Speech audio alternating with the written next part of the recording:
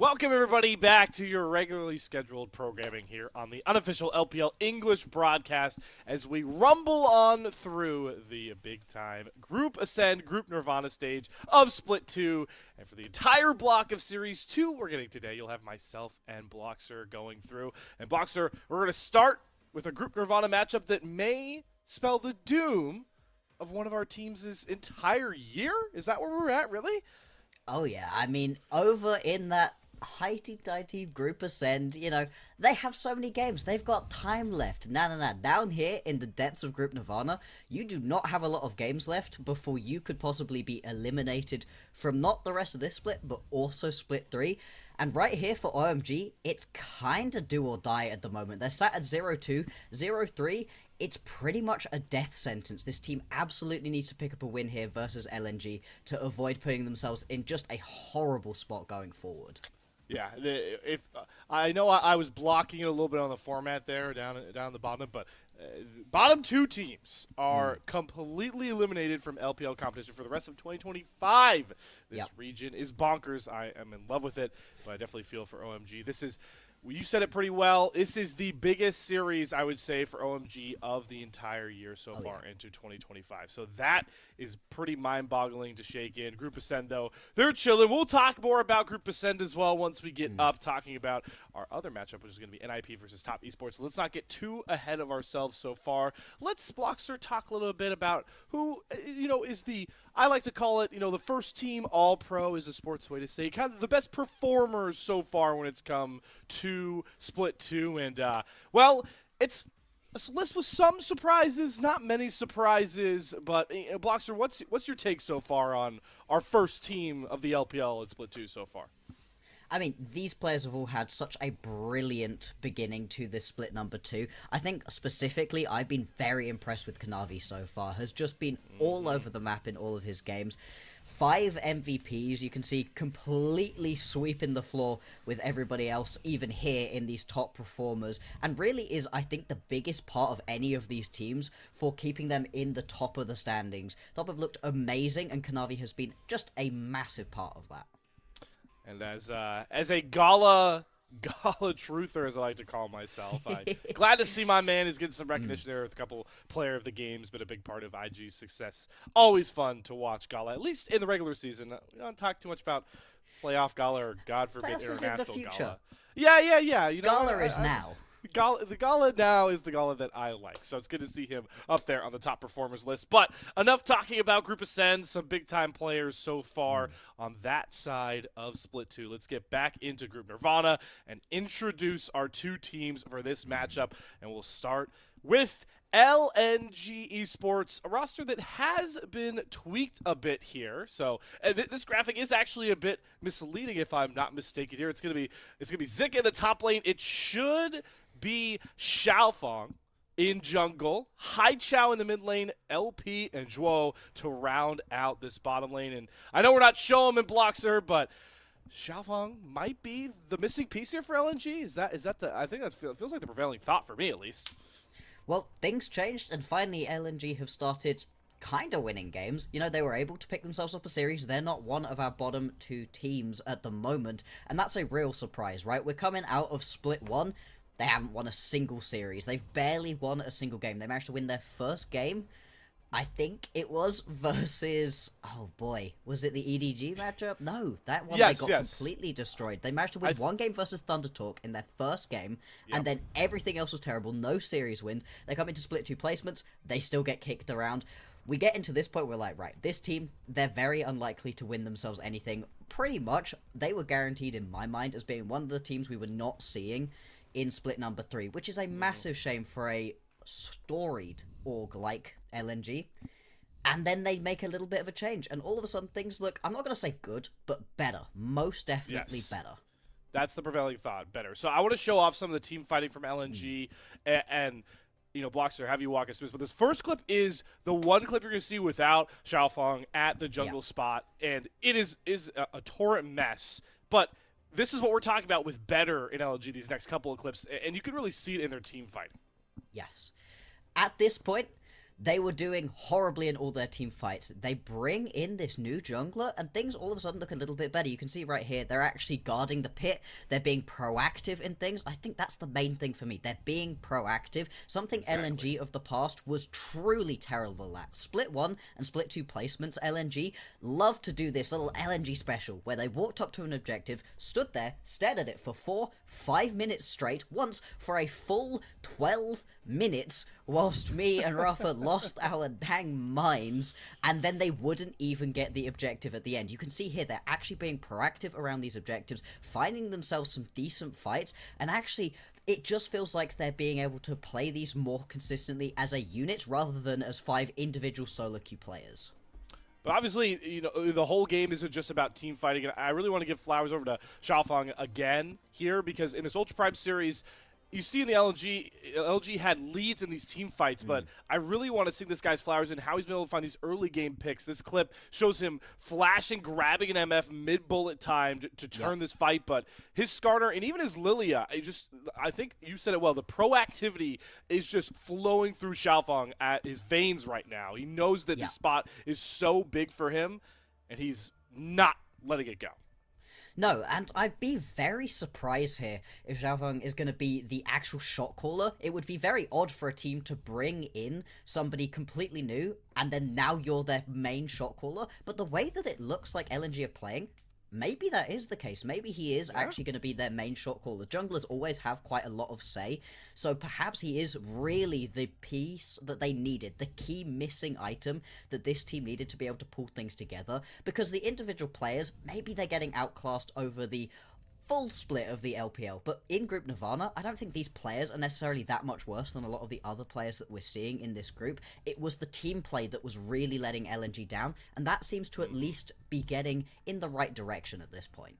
Enough of a direction to get them their first series win of Split 2. The same cannot be said for the other side of this Group Nirvana matchup. We'll now introduce Team OMG, who have also made, you know, a couple of changes themselves since this roster in front of us. So it's going to be Harry and Hong in the top jungle spot. But then it is Charlotte that is going to be in the mid lane. Starry and Moham complete that bottom lane. So another team that has made some changes in. Well, we'll have to see if we're going off results-based analysis if OMG can get that coveted series win they desperately need with that change, Bloxer. Without winning here, your split is pretty much over, and Split 3 pretty much gone as well. I don't think it completely mathematically eliminates them. They might be able to turn it around with a couple of wins and some tiebreaker situations, but it pretty much puts you down in those bottom 2 spots. The absolute worst place to be, I think, not just in the LPL, but in all of Tier 1 League of Legends at the moment. Nobody else gets eliminated for split number 3, just you and whoever else is down here in the dumps of Group Nirvana. And as much as we were talking about how LNG were looking better in terms of their team play and their overall team fights, unfortunately, as of right now, cannot be saying the same about OMG. Yeah. We'll show some of these OMG clips that Blocks are able to pick out here, and I know. How was it you described it? This is, you know, these are clips where OMG are a part of them. That's how you describe them. Team fights are happening and OMG are there. These are not necessarily even OMG team fights. This one is more an over push out of EDG than it is particularly a good OMG play, but this was the best play they had across the course of 2 games versus EDG. This point, though, really shows it, right? They're stood around the Atakan. The second that EDG make a proactive play, they just freeze. All of them freeze. It's almost like nobody's the shot caller here. You know, we're talking about, who's going to be the real shot caller for LNG? OMG needs someone, anyone. I don't mind in this situation if it's Starry taking on the mantle of the main shot caller at ADC. Somebody has to be making the calls, because one by one OMG are falling around these big objectives. They're just making massive mistakes. And this is the thing, right? Again, don't know necessarily that these individual players are particularly outclassed, not in this matchup versus LNG specifically, but if they can't get this team play together and LNG are on the upswing, then OMG are going to find this series ending pretty dang fast. And that is the important, you know, critique that we need to make. And also when it's, you know, sort of separating Group Ascend on one side of our brains and Group Nirvana, right? When we're talking about Group Ascend teams, we get pretty nitpicky with certain parts of their game. They need to have a holistic game plan, succinct throughout all the phases. But if we're being honest here, Bloxer, like Yeah. improved team fighting decision making in my mind is enough on its own for Group Nirvana Yes. to survive no 100%. split 3. So that's like the bar. That's where the bar is at for these two teams right now. Yeah, neither of these two teams are going to be teams I'm looking at who are going to be going into that Group Nirvana, Group Ascend mixer that we get in a couple of weeks' time to see who goes into the playoffs. For these teams, you are very much just looking to get yourself into Split 3, live to fight another day, get to put your sponsors on show for another split, get to actually play more League of Legends for these players. Having your team eliminated for the rest of the year sucks. At the end of Split 3, when, there's only 3 months maybe until next year. It's the 4th month of the year, and your split could be done. Your year could be over. That's a long, rough off-season. Yeah, and also, I mean, I know for like these teams that are staring down Split 3 elimination, like these are astronomically ludicrous talks to have, but in layman's terms, like Split 3 summer splits, like they're the most pivotal splits of the entire calendar, right? Like this is where regions start playing for worlds contention. You're talking about internationals. I know this isn't the focus at all, the scope for OMG and LNG, but like the fact that you won't even be able to play for that kind of contention is something that you said it before, Bloxer. It's never before seen. This is new ground to have your season done at the end of April. One of the small glimmers of hope for bad teams is that they get to keep playing against good teams and get better, improve, get all of this experience under your belt. Maybe you're not going to keep the same 5 players. In fact, if you're one of the worst teams in any of these Tier 1 regions, I hope that they're not keeping the same 5 players. They'll shake things up. But for these individual players, all of this practice against top-tier competition is so important. You're kind of already getting that stripped away from you by having this Group Ascend, Group Nirvana. You're not practicing against the best of the best, but it's still against other LPL quality teams. Not even getting to do that, just having to sit on the sideline teamless for that long, sucks for these teams, sucks for these players. It's an extra level of pressure that I don't think these teams need. I don't think these players want to have on their shoulders right now. Unfortunately, that is the case, and it is going to be informing some of the decisions happening in these games.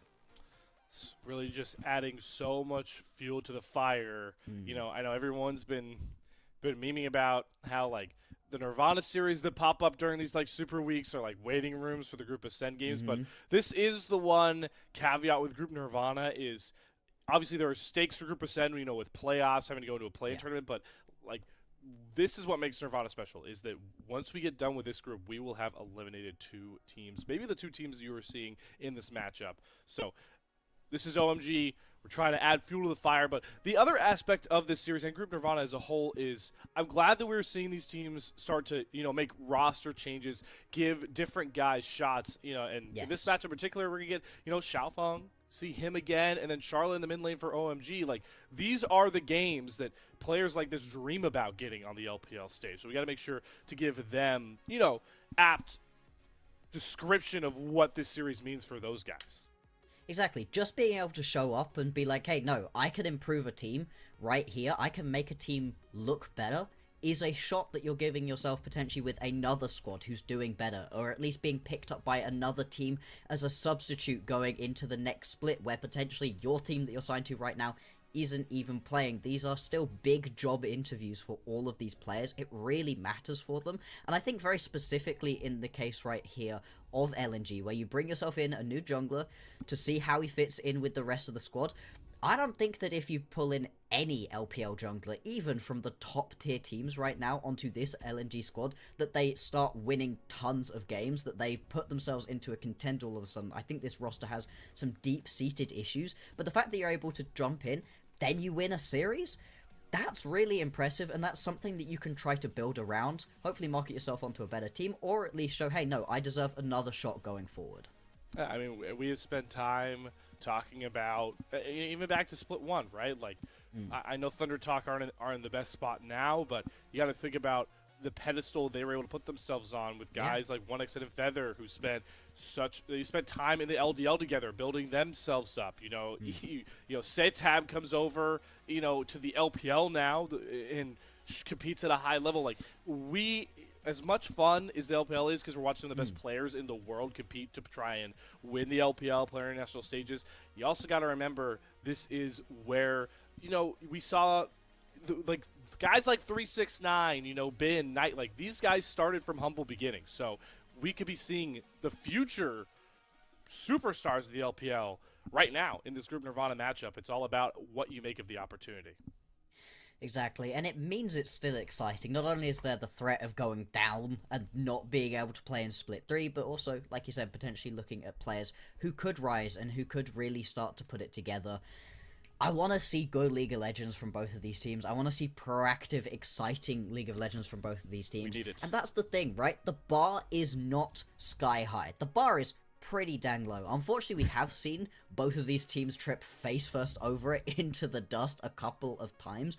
But right here, I feel like this is a pretty even matchup overall, and it should be exciting to see who's actually going to be able to prevail. OMG, like we've been saying, really, really need to pick this one up. They definitely, hopefully they still got the swag factor to them. I always like to have these discussions with when it comes to OMG, because I feel like I beat a dead horse. Okay, guys, what happened to the full creamsicle fits? I feel like I'm having a Mandela effect moment. Like, I think the Monopoly man has a monocle. By the way, he doesn't have a monocle. If you guys ever thought he did, doesn't have a monocle. I thought these guys were wearing full jumpsuits, and now this is why they're on the brink of no split 3. It's because they're wearing white pants with the orange. I want the full jumpsuit. I've solved it. I've solved it, Bloxer. That's the problem. Unfortunately, right here, you can see there's also going to be white trousers right here for the members of LNG. Although I do very much like the color of both of the jerseys. You calling them creamsicle, though, genuinely hilarious. That I was liking the color. You call it creamsicle, all of a sudden I'm not so sure. I'm not so sure anymore. Well, here, so Bloxer, because I know you are, you've got some NFL fandom in you. Like every time I see their jersey. Do you remember, maybe some people in chat, I know sports gets talked about there sometimes, Tampa Bay Bucks used to wear the creamsicle jerseys. That's what I'm thinking when I see it. Those like throwback creamsicle jerseys. That's what I want out of OMG. But enough fashion discussion. We are getting into the 1v1s here for side selection, which is still very paramount, especially knowing the stakes of this series. Side selection at the moment is one of the best indicators of how you're going to do. Blue side is just way stronger at the moment. This is the real outcome that we've seen of going to this fearless format. Not necessarily that we're getting that many new exciting picks, there's some of that, but more than anything, blue side is just better at the moment. Teams have really been liking it. The B1 virus has just been all over our screens at the moment. The fact you have to ban the Gwen, the Rumble, maybe something like the Kalista or the Skarner, all of those kind of champions, it just leaves you with so little flexibility on the red side, and it means that there's so much on this side select 1v1. Who does the side select 1v1 here? Because both of these teams haven't got their consistent member. They seem to be rotating people around a lot. Yeah, I missed the. I know. Harry and Haichao. Okay. Harry and Haichao. Okay, so we've got a mid lane. Is that a mid lane v jungle matchup? Okay, that's an intriguing one. Nonetheless, we'll see if any Yorick gameplay comes out again. But back to your blue side discussion. Like, if you're LNG here, we're talking about Xiaofeng, right? Like, this guy played the Ultra Prime series, and he got to play Lilia, but he also got to play Skarner. Like, you were talking about how Skarner in particular used to go from 100% ban rate to 0% ban rate. Gotta be liking blue side if you could get it for LNG to maybe get the Skarner gaming. But we won't be seeing him in the 1v1. We also won't be seeing the Yorick as it gets target banned away from Harry. And, guys, we're seeing enough of this on Summoner's Rift, man. Can we not? Unless it's the mirror. The mirror makes this interesting. This is not interesting. No, this is fine. This is the sort of matchup that we've been seeing a lot. Like, a lot from these 1v1s. The Jace versus the Varus matchup pops up all the time. Interesting to see if it is just going to be the full poke versions of both, where they basically never step up to each other and are just trading blows from halfway across the rift. I gotta think by this point, I know we started out with this 1v1s. It was so funny. Like, if you remember back to Split 1, like, we were doing these in top lane Summoner's Rift. Like, we were doing wacky rules. And back then, I think we were seeing, like, the most picked champion was, like, Renekton. Maybe it was, like, Corki. I gotta think by this point, Jace is the most played 1v1 champion. I don't have the stats, but it's gotta be up there, right? It's gotta be up there. It's the sort of thing that pops up all the time. To be fair, the Varus also is popping up a lot at the moment too. The champion's just in a very strong spot at the moment. I'll be very surprised if we don't end up seeing a Varus game out of one of these ADCs at some point today as well. So it's not particularly surprising that we're going to get to see this one once again. In terms of the Varus into Jace matchup, the Jace fully wins out on the 1v1 if you can get within range. It's very much right here going to be on trying to space out, keep yourself far enough away from this Jace that you're able to poke him down, then potentially go for the damage. I do also wonder if this one is going to end through some tower damage as well, as we do often see. I'm just crossing my fingers. Let's not play the farm game. That's all I'm here hoping for. So we'll have to see here as we do get onto Summoner's Rift, and we get to see that Harry is a lot more aggressive with the Summoners, going with the Ignite and the Barrier, and immediately finds Haichao in a brush, hops in with that hammer stance, gets a decent positive trade. It shows why Jace is so broken pre-level 6. I think Harry got every single skill combo down there onto Haichao, and minions didn't even touch each other yet.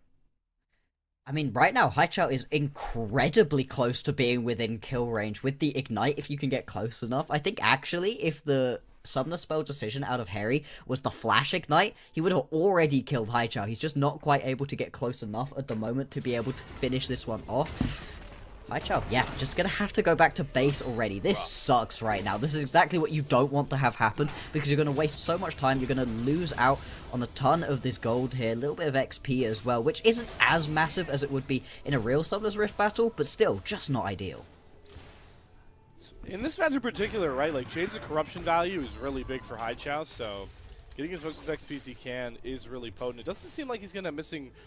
Well, I want to say not missing too many minions, but he does miss like the first 2-3 casters when he gets back to lane. So is going to be down significant CS. We see a long sword advantage going to come through here for Harry for that winning trade. It's important to remember, though, getting that first kill does not end the 1v1. You got to get 2 until that Ring of Fire comes across. So it wouldn't be a death sentence if Haichao, oh, I don't know, gets death brushed right now. I thought Harry was hopping on him. I thought that was done and dusted. I'm genuinely surprised that he didn't.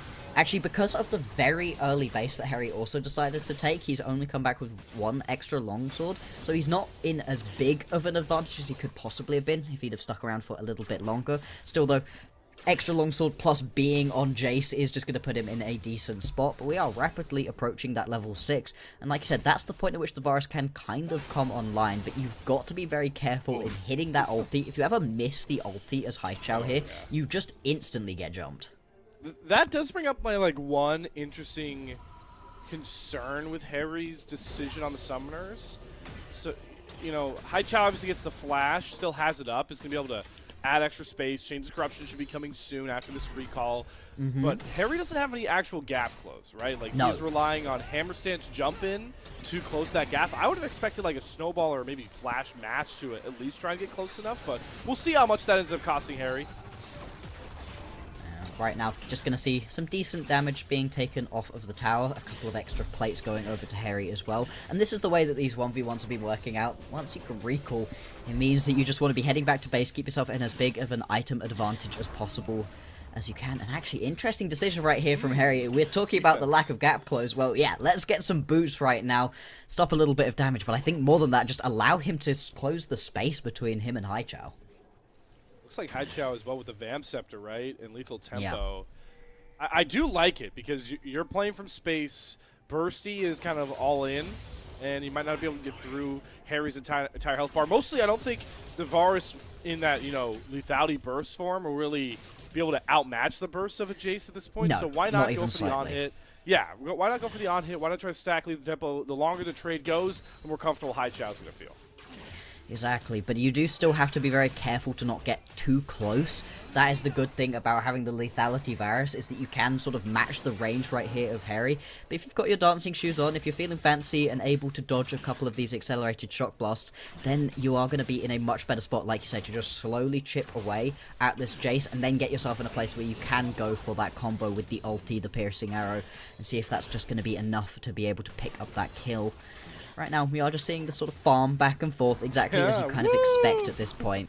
Yeah, this is the thing with these kind of matchups. You are very much just going to see the same sort of thing. Like I said, 2 kills needed before Ring of Fire. The second Ring of Fire sets in, though. It doesn't matter if you already got one of those kills. It's just the first kill that you grab and then it's still just going to be first tower for whoever can pick that up.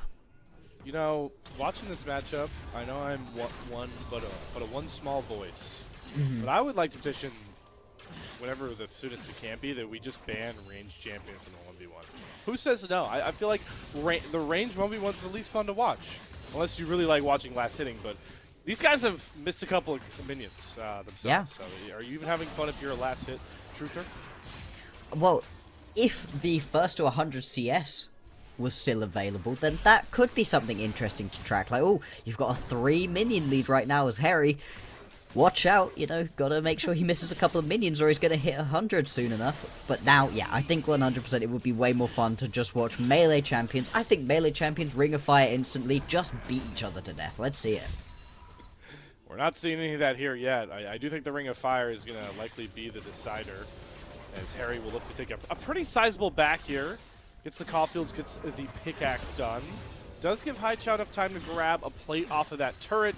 Gonna shove it another wave, and we'll see how much of a item advantage Haichao has. Remember, he doesn't grab any of those boots, so should have a lot more gold to potentially try and round out maybe a first item completion here on this recall. If he is able to pick up that first completed item right here... Oh, does Harry do it? Ooh. No, he doesn't see it. No, not going to be able to. Okay, so it should, right here, lot be of that turret damage, pickup. though. Yep, Walk going to be grabbed. Also, a couple of components towards those boots still. Wow. So Haichao actually in a very good spot at the moment. Harry also going to head Stats back to pulled base up. right here, though. And this is the thing. With the Ring of Fire as the looming threat, you end up just seeing a lot of farm. Get yourself as many items as possible, and then we will see. It's now going to be that Eclipse completed right here for Harry. A little bit of extra survivability, plenty of extra bursty damage for trying to just one-tap Haichao. Still, I think that the lack of flash or snowball may well come back to bite Harry. Yeah. If you space this correctly, which so far, after the first couple of seconds, Haichao has been able to do effectively. So Haichao, ooh, okay. Harry's going to spot out that recall and cancel. I was going to say, he was going to go back to base and try and get tier 2 boots before the inevitable 1v1, but Harry hops out of the barrage. I don't think Haichao was aware of it. Gets the Chains of Corruption down, full piercing arrow combo, but with this on-hit Varus, it's just not enough, and Harry's going to smash home the 1v1 win just as the Ring of Fire was starting to crest in, and that will get OMG something I haven't said often, a win, and their victorious prize here will be side selection. Like we highlighted, side selection here is genuinely really important. I think that is the most impactful thing in these 1v1s, not necessarily watching it. You know, I like that we get to see some smiles, some happy faces, some laughs out of the players, the teams. It's often the most animated that we see these players during the 1v1s. But it's all about this side selection. It's all about not having to ban 3 or 4 different things, putting yourself in an impossible situation with the bans, and actually having a lot more open to you on this blue side. Blue side will be the selection for OMG. Yeah, I would have genuinely fallen out of my chair with shock if they'd have picked red. The cynical one of me wish they'd picked red just so I could have seen that. But no, let's keep Bloxer in your mosaic position here. So yeah, we'll see where OMG wants to go here on this blue side draft. But Bloxer, I know you mentioned some of those big priority B1 picks we might have seen already in that 1v1, one of the ones you're alluding to. Where do you want OMG to go here with this coveted blue side in game 1? So with the blue side, if it's left open, it's pretty much always the Varus that we end up seeing picked up. It's almost 80% pick ban at the moment, and the majority of that really isn't the bans. It's just such a stable pickup. But the other things that you have available to you very much depend on what the bans are going to be. The top priority are the Gwens and the Rumbles, and then these very aggressive junglers in the Neferi and the Vi. Obviously, I've now listed 5 champions, and you've only got 3 bans to put down on that red side. So some teams go for, we'll just ban out the 3 strongest that we think we're worried about. Yeah, you get one of them, we get the other one, that's going to be fine. Some of these other teams have actually been going a little bit more specific in their bans and leaving a couple more of these top priority picks open and available to see if they can grab a couple on the red side, see if they can get a couple of these really strong things back for themselves. I think that's actually the better strategy for these kind of teams. You can't ban out everything. I don't think you should be worried so much about banning out everything for these group Nirvana teams. Instead, see if you can grab yourself a couple of these top things. For the minute, LNG going to be more than happy to get rid of the Varus and the Vi. Yeah. Like we said, some of those strongest champions. That's very interesting, though. We don't see the Gwen ban on blue side very often at all. Or like a Scar. So Skarner's a blue side ban. That's interesting. Yeah. I like the Yone one because a popular R1 R2 combo and anything you really B1 is that Yone Sejuani. So that ban makes a bit of sense. But OMG, yeah, they've got a clear script idea banning Skarner Gwen, and I guess it's to unlock the recently buffed up Yorick, which will likely be going in the hands of Hung. But the dogs are out here, and Xiaofeng gets to continue his reign of terror. His first 3 games now, likely in the LPL. He gets a Lilia game, he gets a Skarner game, and now he gets the coveted Neferi.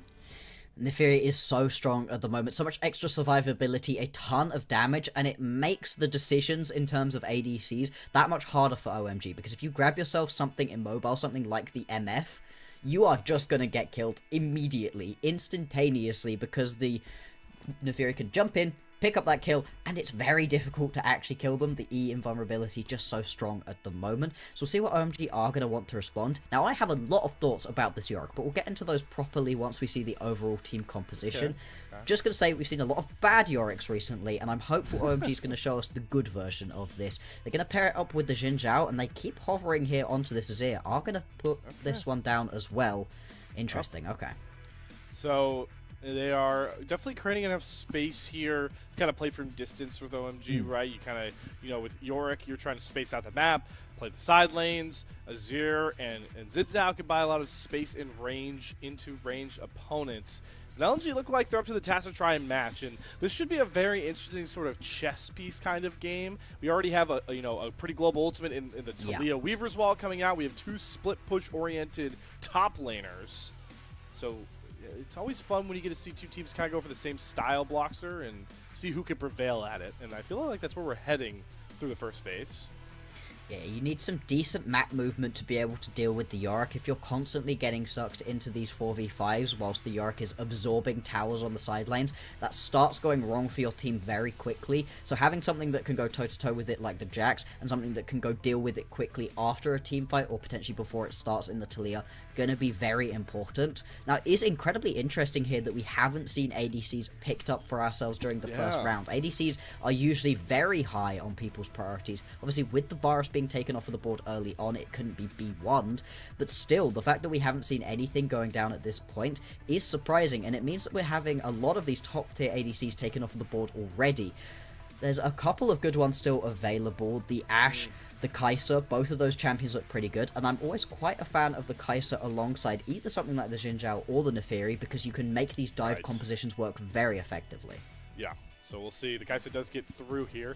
I do think part of the reason why maybe these 2 teams were okay pushing bottom lane in the second phase is because we're the first game where Fearless doesn't factor out a lot of the bottom lane combos, so the pool isn't as pinched.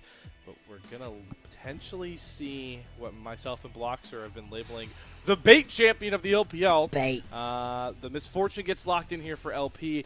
How are we feeling about consistent bullet times, knowing this Misfortune's available, locked in for LNG now? Into the Xin Zhao? That's the counter. That's the counter that we've been seeing. Plus, you can see immediate lock-in right here of the Rel. We could have seen that one coming from a mile away because the Alistair was banned out right here. You've now lost the best pairing that you can possibly get with it. And you've got the sort of composition where nobody from OMG should really be close enough to LP, to this Misfortune, to really be taking damage. I'll be so honest with you right here, I am not a big fan of the Misfortune in a lot of situations. This might possibly be at the bottom of that list. Now, obviously, it's important to remember, right, Misfortune is a very popular marksman pick, pro, different regions, even in just, like, your solo queue games right now, you see a ton of Misfortune. And our issue is it always comes down to ease of execution. And Bloxer, I know, even, like, the stats back up the misfortunes of players who pick MF currently right now, the LPL. Absolutely. The majority of the top ADCs at the moment have got either positive win rates or pretty much even win rates. The Misfortune is absolutely the worst. It loses significantly more games than it wins because of this ease of execution. You've got yourself a composition where the Xin Zhao can just pop the ulti, block you from being able to do any damage to him. You've got plenty of champions that can go jump on top of you. Like you said, all sorts of pairings that can just stop the Misfortune from really being able to do what you want. And even beyond that, with the range that you've got here, plus the fact that there's going to be a Yorick, so you're very rarely actually going to be in a straight up 5v5, the place where Misfortune looks best. I don't know about this one. So what I'm hearing is in the biggest series of OMG's entire 2025 blocks here, we are giving them the draft win for game 1. I think that's where we're at, and that is a good sign for the OMG fans. We're looking to avoid the dastardly 0-3 start to Group Nirvana. It all begins on the familiar battle arena we all know and love, and sometimes hate, Summoner's Rift. Here we go, LNG OMG for a best of 3. What is that, Mom? They managed to find a few people excited about this matchup, which I'm very glad that they were able to do, but that was some level of chanting that we got for these teams. Let's go. Let's see how this matchup works. Like you said, it's a massive game right here for OMG. Losing this one, putting yourself at 0-3, pretty much locks you out right now of being able to play not just the rest of Split 2, but also getting to play in Split number 3. You can't compete for Worlds, you can't compete for anything. You're sat on the couch at home watching everybody else getting to play another full split of League. Very much something to try to avoid. And OMG, as you highlighted, quite possibly have themselves the win in terms of the draft right here. Now, as much as the rest of the composition I think works pretty well together and works into what LNG has, it's really all going to hinge on how Harry plays out this Yorick, because the Yorick pick, it's really tricky, apparently, for people to be able to get the decision-making down on this champion. It really tests how you can move around the map, your timers on teleports, when you are allowed to get these big wave shoves, when you can try to delete turrets. So yeah, I'm glad you stressed that Harry is going to have a lot of importance. Also just being safe in this early lane where Jax can be pretty oppressive into the Yorick, being able to cancel with that coveted counter-strike. We also got to make sure to highlight how important of a game some of the new players stepping in for both these rosters are in. Charlotte on this Azir, on stage finally for OMG, looking to be a scaling late game carry that'll really bring home the damage. You have a Jhin that's there to, kind of facilitate as much as bring the damage. Charlotte has to be a big player in the fights, and then obviously Xiaofeng off 2 stellar games against Ultra Prime now gets in the Fury game where everybody's eyes are drifted towards the pack whenever this champion gets locked in. Glissies and all. Exactly. This champion is very strong at the moment. There's a reason that there was so much priority being given over not just to this player, but to the champion pickup as well. And in this kind of draft, where you've got yourself a pretty immobile carry like the Jhin, you can use this Neferi to really make Starry uncomfortable, stop him from being able to get those multiple rotations of shots off that you really need to make this Jhin effective. Jhin has to be so strong to be able to get away with just 4 shots during a team fight and having that work. Usually, you really need these team fights to go long, be extended, and that's something that Xiaofeng can try very hard to stop from happening. Both these junglers clearing top to bottom lane with attention towards their duos potentially. But the Fury clear speed a bit faster here. Already know the blue buff is going to be Xiaofeng, so he's going to get onto the scuttle. He's got pushing both bottom and mid lane, so I wonder how aggressive he'll get. Yeah, looks like he's already hopping over the wall, trying to get to vision in the enemy jungle. He's going to find all the clan camps cleared out there. We'll just get the trade of scuttles. No real jungle action so far. All these lanes getting left to their devices, as we usually see, waiting for the grubs to spawn. Gonna be spotted out right here, so that should keep everybody safe enough, give you a little bit of extra information. Actually, we're going to see some very early recalls coming out from these bottom lanes. Just going to be heading back to base, see what the pickups are going to be, and where the map rotation is. Yeah. Exactly, they are going to immediately move themselves up towards the mids and the top lanes. Yeah, moving themselves around right now. Now, we've still got a minute 40 seconds until the first set of grubs is going to spawn. So you're not really rotating up here to try to pick yourself up, anything like that. It's just the sort of standard map rotation we've been seeing a lot in the LPL recently. They'll pick up a couple waves here, then probably head back to base. It'll be interesting to see if they do actually stick around long enough to potentially try to skirmish around this objective, see if they want to grab the grubs. I always love when teams get matched with these early macro decisions, because you got to think that both LNG and OMG were maybe hoping that they could get swapped into one of those classic 2v1s, remember, from Split 1, when lane swapping was more prevalent right off the rip, but nope. Everybody does this. Yeah, everybody does this. Yeah, exactly. You're not gonna catch your opponents out with the swap that everybody does at this point, and everybody does it. Trying to be cheeky. Where they then sit here for just a little while, then you head back down to the bottom lane.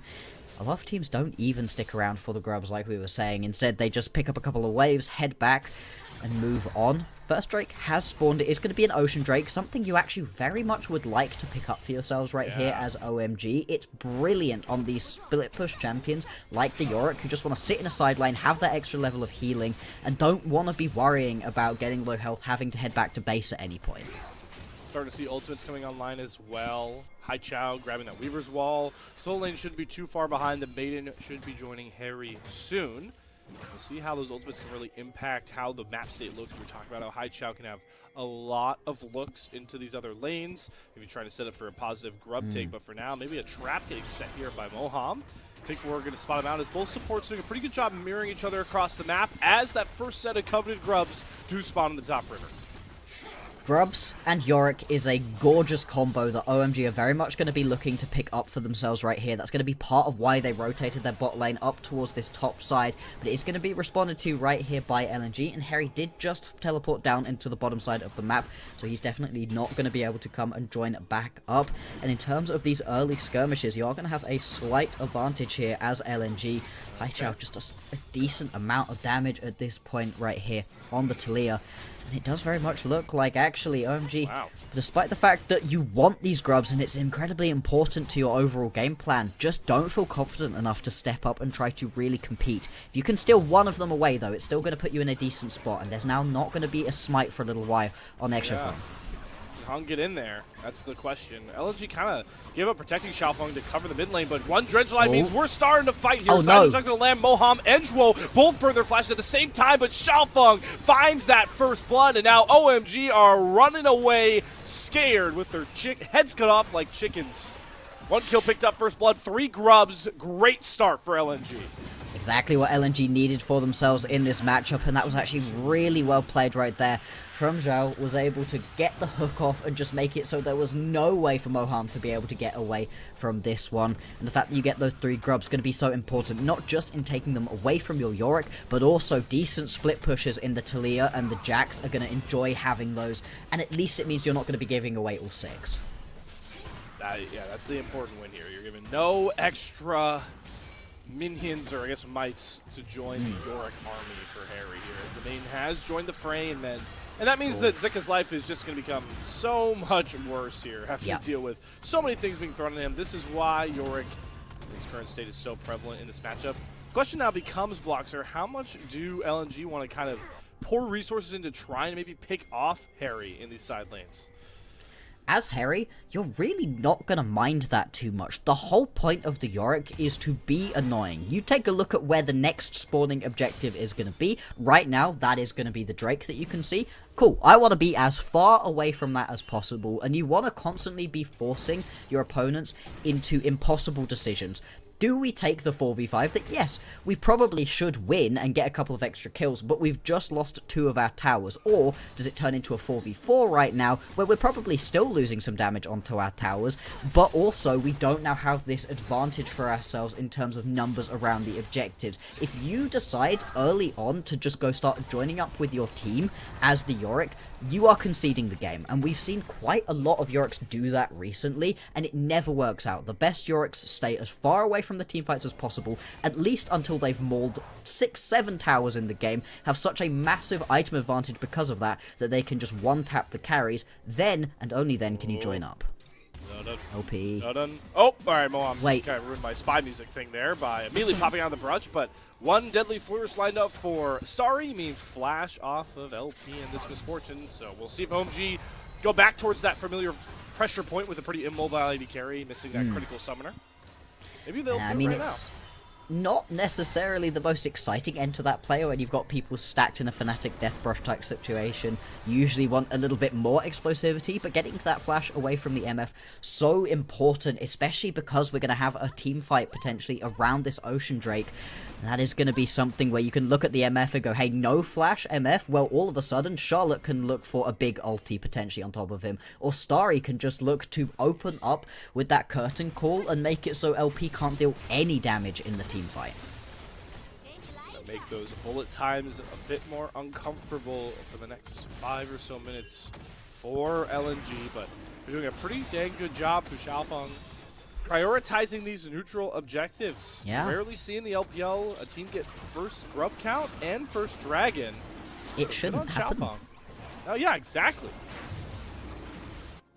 At the point at which you think you're gonna have to concede the grubs, walk away, go get Drake. There is no reason to stand around, stare at first set of grubs. Giving over 3 is not the end of the world. It just means that you're going to have to potentially compete for the second set if you think that's something important to you and your team composition. But giving away both really sucks right here, especially because we talked about how both the grubs or the Ocean Drake could be really helpful to Harry and his ability to play out this game. Now you've not got either. Remember, this was a B1 York pick for OMG. They earned the blue side, and they wanted to pour these resources into Harry. You see Hex Flash coming across for Joel. Maybe has Moham trapped, and that bullet time was prosperous enough. LP doesn't need the flash, doesn't need too much setup. He's got himself his first kill of the game as LNG strike once more. As Moham once again just sitting in a bad situation for himself. Now Harry gonna get chased right here. Don't think he's gonna die, but he may well lose Maiden, and that's a huge thing to be missing out on at this point. That's a ton of your skirmishing and pushing power just taken away. Breath of fresh air there for Zika, that's for sure. Harry's severely been nerfed, and with the kill picked up in the mid lane, Xiaofeng is just going to turn his attention towards that next set of grubs, but OMG are going to make a bit of a kerfuffle about it this time, even if they don't have their jungler nearby. That's a Sand Soldier from Charlotte securing one grub, and Charlotte might just do it all on his own. Xiaofeng caught trying to bite off a bit more than he could really chew there, and the grub count's going to get evened out. Yes, you pick up the kill onto the Maiden, but beyond that, you don't really have any pressure for yourself in the mid lane, don't have any pressure in the top lane either, so there's really no way that Xiaofeng was going to be able to pick that one up. Needed to just be able to burst one down, potentially grab it, smite it, jump over the wall. Yeah, bit of an odd decision right there. Still going to be able to head back to base and pick up that Eclipse, so is now in a pretty dang strong spot. We really need to see that translated. Oh, Charlotte just mind-controlled Zika, got him to hop in for the Cereman Shuffle, and that's going to get Harry a big kill there. What a play. OMG, we talk about the new guys on the block. Charlotte taking plays. What we wanted to see. Now we're potentially going to see a bit of a dive right here onto the bottom lane. Harry takes a good chunk of damage right here. Not get any minions to keep himself alive. Yeah, they're waiting on Joel to maybe take the turret aggro here. Someone's got to grab it soon. There's the Dredge Line into the seismic shove. Nice. Lean dive from LNG. They didn't panic. Joel takes the turret to find the kill. Was trying really hard to use that E to be able to buy himself a little bit more space, a little bit more time, potentially for the minion wave to die, extra damage to go down from the tower. Just didn't end up happening. Like you said, very clean in terms of the dive, and is also going to result in this tower going down. Not going to be the first brick. OMG were already able to pick that up for themselves in the top side of the map, but still, being able to counter that one back and forth is a pretty good look. And at the moment, LNG, they are going to be in the lead by about 2,000 gold, despite the fact that overall, it's felt relatively even in the last couple of minutes. Well, that gold is in the right places too. LP currently sitting on about 1,000 gold lead into Starry, and got yourself a bounty onto Xiaofeng on the Nefiri, who continues to impress in his short sample size playing for LNG.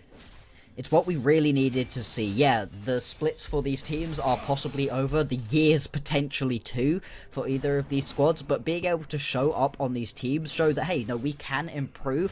And if I'm a new player, I can be good enough. I deserve to be on a different, better squad potentially. Or at least to just get another shot to show my stuff in the next split. Really, really important for all of these guys, and it's great to see this good performance early on another champion still, right? We see it on the Lilia, the Skarner, now the Nefiri. So far, so good. And looking to have even more impact going forward as we have a lot of big first item breakpoints coming through onto both sides. Still waiting on Harry to find that Triforce completion as well, but steadily approaching a pretty big window for both of these squads. Everyone's got their first big items done. We have the next Cloud Drake spawning about 45 seconds. Rift Herald won't be far behind as well. So for a composition on both sides that's really dependent on correct map play, we're about to have to see it in full force with both rivers occupied by neutral objectives. Very much, and what's the decision making here? That's been the worst part of both of these teams overall, has been the decision making around team fights, specifically OMG. We were really highlighting it during the pre-show. Just not a good team when it comes to these team fight decision makings. They don't feel like they're playing as a 5-man squad. They feel like they're playing as a little bit of a solo queue team at the moment, with all of these objectives spawning up when they're not necessarily in the best of spots in the game state either. To make it playing out this one a little bit tricky. I'm very much going to be watching Harry though. What can he do on the backside of these fights? Does he force Zika to stay, or is Zika going to be allowed to join up with the rest of the team and they can try play out these 5v4s for LNG? Another moment where Xiaofeng starts up a neutral objective kind of on his own. This time he does get decent prow from Zhuo and Haichao, who get the bottom lane pushed up. They're trying to burn through the Cloud Drake, and OMG are just kind of late to the party, and now Zhuo wants to start his own party with the Dredge Line Seismic Shove combo being perfect to set LP up again for another kill. Crescent Guard's going to come down, but Hong is as good as dead. Multi-kill coming across for LP. LNG looking polished once again in the team fights. LNG, they just look like a revived squad right now. Xiaofeng has just done so much for them, and with the Weaver's Wall coming down, this tier 1 in the mid lane will fall. LNG extend their gold lead, now up by about 3,000. They can potentially peel off to go towards the Herald if they want it at the moment. Just going to slow their roll, go for the reset. You gotta keep in mind where we get this replay. The entire time you could see Harry on the top of the map going for a reset, but decides not to teleport in, so this 4v5 really hurts. Yeah, if you're 4v5ing, you've got to be paying that back to your team by pushing up and at least getting some damage down onto this tier 2 in the top lane. Doesn't do that, heads back to base, doesn't even teleport to join up with the fight. I would have disagreed with that as well, but at least it would have been a decision rather than just going back to base. Kind of conceding things right here. Still, we're going to see this Herald started up right here by OMG. There are plenty of LNG members in the area though. And they're looking to use their spoils of the last war to cash in even further on their investment, but Hong off to the side is trying to just use the Rift Herald. Oh no. Burn it through on his own. They've got OMG pretty sectioned off, and Harry feels the brunt of that, having to flash out of another well-timed seismic shove, but the Herald should end up going over towards OMG. Good on them, setting up a ton of vision, taking the lights away from LNG in the top river. Very worried right there for Harry's life. Thought he was just going to get taken down. Now the hook is going to land. No seismic shove this time. Moham is able to brunt it enough so that reliable single target combo doesn't land for LNG this time. Still, right now, yeah, we're watching a Yorick get out split pushed right now by the Jax. Jax is obviously a great split pusher, but you still don't expect him to be pushing in like this. But just the threat of having the dog in the area, Xiaofeng was around, means that you cannot step up here as Harry has got to respect the fact that you can get junked from all over the map with that Cooler Pack, with that Weaver's Wall from Haichao. Has to step back, concede another one of these towers. The gold lead continues to increase, and at the moment it feels like OMG are just floundering. They don't know how to play the map well enough to unlock this Yorick play. No, and with the waves kind of pushing against him and in the lanes that he needs more space, it just makes it a bit more of a tight fit for this Yorick. Rift Herald going to be immediately used there by Hong in the mid lane just to kind of crack. Barely any damage in that mid turret, so not the greatest Rift Herald play, and you really just feel, from a comfortability standpoint, the difference between our two teams in this first game. Very, very much. It feels like LNG are a revitalized roster now, just are able to get around the map that much quicker, making these plays work. They're constantly putting pressure down onto these objectives. And you can see at this point, OMG barely able to step into their own jungle right now, as the top lane tower is going to take a ton of damage too. Now, we've got a little while until anything big is spawning. Atakan will be up, but I'm not sure if you're going to want to go straight towards that one right here as LNG. Maybe they think they're strong enough at the moment. Really trying to overload this top side. They really want that last tier 1 turret down. Charlotte does have some good wave clearance space, so they're making it a bit harder of a task than anticipated. You got to keep in mind, is LNG pressure on one side. They're still confident that Zika is much more potent in his side lane. You can tell by the wave state that so does Yep. Harry knows it too. Oh yeah. They would be correct in that assumption right here, and LNG, they're using it incredibly well. They're showing, no, we don't need the premier split push champion. We can make it work with this composition right now.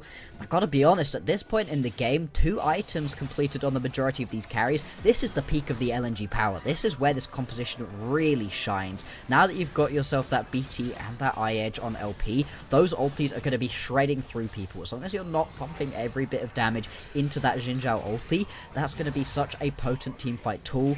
You're also just going to be so strong at jumping into the backline as Exofang.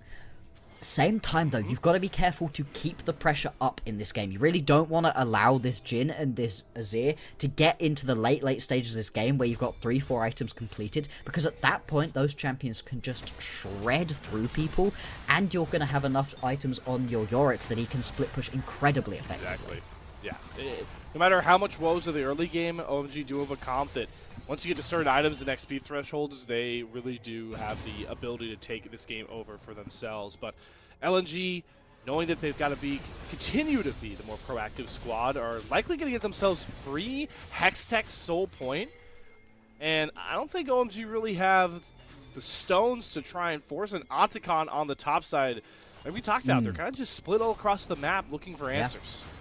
LNG just going to be able to pick up themselves this Drake nice and easily. Is there even going to be a response? They're going to attempt to jump right here. Throw is picked off here. He gets the depth charge down. Hong is going to block the entire bullet time. But buying look how much time, they're though. investing just to kill off one Nautilus. And Xiaofeng flies in with the pack to eviscerate Hong. Goes down first. Moham going to be the secondary prize. The pack is eating good tonight in the name of LNG. Xiaofeng really stepping up right here. Exactly what we wanted to see from this new jungler for LNG. And they are just running the rift at the moment. 5k in the lead. They've got themselves 3 Drakes in the back pockets, even in terms of the grubs. And they're going to turn straight onto the Atakan right now. They want to extend this gold lead even further. They want to get themselves into a spot where they are sitting pretty in this group Nirvana, not having to worry about being eliminated for split 3. Like a revitalized team that wants to play competitive LP in the summer. They're playing so far in game number 1. It's hard to them off of that pedestal in Group Nirvana. The gold lead now above 5k. They've a very large XP advantage thanks to the on. Things are eating good for LNG right now. Yes, you managed to get the kill right here onto Zhao. And LP's ulti, kinda useless in this one, but it just takes so long to be able to get this kill onto the Nautilus that you're able to get here a Xiaofeng. And once you arrive, like you said, calling the pack in and just shredding through people, the Black Cleaver Eclipse build just gives you so much damage that it really is insane to be able to just push forwards, pick up those couple of kills, and now you just own the rift, right? You've got so much space, you've got so much time to be able to play around these objectives. Right now, you're kind of just waiting for another 3 minutes. Pick up a couple of kills here. Harry, he's going to be able to survive, but still, you just can't step up.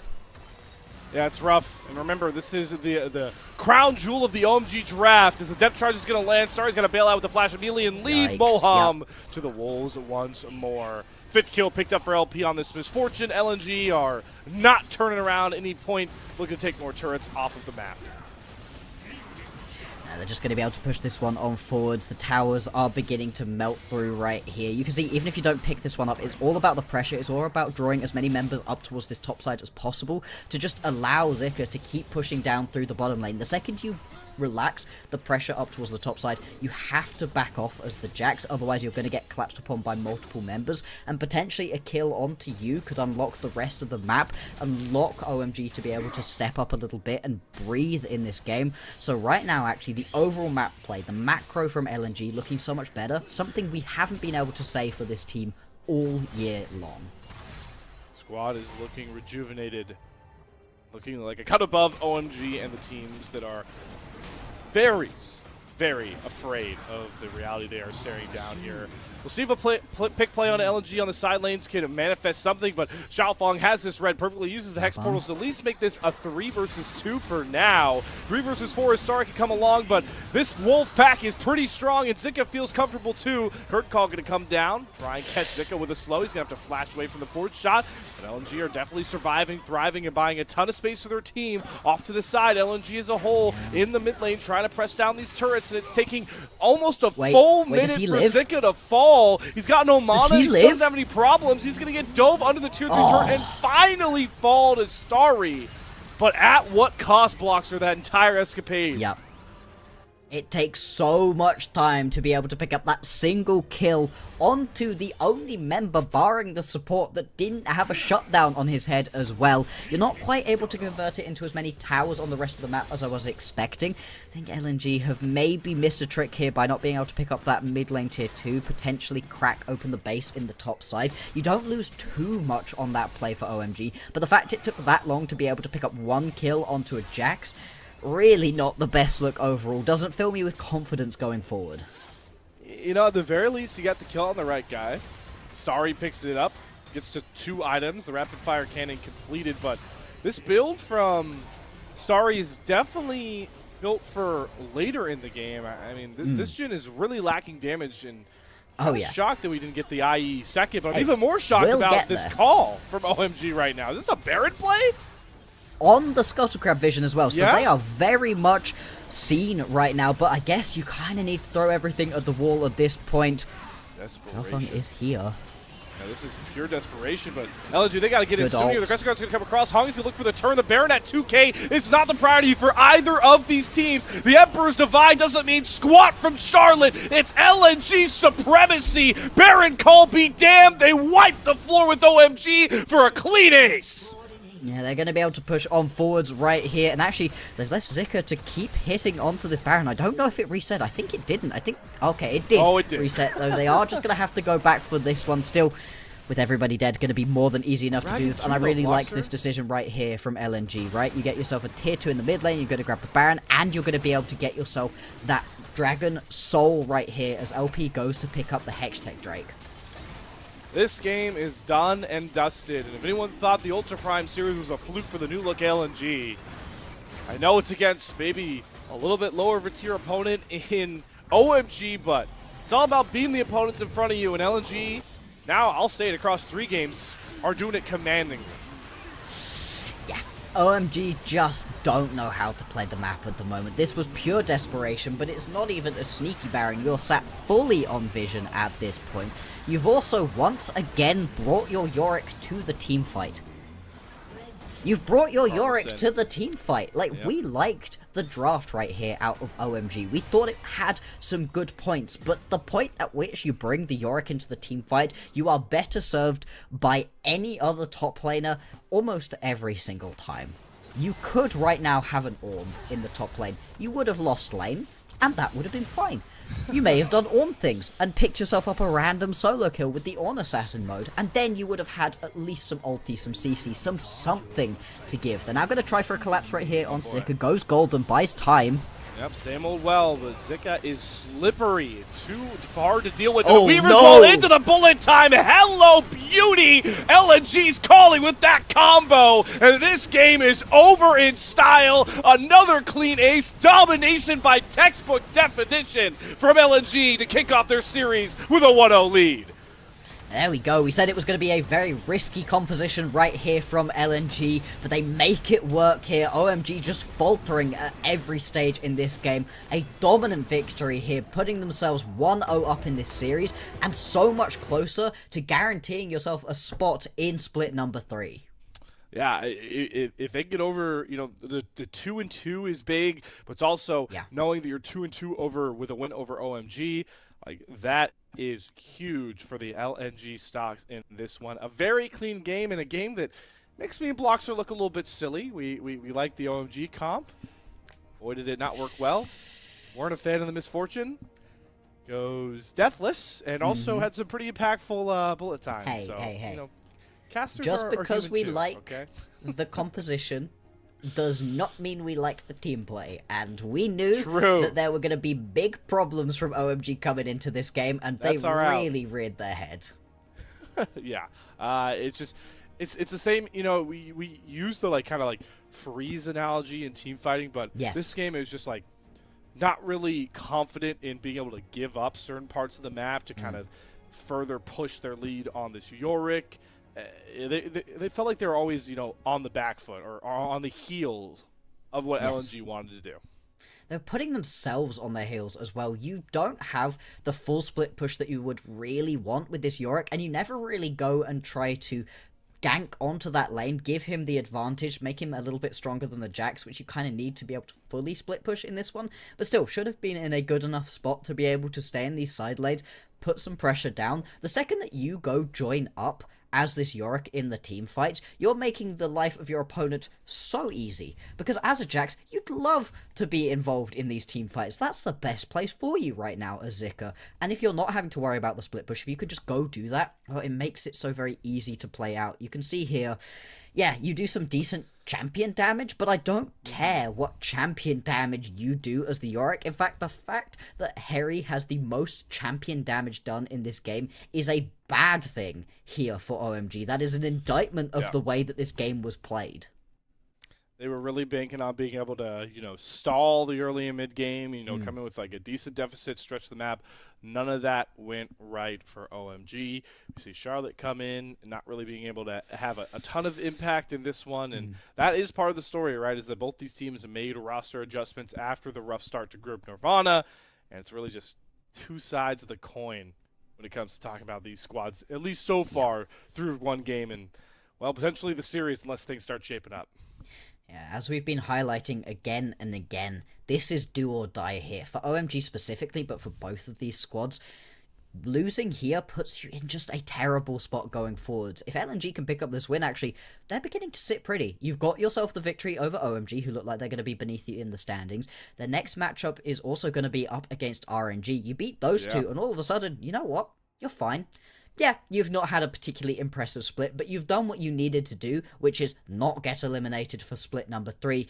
And at this point, for an LNG that has been faltering for a little while now, that's good enough. They fight for another day. Show up for your sponsors, for your fans. One more round for it. It's at least something. OMG, it's really feeling like this team is on life support at the moment. Got to find a way to revive, as they'll likely end up back on blue side for game 2 after the loss. But before we get too ahead of ourselves, player of the game, Bloxer, where are we thinking with that one? Because I know, you know, stats-wise, LP screams out, but I once again, you call us misfortune haters on here. I think like so much of the success of misfortune is like setup dependent. Yeah. I want to see Xiaofeng get it on a Deathless Nefiri run. Okay, we're on the same page. I would very much say Xiaofeng. Even when you have MVP level performances on MF, it still takes the whole rest of your squad setting you up and a little bit of misplay from your opponents. We got all of those things in this game, but I think that Xiaofeng was just so much more proactive, exactly what we wanted to see. Being more proactive than a Xin Zhao in the early ganking is really tricky because that champion should be able to gank a lot better than you can overall, has some actual CC to be able to put down, but that was not stopping Xiaofeng at any point throughout this game, was able to get a couple kills bot lane. They had that really well executed dive, and then every single play that ended up going well for LNG, it was somebody else getting jumped and Xiaofeng arriving like the Avengers, rolling up, helping out the rest of the team, picking up a couple of kills. Very impressive performance right here. Whether or not he gets given the MVP, he's genuinely turned around the fortunes of LNG. Yeah, I think it's definitely the truth. Oh, we're getting, you know what?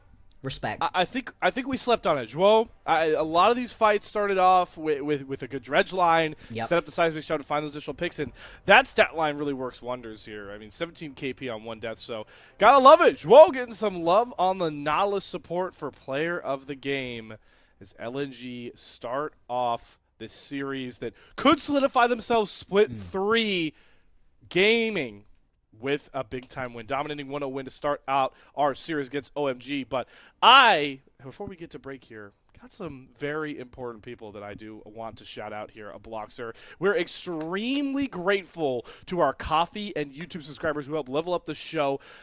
Level up our show. A lot of the initial payments that go into directly upgrading the broadcast, but a huge bulk of it pays on-air talent like myself and Bloxer and content creators. Subscribe to our Coffee, linked in the chat, to unlock perks like early access to content and the ability to ask interview questions for our unique on-site interviews we provide here at the unofficial LPL English broadcast. Big shout out to all the Coffee supporters, any of you in the chat, viewing, watching, subscribing on YouTube or Twitch. We appreciate all of you. You are the oil that keeps the engine running here on the unofficial LPL English broadcast, and we are running ourselves right to a short break. On the other side, we'll see if OMG can keep their season and potentially year alive, and maybe we'll play a fun game or two. We'll see you guys in a couple of minutes.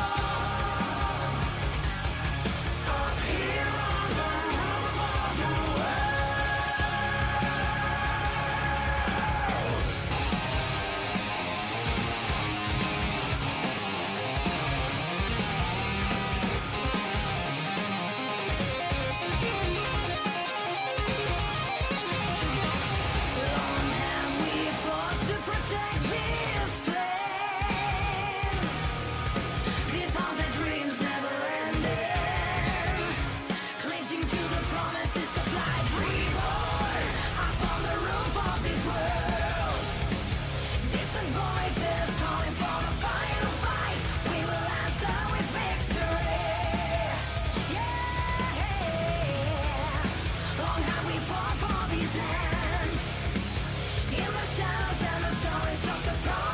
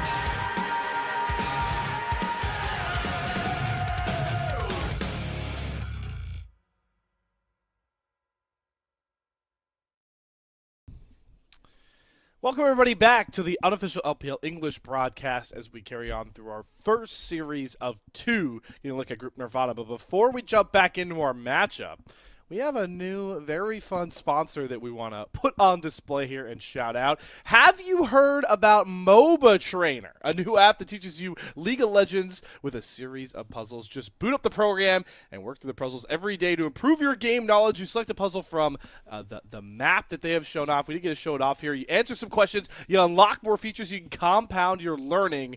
And we're going to do one right now while waiting for game 2. We're getting a look at the game. We did random puzzle, our lovely producer did, and we're getting, what is this, spear shot? Learn to get the most out of cross-map plays. Bloxer, play-by-plays have tiny brains, so I'm leaning on you for the decision-making here. Oh, Lord. I don't know what's going on. This is why I need MOBA plays. Trainer. You know, need to learn more about these cross-map plays. What should Pantheon do right now? Now, unfortunately, your skull is slightly covering up the mini-map at the moment, but, you know, that's fine. We don't need to see that anyway. Right here. I'm guessing that the option is destroy the tower or recall. Okay, so current gold is 300. Take. Not seeing the map is actually kind of really hard. Okay, so hang on. How long till Drake? We've got a minute. We've Hold got on. 4 minutes We might until drop the Drake. camera. 4:50 till Drake. Okay, I think There it is. okay, Lovely. okay. I think it's Oh, you got a Oh, hold on. I don't know. You got pretty good support. I say destroy the tower. I think we're about to run out of time. By the way, Let's take tower. Let's take tower. Let's go. let's take tower. All right, just yeah. I think exit too that slow. out and then destroy the tower. Go for the tower. Hey! Yes. Big Enemies brain are trying to answers. smash your daddy on top, and you realize they're securing bot side. Yeah, so Nothing to be if afraid you- of here. Just demolish. If you play the videos, by the way, you get a detailed response there from the MOBA Trainer guys. All right, so we got the first one right. Look at that. Let's see. We All got right, big brain. you can see the result. Big brain. See, we know how to cross map, unlike OMG yeah. here, Bloxer. Yeah, the OMG could legitimately use this Wait, in a couple you of didn't even take moments the right turret. here. Hey, you get said a destroy the whole turret. bit of damage onto it. You get mid lane tier Oh. 1 as Oh, well. we're evolving here. Oh, okay. Move mid, wait for rel engage, follow Rangar. Okay, I don't think move to mid's the move here. I think at the very least we should be fighting. Question is, do we wait for the rel engage or follow Rangar on Pantheon? What do you think of Bloxer? Let's go follow the Rengar. Let's be aggressive. No, we should probably wait for the rail engage, but Which one? rail engage. Let's go. Rel. No. Oh, we're trolling. Okay. All right. So we it don't sounds want like help. yeah. So you can play the video. It'll explain like the decision making. But it sounds like the better decision was just jump in with Rangar. There you go. Actually, the rel made that nearly bad with the perfect execution. So I guess that's why we're casting Bloxer. Oh. Okay, come on. This one's got to be the easiest one of the all time. Recall. Oh, Get it's outta where here. do we recall though? Okay. Where do we So- recall? Oh, run away I think you to got to recall. recall further back, right? Like I feel Yeah, like it's I mean, we Stroll's see recalling. nobody on map right now whatsoever other than the dead Ambessa. Run back, then recall. Don't be silly and get yourself caught out in this bush here. Okay. So we're going. There we go. Yeah. Need to move to a safe spot to recall. All right, cool. Get results. It's gonna flame us. All right. Well, we got some points on the diving for the LPL English crew. So so you guys can do all this at home, right? There's an entire awesome tree. You can work your way through easier like concepts like teleport timings, wave management stuff, and then you could dive into bigger, more macro decisions. If you enjoyed that though, you could subscribe for 20% off and unlimited puzzles using our code LPL20. You saw it at the bottom of the screen there. Proceeds will benefit the MOBA Trainer designers and the LPL English unofficial broadcast. Start leveling up your game today. Big shout out to the MOBA Trainer people. It's always fun to have little games we can play, and we all get to learn together. The most important thing of all, Bloxer, the casters don't know what they're talking about when it comes to game mechanics. Why would we know what we're talking about? I feel like you should wait for your friends to help you with the dive, but clearly we're wrong. You should just go We diving just in believe by in the yourself power anyway. of friendship. We're Yes. about friendship here. Exactly. No, it looks like a lot of fun. I could definitely use it. You know, one-tricking Warwick, not knowing about map movements or anything. Who cares about that stuff? No, I think in terms of gotta who draft. should care about this stuff, maybe OMG should be caring about this stuff a little bit right. more. On to the blue side they go once more off the loss. They've made some ban adjustments. They're going to leave the Skarner up, and they're going to substitute Viego and Gwen in here. Remember, Nefiri gets taken away by the Fearless format, so looks like Varus might be slipping through here for the easiest B1 slam of the LPL. I can't wait for them to not do it. Yeah, okay. lied. I was going to say, right, I LNG are going to ban that one away. Otherwise, OMG could totally have just left that one available. But actually, that does leave a lot of the best-in-class pickups up and available. They're actually not going to go towards any of those. Instead, it is going to be the Lilia grab. That does open up the Vi to be picked up right here. Now, potentially the Lilia, a bit of a takeaway here from Xiaofeng. We saw how good he was able to play on that one previously, but still, you are leaving a lot of very strong, aggressive early ticks available to you to try to use that moment where Heng's just going to be sort of sat in the jungle, trying to farm up. If you can abuse these lanes when the Lilia doesn't want to get involved, that's a great way to success. Okay, so they show a couple of pretty powerful response champions, and they end up locking the Callista in here for LP, so a very different type of AD carry compared to the next game. A lot of good pairings you look for with it. The Nico is a big one. I know the LPL is very fond of the Renata pairing. And they'll go with the Nico, so LNG going to lock in the bottom lane with a lot of those powerful junglers you were talking about still up. Gotta think maybe they're just comfortable picking at R3 knowing the Lilia is already taken. Yeah, you're not particularly worried about having anything like that taken away, and you can give yourself a little bit more information at this point. I think also grabbing the Nico right here alongside that Callista just gives you such a powerful bottom lane that really can try to push and abuse a bot lane when you're not wanting to get involved as Hung. Let's see what the pickup is going to be. It's going to be the Corki. Okay, so actually that does keep you a little bit safer, should keep you further away, and does a ton of damage in these later game team fights. This composition right now from OMG very much going to be looking to more survive through the early stages of the game, get themselves to those item breakpoints, then get involved on the map. I would have liked the Xayah though, because it does kind of immediately interrupt Pop Blossom with Featherstorm. That's a good safety net for the Xayah, but Corki is much more potent right now in the meta in general with how powerful of a marksman he is and the flexibility he brings towards the table. Renekton going to be blinded here for Harry, and as we expected, Xiaofeng gets his pick of very potent junglers. Vi and Skarner both up. Gotta think one of those two is going to lock in here for the LNG jungler. Yeah, any of these junglers that skirmish early on that can gank effectively in the early stages of the game, I'd be very happy with. The Vi is kind of the best one up and available for you right now, and if you can close this one out cleanly as a 2-0, you're not going to be too worried about not having any good junglers to look towards in the later games, in that game number 3.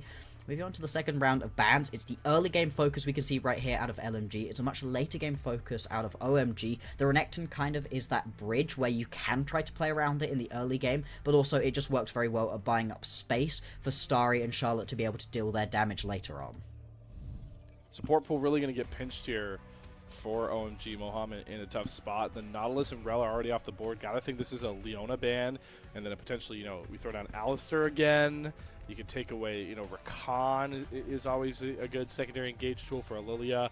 Point being here that Mohammed is going to be put in a pretty tough spot from this second phase of bans. The Poppy actually did deny some of those Dash champions. Still support-oriented bans here. So we'll see where Moham wants to go with a pairing for this Corki. If the Corki doesn't end up going mid, there's still some flexibility available for the OMG draft. A draft to remind everybody that really could decide their fate in 2025 with a potential 0-3 staring them down if they cannot find a win on Summoner's Rift here.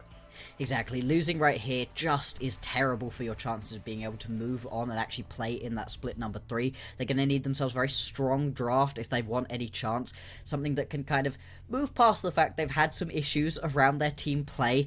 Really not helping that they're going to be playing into the Jace right here as well. You would expect that that is going to be the top lane Jace for Zika. Could potentially move into the mid lane for Haichao if you want to move it around.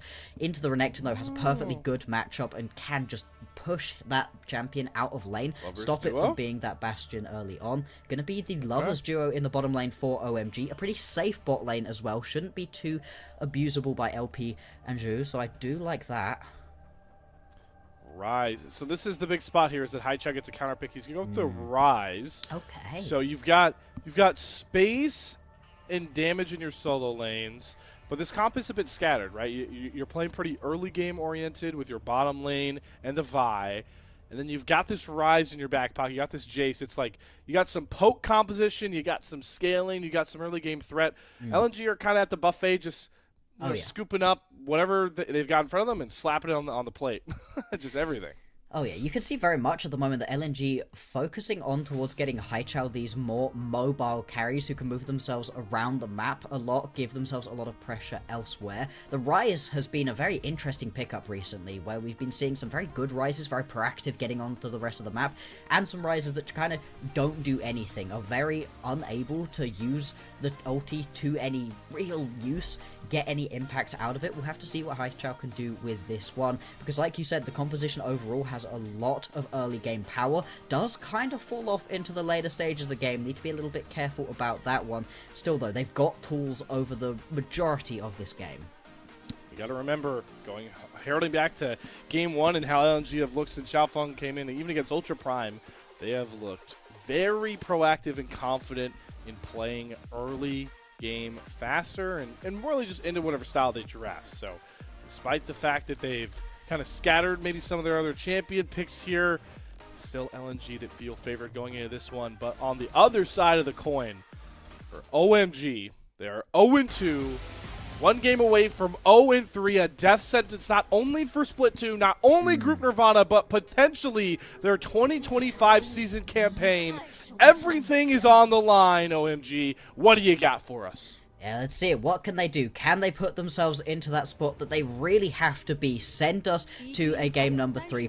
Make it so they could at least fight on in Split 3. I don't know, Slayer, if they're going to be able to do it, but I really hope they can. It's always so sad to watch teams just falter and not be able to get their feet back under them. That's why this LNG story's been so exciting. Now that they've got Xiaofeng in and they're looking a lot better, it's such a good look for the team. Maybe this is the game where we can sing those similar praises for OMG with Charlotte stepping in on this Corki into the mid lane as well. So we get a better look at some of these summoner choices coming across here. Pretty stock standard. Van start coming across as well. No real deep wards, just some preliminary ones in both jungles. But as I say that, Ong and Harry looking to push in towards this topside jungle and looks like potentially force a vertical jungle here. Yeah, interesting. It does very much look like they're going to try to play towards the top side of the map right here, OMG. That makes sense, right? You aren't really going to be wanting to gank onto this bottom lane particularly. You've picked the Lovers Duo right here to be useful in the team fights, not necessarily to win this lane. The kind of lanes you can try to play around are very much going to be this mid lane, and more than that, the top lane. In fact... Huh? Yeah, Goes chicken to chicken. Okay. Yeah. I wonder if the decision here... No, because you've been spotted. I was going to say, maybe the decision here is you take the chickens and then feint like you're going towards the rest of the topside jungle, like it's going to be vertical jungling, and try to catch out Xiaofeng when he tries to play the map down in the bottom side. But because you walked straight through mid lane very obviously, it might be that you just get yourself a one camp advantage right here. You do clear so much faster than the Vi is going to be able to, and a one camp advantage, whilst not the biggest advantage ever, it's still something. And it is what Lilia wants to be very proficient in the early phase.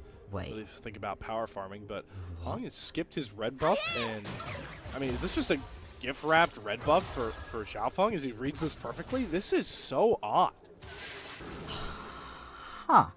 Even Xiaofeng's surprised. He's like, wait a minute, this is here? Nah, this is bait. He's like, yeah, hold on, he hold can on, hold on. feel that this is bait somehow, but it isn't. Buddy, that's yours. Yeah, he's so scared right now. It's like, where are they hiding? Like, He's like, there ain't no way that I've just been given this one at the moment, because you've got the bot lane being pushed in right now, so you're actually in a pretty safe spot overall. You can see that mid lane's got a little bit of push in your favor as well, so you're overall safe, but you don't feel safe because there's no way this is what should be happening right now. And now Xiaofeng going to make the exact like, right hold on. decision right here. I gotta check my red buff. Yeah, It's book like, it hold up on. to his red, and he's going to find that it's still there. This is what could have been good, interesting pathing right here from Hung. If you just go steal the chickens and then take everything else in your map, you get yourself one camp advantage. That's pretty good overall. Oh, LP has to flash, okay. Good grand entrance from Moham, gets a flash out of LP. The root does come across, so Moham takes a bit of a licking themselves, but The ever mobile Kalista is going to be down that early flash, just like game number 1 for LP. Is the Hong Chronicles continue as he's now just chilling in enemy jungle, trying to be a bit of a nuisance into Haichao. Guess he's trying to play around the second spawn of chickens, but Xiaofeng is not willing to give up twice on the menu. But are you willing to fight over it is Hong's question, as he's really just trying to aura check this guy. He steals away the crowd. He does not. Yeah, No. Xiaofeng finds it. Oh, Flash no. Vault Breakers onto Charlotte, who is one Wait. out away from falling, but he walks on out of there. shield. Xiaofeng gets a big shield. Can Hong find the trade? It's Pandemonium, but it's Haichao that needs to find these trade kills. Flashes after Hong, finds the first one, and Charlotte is just too far away. A wacky jungle start, and both of them end up dropping for the first 2 kills of the game. Group Nirvana, baby. That's what we get Woo! in this group right here. Oh boy, MOBA Trainer would not know what to do with this one. I mean, MOBA I Trainer barely was know what to freaking do out. with this one. There's good decisions, bad decisions, and then there's whatever this is right now. I'm very surprised that that sort of almost worked out right there for OMG. You've actually got yourself a small CS advantage. Was able to steal away a couple of the smaller chickens. I think Xiaofeng was actually able to grab the big raptor though. But it was a couple of missed skill shots right there out of Haichao that was keeping Hung alive far too long in that play. Should have died way earlier on in that play. Instead is able to get that trade kill back, and we'll have a look back at this one. So, Xiaofeng gets the smite onto the big chicken. It's level 4.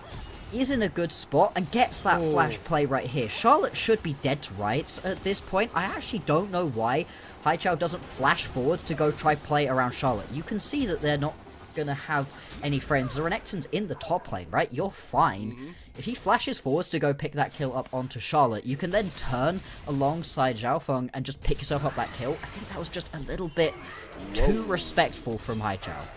Harry popping the Dominus. Renekton wants to brawl in that form, but Zika does a good job pushing him back, getting some grass stacks, and surviving the first Renekton escapade. I was going to say the one advantage of Haichao's win there was that he actually gets a kill to get some double buffs, and Yeah. Charlotte Yeah. only got an assist, so that does give Rise a lot more space, and it's turned into a significant CS lead. I mean, Haichao is up a couple of camps, and is looking to help his top laner, who is going to be dove by Hong, who does not have Wilted Lullaby. nice The realm Realm warp. Warp taken in for Haichao, but I feel like if he just stood where he was, he would have cut off their one escape route, so Yeah. he gives it to them.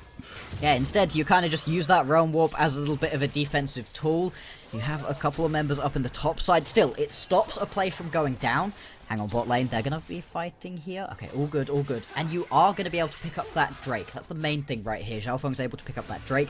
The trade back is going to be these grubs. 3 grubs going over right here to OMG.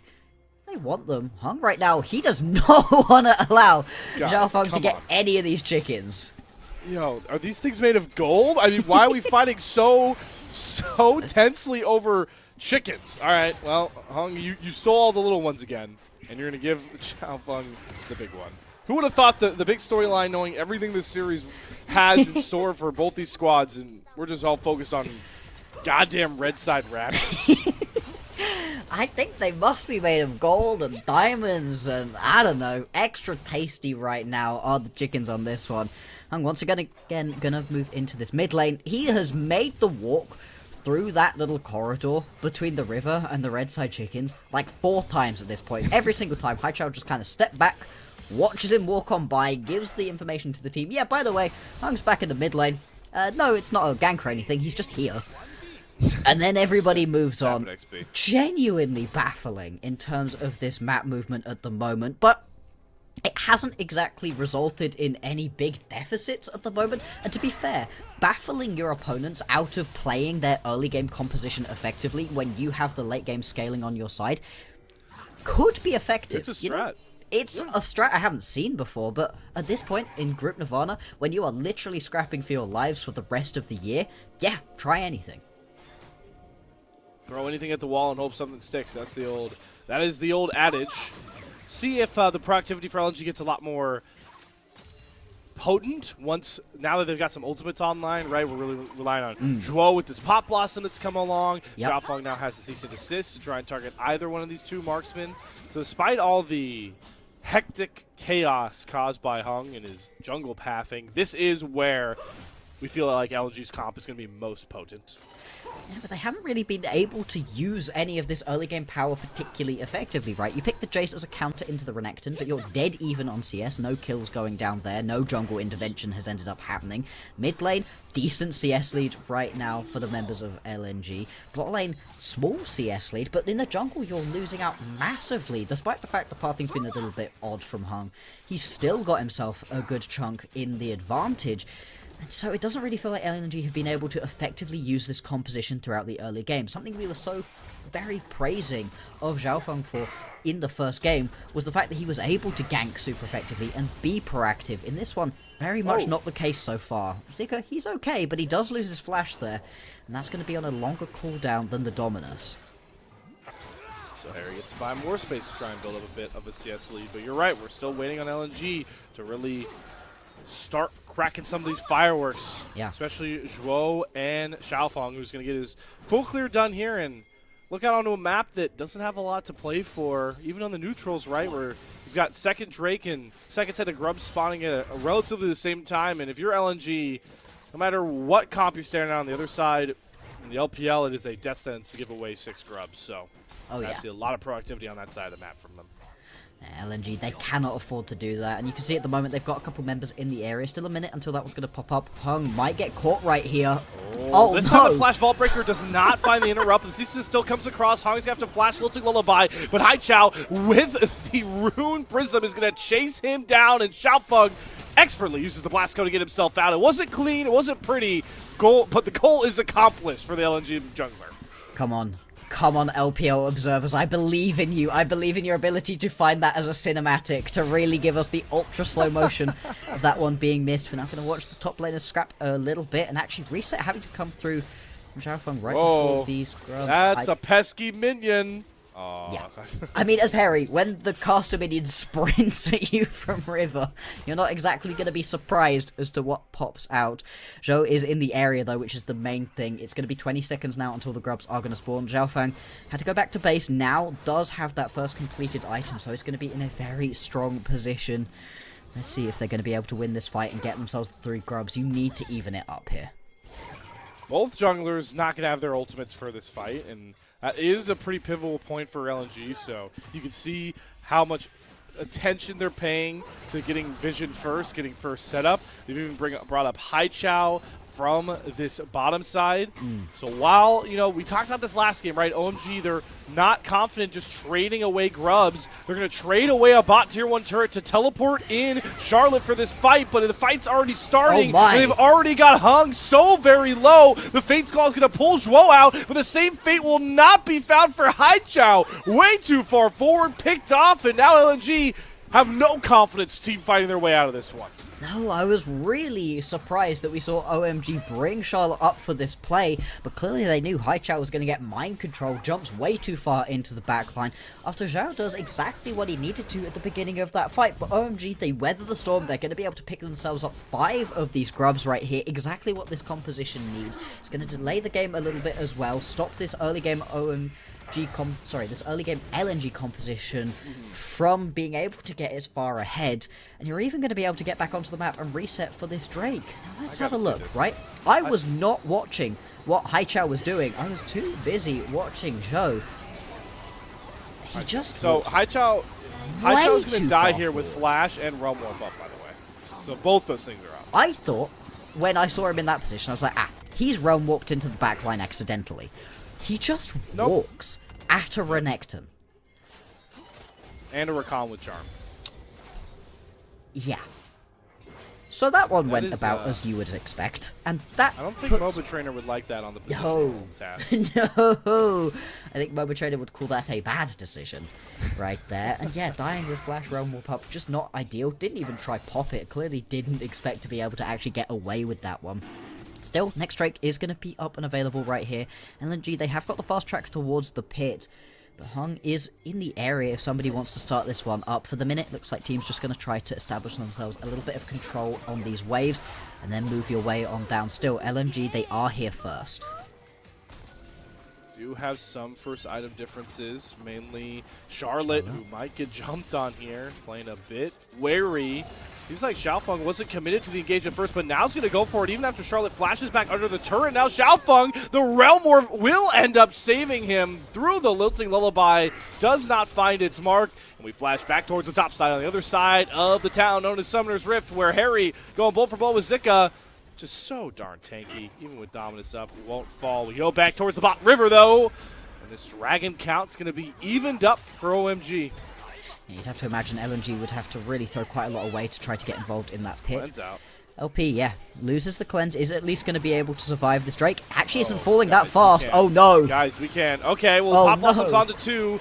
The heal comes across. There isn't enough burst damage here, though, because Haichao and Xiaofeng, they didn't want any pit of this engage. They were not about it, in the desync that we've known from LNG of many games in series past is starting to rear its ugly head.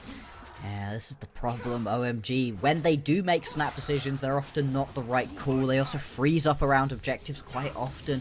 And you manage to force the LNG members out from around this pit. You get the Realm Warp out, make Haichao use that one defensively. You should immediately be starting up that Drake with as many members as possible. Or counting your blessings, taking full resets, and then coming back to fight with a little bit of an item advantage potentially. Instead, they slowly attempt to take the Drake, don't even manage to do so, and the Drake is actually going to survive, so we may well just get to see this all happen again. Definitely some head-scratching hesitancy from both these teams. Not as clean of a game so far, and it's left us in a pretty even state here. I don't expect to see much more brawling coming across. There aren't a ton of engage ultimates. Pop Blossom, Cease Assist aren't going to be available for LNG. But they are sending Xiaofeng back towards the bot side to clear some of his camps, and they obviously still have the ongoing wave of battles between bot and mid lane, pretty stalemate. So looking to see where someone wants to break this open, and Xiaofeng actually going to skip camps, go immediately on this dragon, and get spotted trying to take it. Hung is sprinting on over as pings galore come down towards this bot river, but yeah, LNG are late to the party. A dragon that we felt like was free for them 30 seconds ago goes the way of LNG.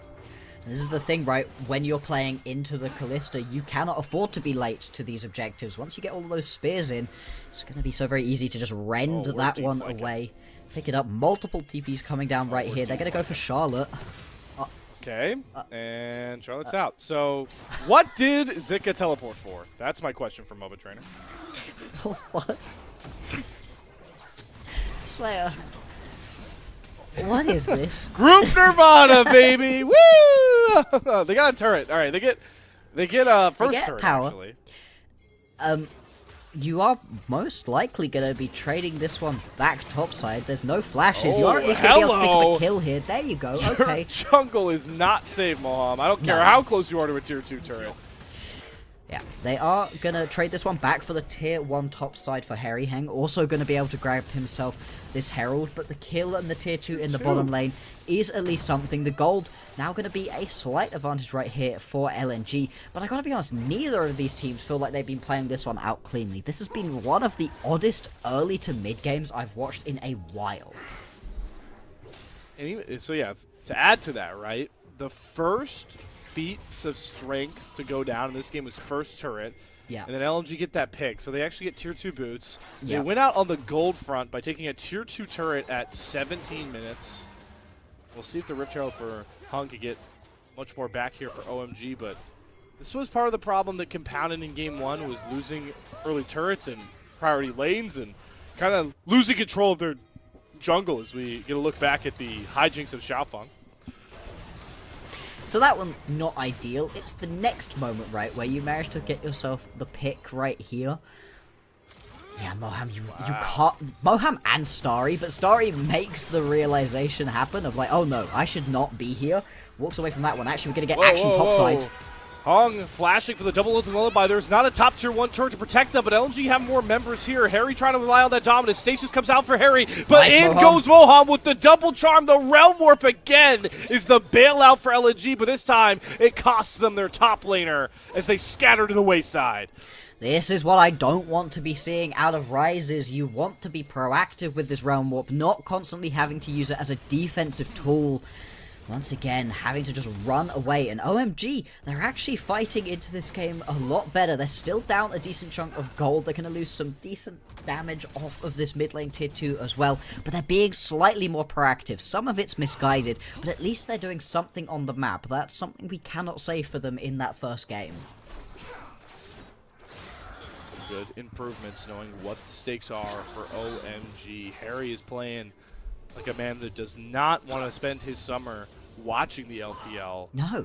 But playing in it. And that's what you like to see. They still don't have the gold lead, but keep this improved proactivity for OMG, especially knowing that they do win out on the scale wars if this game goes long.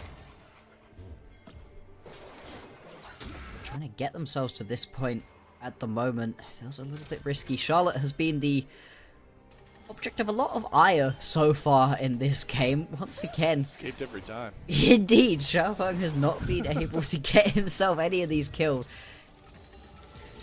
Oh, do not go under that turret, please. No. Right. You have lots of friends in the area, but Moham is also hanging around right now. He's doing a very good job at the moment, actually, of bouncing between this top and bot side. Charlotte, don't check that brush. Don't face check it. With a ward. With anything but your face. Please. All no. right.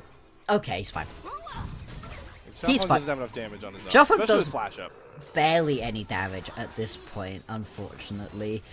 One item completed, got a faded, a ruby crystal as well. Not going to be able to just one-tap anybody in front of you right now. And Charlotte, despite the fact that you really should not have face-checked that brush, is going to be able to stay alive, keep absorbing these waves. And actually, he's been doing a decent job of keeping up. Is a little bit behind in terms of CS, but it's Haichao's kills that have really opened up that advantage you can see in that lane. Now that is going to be 2 items completed right here onto the Ryze. This Ryze build with the Roa and the Seraphs, it comes online pretty late into the game, right? You're still a little while away from this really coming online. At the point at which it does, though, this Ryze will be hitting like an absolute truck. Yeah, I will say, you know, for 2 items that are fully scale-based in their kit, he's got the Seraph stun, and the Roa just ticked over to 10 Just stacks. did it, So, Haichao, it's not going to have the big damage yet. He's got to wait for, you know, the pure AP item, but Haichao is very far ahead of schedule, and that's going to be big knowing that this Kalista, this Nico, this Vi are going to start losing value. Almost, they're going to lose as much value as that Rift Herald play might have been from OMG. Yeah, I mean, that Rift Herald play, right, was picked up whilst we saw all of the faffing happening in the bottom lane. And you get a tickle of damage onto this mid lane tower with it. Really nothing too much. Both teams, though, might be hankering for a bit of a fight. Harry. Oh, Harry cut off to the side, pops ominous flashes away from Xiaofeng and Zika. We're trying to chase down the angry Croc, who's going to be made into a pair of nice shoes. Harry goes down, and that might lock in LNG, getting Cloud Soul set up as well, just 22 minutes into this one. And this is just looking like it's going to be a 2-0 again. Despite the fact that this early game was slightly better for OMG, they just haven't been able to put it together, you know. They're putting themselves in bad situations constantly. The Herald play that you just get absolutely nothing for. You put Charlotte topside before the TP's fully come back up. You can see that has only just now popped back up. So you're just slow with members, and yeah, Harry, like you said, on a ward, just going to get caught out right here, and that is going to be a Vault Breaker. Cease and desist. Pops right here, Harry just going to go down, and it's not been a clean game, right? It's not been the sort of game we were hoping for from LNG, where we could really praise massively onto Xiaofeng. Still, they've done what they needed to do in the early stages of this game. They've got themselves a 2k lead, 3 Drakes in their back pocket. The only thing that went wrong were the plays around those grubs, but so far, there's barely been any tower damage laid down by OMG anyway, so it hasn't even mattered too much. The good thing for this comp is, you know, we talk about, you know, damage numbers falling off and such, but we talk about Vi and Nico, their ability to find picks and start fights is still going to be ever present. So just be talking about setting up, you know, Haichao more than other members that you might have drafted this comp for. And if we know this new look LNG is good for anything of recent, it's been their confidence and poise in team fighting stages. Is they're going to make a pretty gutsy call here and start up the voracious Otacon. Well, how much space can you buy here? Just Poking and prodding OMGs, they try and Harry, you rumble just have up to towards go. the top side. But with Kalista and Smite, Dro says, all right, I just want the Voracious Otacon. Maybe I won't die before it goes down. There is the revive buff secured. OMG now just have to mop up some free gold, but they're not going to get away with it as a big-time Fate's Call comes across, and Zika gets to reap the rewards of LNG. Grabs himself a multi-kill. Harry's going to go down next. LNG are looking for the killing blow on OMG season. One more kill onto Moham's going to do it. Ace home. LNG's wrestle control of game 2.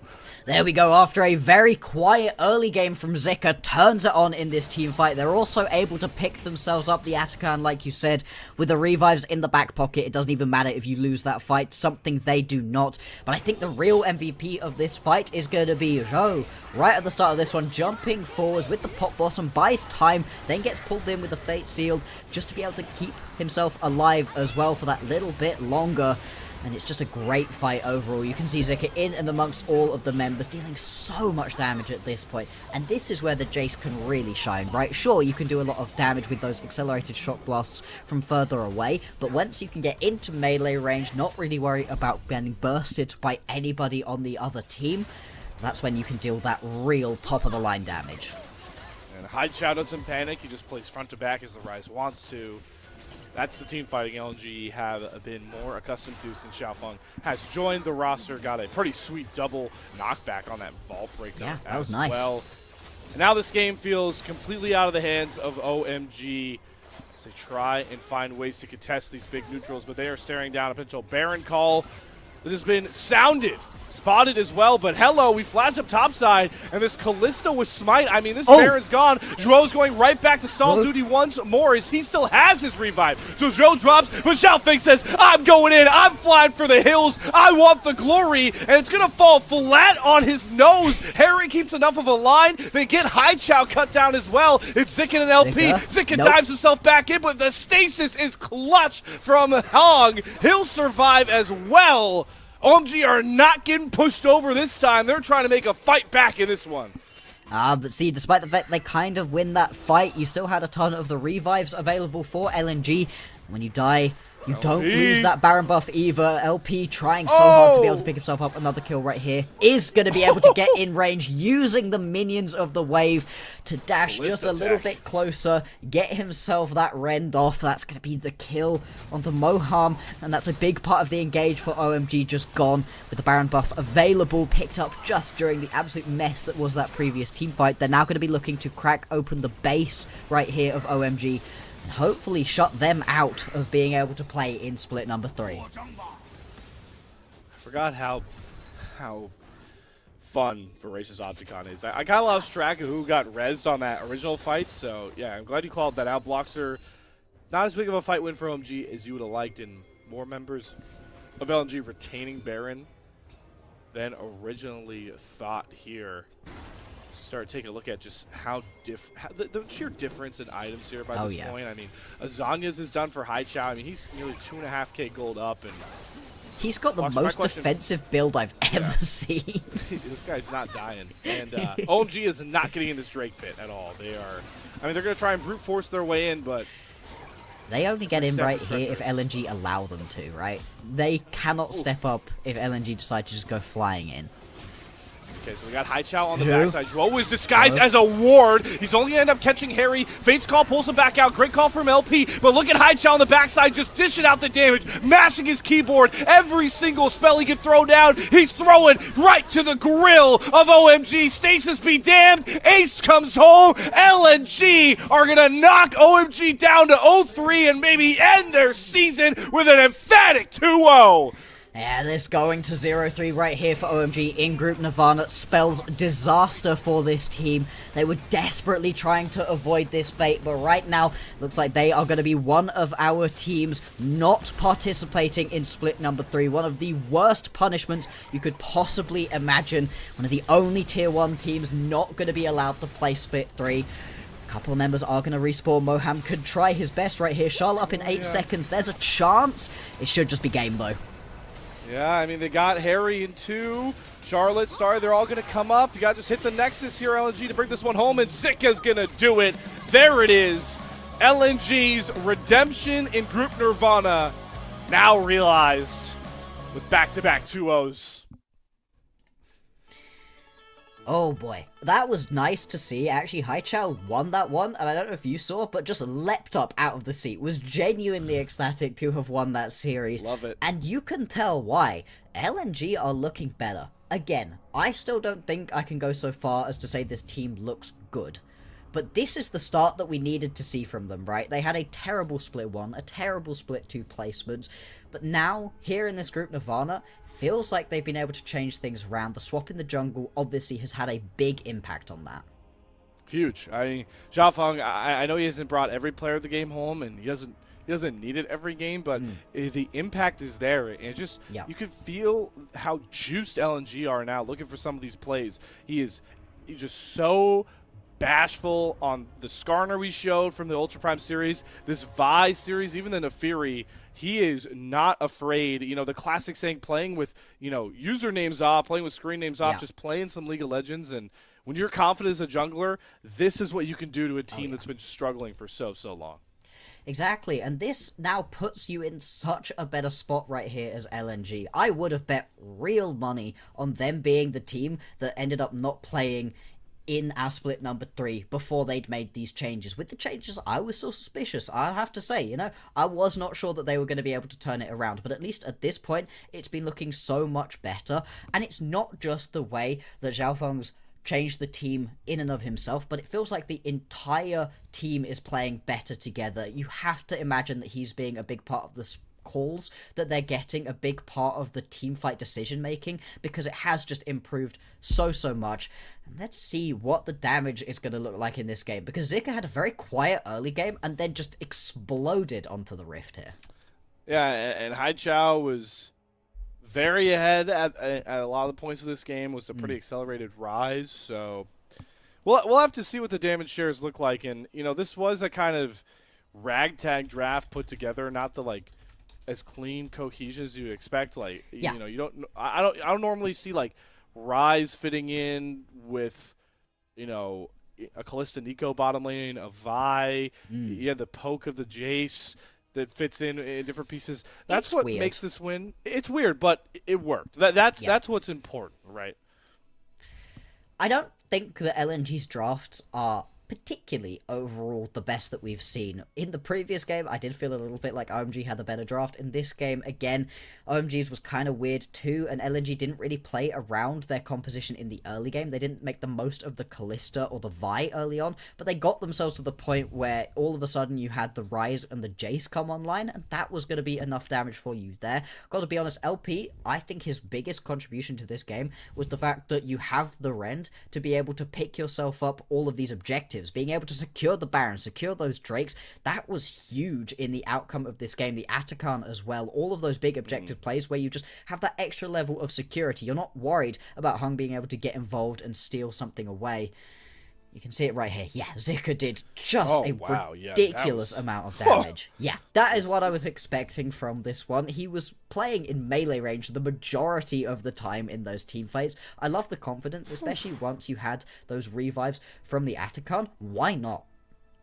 Yeah, that is 37% damage share in one game. Yikes. Yeah, that might be much to get an award here for Zika, but I'm glad you gave credit to LP. I also, back to like the how succinct LNG look in the fights and calm chaining combos together. We're going to see them in a couple of these replays after kind of the rocky early game, but you know, Zhuo, when he played that bodyguard style, every time he did that, he actually ends up living because LP was there at the right time with those Fates call. And these are the small things right there. You see, he gets Zhuo out with ease. He does that all game long. This is the succinctness. I don't even know if that's a word. LNG's been lacking in some of these other series. And it's good to see from two guys here, Bloxer, that are not new additions to the roster. No. These guys have been playing with them all year long.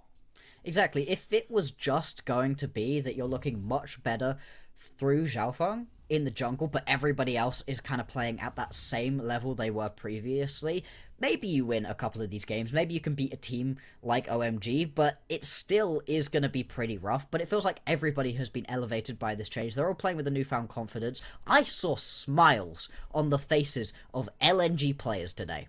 I don't think I've seen that all year long at this point. But why not be smiling right now? Because at this point, as we highlighted previously, you've kind of done it, right? You pick up the win right here versus OMG. Your next matchup is going to be up against RNG. Yes. You win that, you're sitting pretty. You're fine. You're not going to end up being one of those teams that don't play in our next split. Yeah, that's the big thing. I'm glad you pointed that out because LNG are in the unique position where they can force 2 different teams in Group Nirvana down to 0-3. That virtually knocks both those teams out of split 3. I mean, Ultra Prime are currently sitting 1-1. They've got a lot more games to play, and I believe they do have to play. Well, they do still have to play. I mean, right now their last 2 opponents, they're going to play OMG. Yeah, but they have to play EDG and LGD. So basically, if Ultra Prime can win the OMG series, RNG and OMG are locked into no split 3. So this is getting dire very quick, and that's the nature of single round robin for Group Nirvana compared to Group Ascent. Oh yeah, and the other thing is that you only play the first 6 weeks of this split as well. Week 7 and 8 only contain those Group Ascend teams. You're done. You are done on the 11th of May. Wow. Yeah, I agree right here with this pickup. The bodyguarding that we got to see was really impressive. Yeah, you're not necessarily getting tons of damage off with these pop blossoms, but you're just buying so much space and time for the rest of the team to be able to turn this one around. I was very impressed with the way he was able to play this one. All right, so shout out to Joao. He grabs his first 2 MVPs, his player of the games of the split 2 so far in back-to-back games. So LNG looking good. Joao stamping himself as player of the series in this one. Zhao Feng's new addition has worked wonders for LNG. They have gone from the O2 hole to cresting the canyon that is Group Nirvana here. But that's going to wrap up our Group Nirvana coverage for today. It's time to get to the big meat and potatoes of today's broadcast. We're going to take a bit of an extended break as we set up for one of the top teams in Group Ascend, Top Esports, taking on a struggling Ninjas in Pajamas roster. They got knocked out of Split 1 playoffs by this very foe. It's going to be a fun one. We'll see you guys on the other side of Intermission to kick that series off.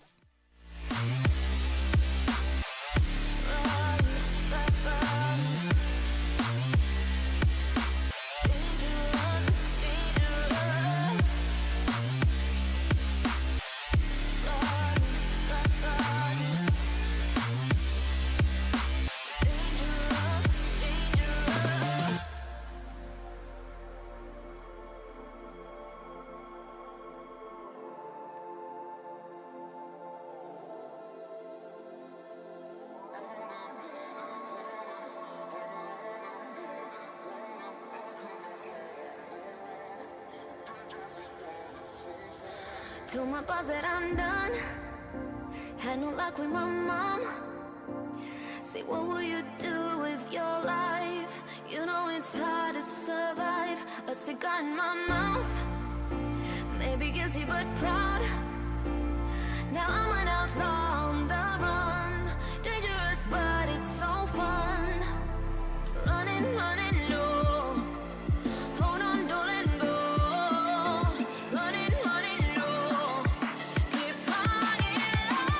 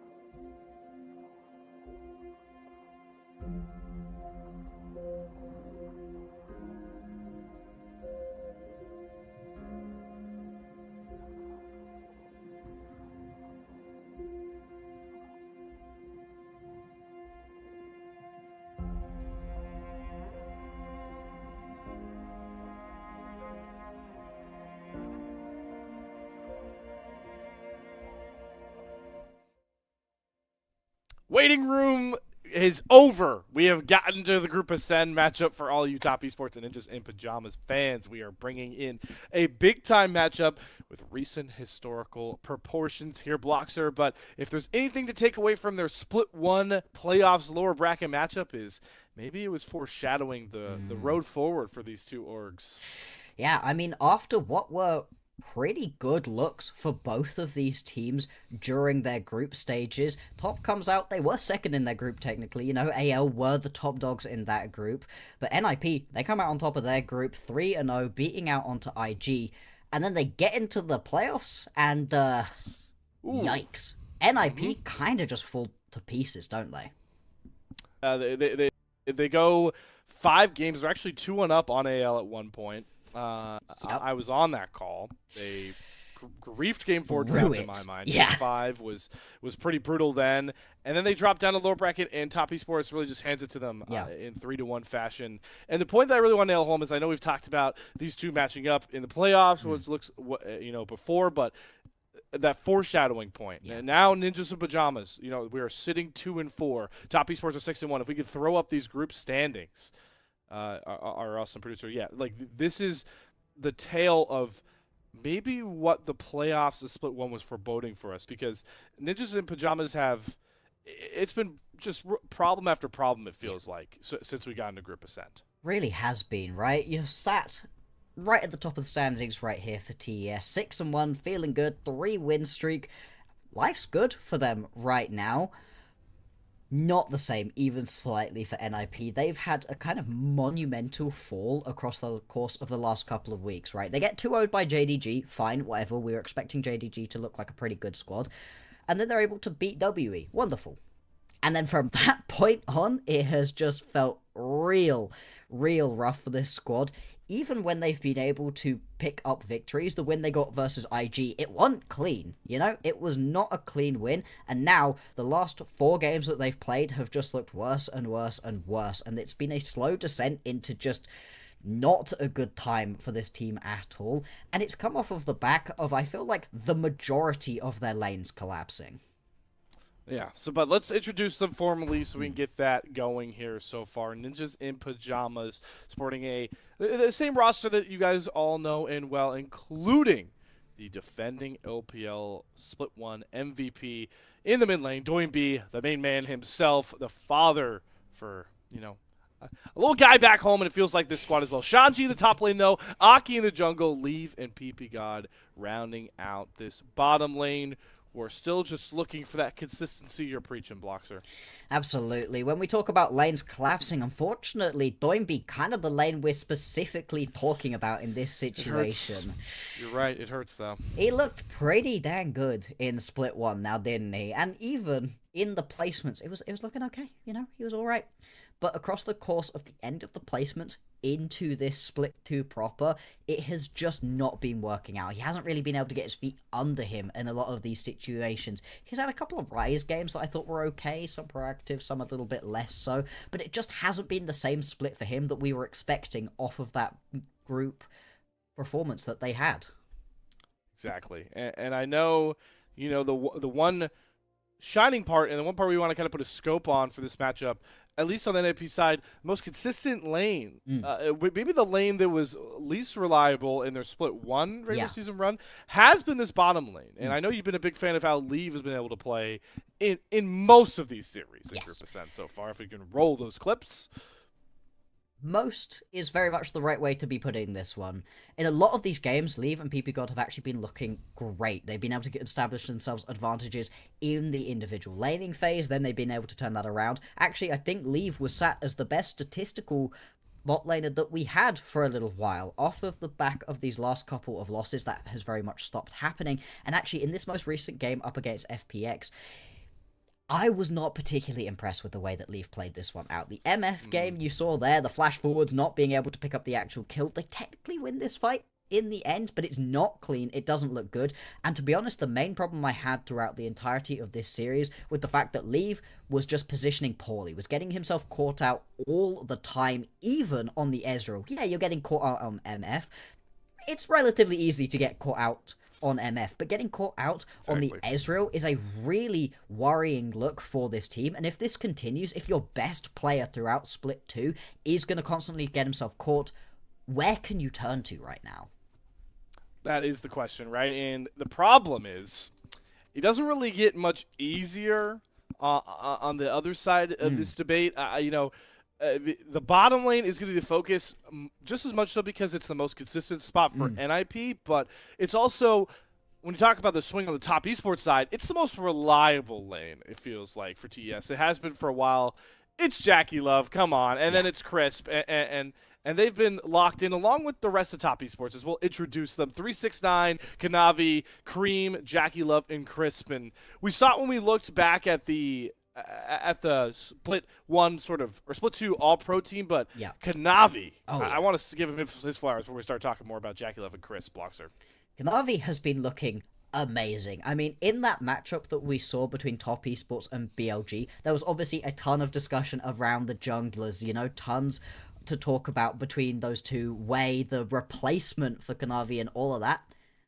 Kanavi one-tapped him. I mean, he was just in control of that one from top to bottom, and it looked so good for them. He's really been the beating heart, the engine driving this team forwards, but what he's been doing to push this team forwards has been unlocking Jackie Love to be playing out of his dang mind recently.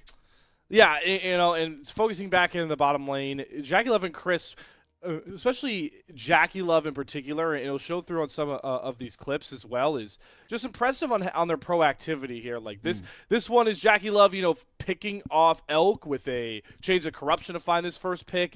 I really love how he's looked on the Ashe as well. Yeah. They've been really proactive in feeling confident alongside Kanavi to start their own fights. And when the bottom lane are starting fights that they feel like are winning, that's when you know a team's really going well.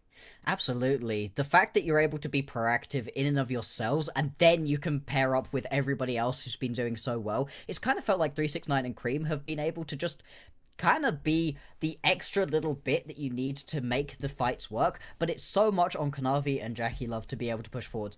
You highlighted a ton of his best picks. The one I've been most excited for recently has very much been the Kai'Sa. I think he's looked great on that champion with so much proactivity under the belt. Tons of situations where you see him go flying into the backline. Always a little bit worrying when you watch your ADC do that, but they've been great to follow up with it. He's been picking the right moments too, and it's just been so exciting to see. I love it.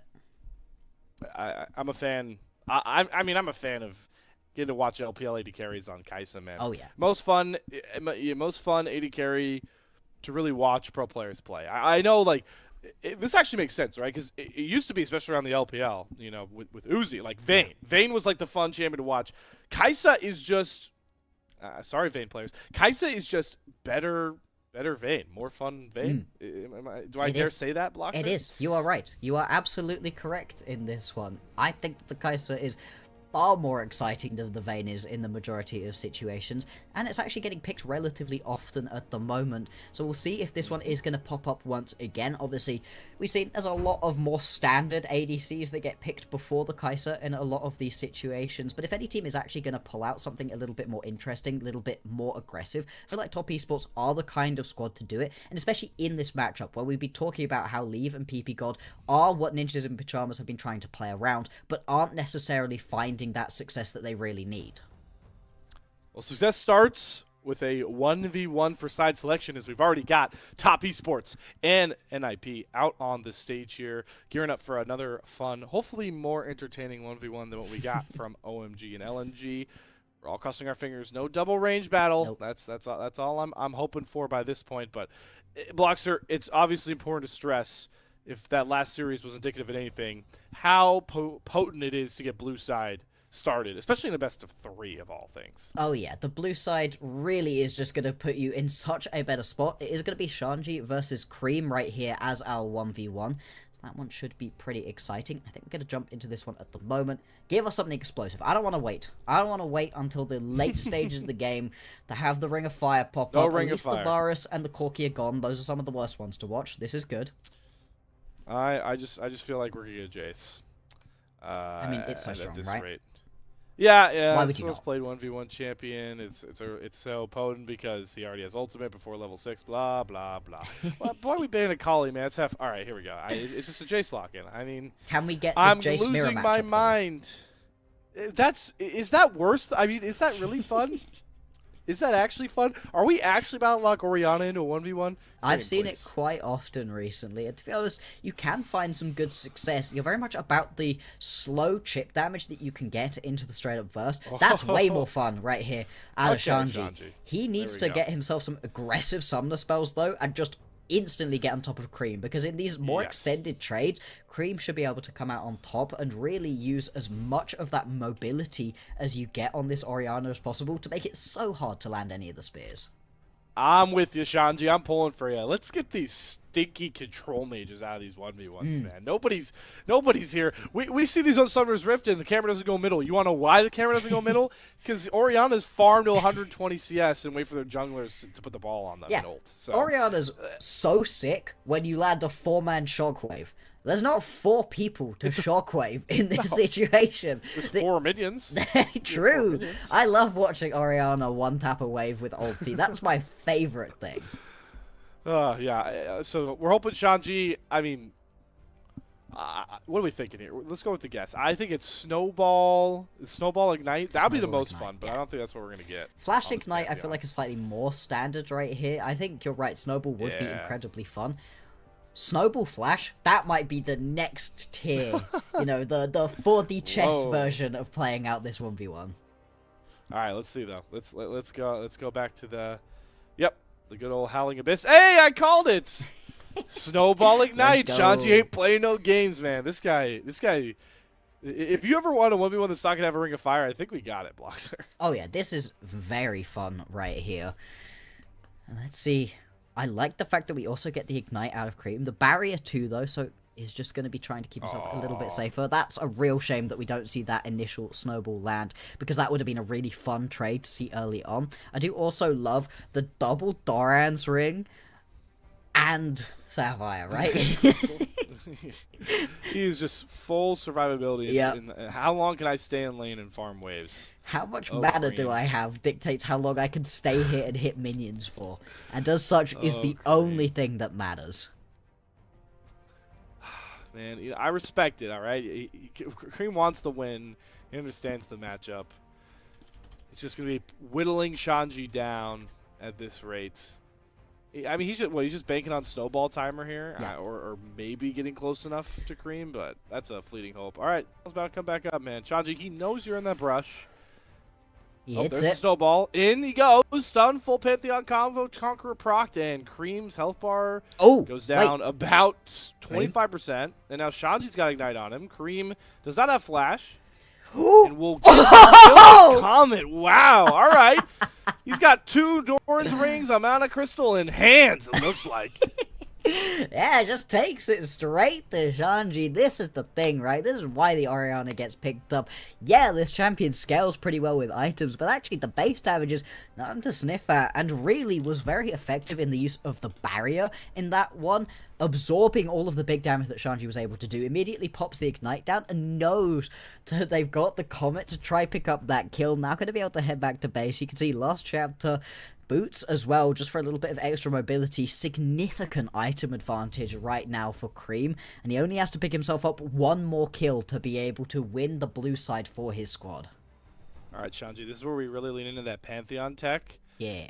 Back in the item discrepancy, he's got to get level 6, farm a wave, get enough gold to recall, and then he's just got to ult back. Like, I'm not even saying to fight Cream. I'm just saying like to catch minions. Like that. Yeah, That's get the the whole tempo up. Shanji's in.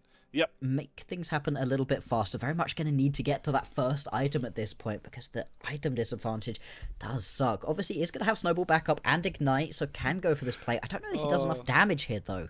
No, it's kind of weak. What you know about bone plating Orianna, man? It's actually nerfing so much damage. Oh, Shockwave back. Ignite's not up. Cream Does might- Cream get this alone with the speed up? Shanji knows there's only one way through, and it's to fight Oh his way out, my. and he falls flat. Cream getting 2 can get a Ring of Fire. All we got was some elite Orianna tech to award top esports side selection in this best of 3.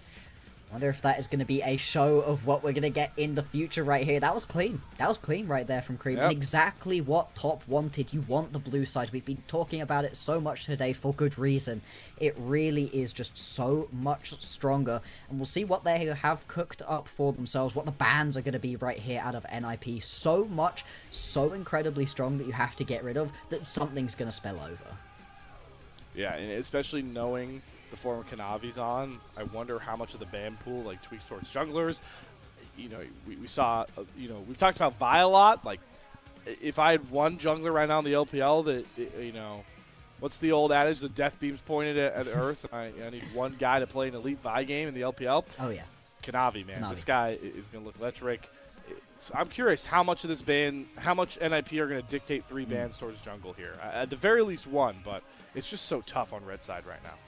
Really is. There's just so much that you kind of need to get rid of that at some point you're sat there like, I don't know what to do. I don't know what to do at this point. I don't know what to take away. I feel like things like the Gwen and the Rumble kind of have to be taken off of the board. Those champions are so incredibly strong at the moment. Everything else you can kind of deal with through compositional play, through just sitting back in your lane, conceding the fact, hey, I'm not going to win this lane right now. And I don't want to step up too far because there's a Vi potentially in my lane. But at the same time, you know, it's fine. You can get around it. Gwen, the Rumble, those champions can just completely take over. And a reminder that these two teams are on the flip side of the Group Ascend standings, right? So we're looking at Top Esports, one of 2 teams at 6-1, looking for that straight bye into playoffs. Yep. For Ninjas in Pajamas, I mean, it's a rat race for those other that 4th spot. Like right now, JDG's holding it at 3-3, but for NiP right now, it's just trying to get yourself a better seed because there are still a lot of games to be played. yeah. You know, double round robin, Group Ascend, but the reality of the play-in tournament is going to creep up on NiP, especially if a 2-5 mark is met after tonight. Absolutely. You've got yourself 18 best of 3s to play. It's very different to the 5 that Group Nirvana get, so there's still time to turn things around. And like you said, as much as IG, Top, and AL seem to be at the very top of these standings right here, that 4th spot is still available. They really do need to turn things around right now. They've been on a little bit of a slide down at the moment. You can see right here, it is actually going to be the Rumble and the Vi taken off the board straight away. Do you get rid of the Gwen? No, Neferi gone. So, Top, they could particularly... Navi tax. Ooh, okay. Insta-lock V1 of the Varus. And that very much is just immediately going to give the Gwen over to NiP. This is, you know, a champion that we already preached that obviously every AD carry in the league is very adept on, but Jackie Love has been very proactive with looking for plays on this Varus as we continue to highlight this bottom lane. But you can't ignore the fact that Shanji and Aki, 2 players that I would argue have been struggling the most for NiP in Split 2, are on very pivotal champions. Gwen and Skarner are just, you know, like best dish possible when it comes to drafts for these roles.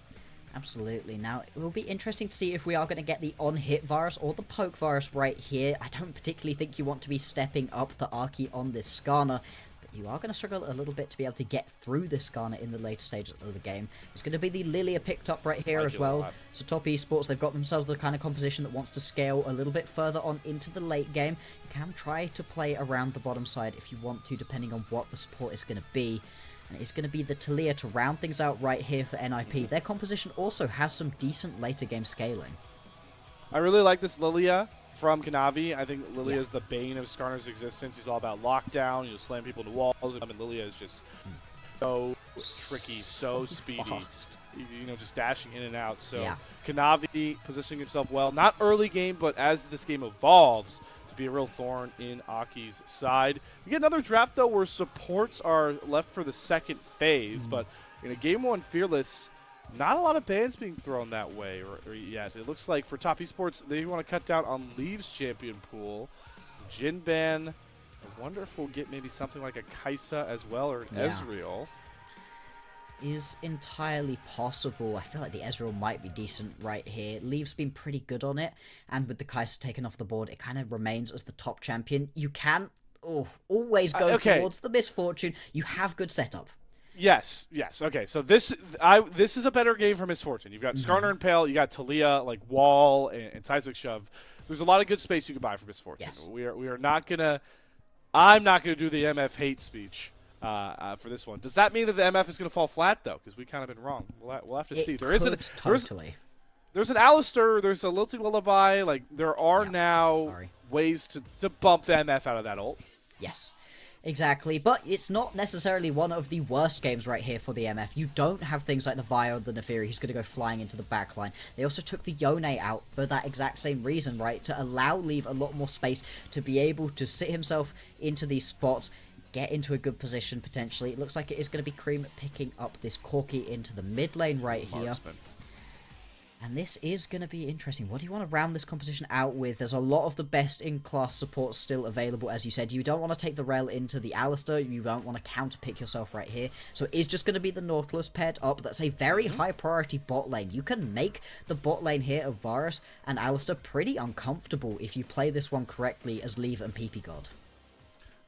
Top Esports, though, on the other side of this draft, have responded to the all-in potential of a Skarner Impale and this bullet time with range. They are going to have 2 marksmen, and they're going to have a Jace with an Alistair and a Lilia that can do a pretty good job, you know, buying time. So look for Top Esports to try and create as much space as possible, lend themselves towards setup and neutral objectives first. There's a lot of onus on NiP to get things going, or they're just going to get whittled down chunk by chunk. Yes.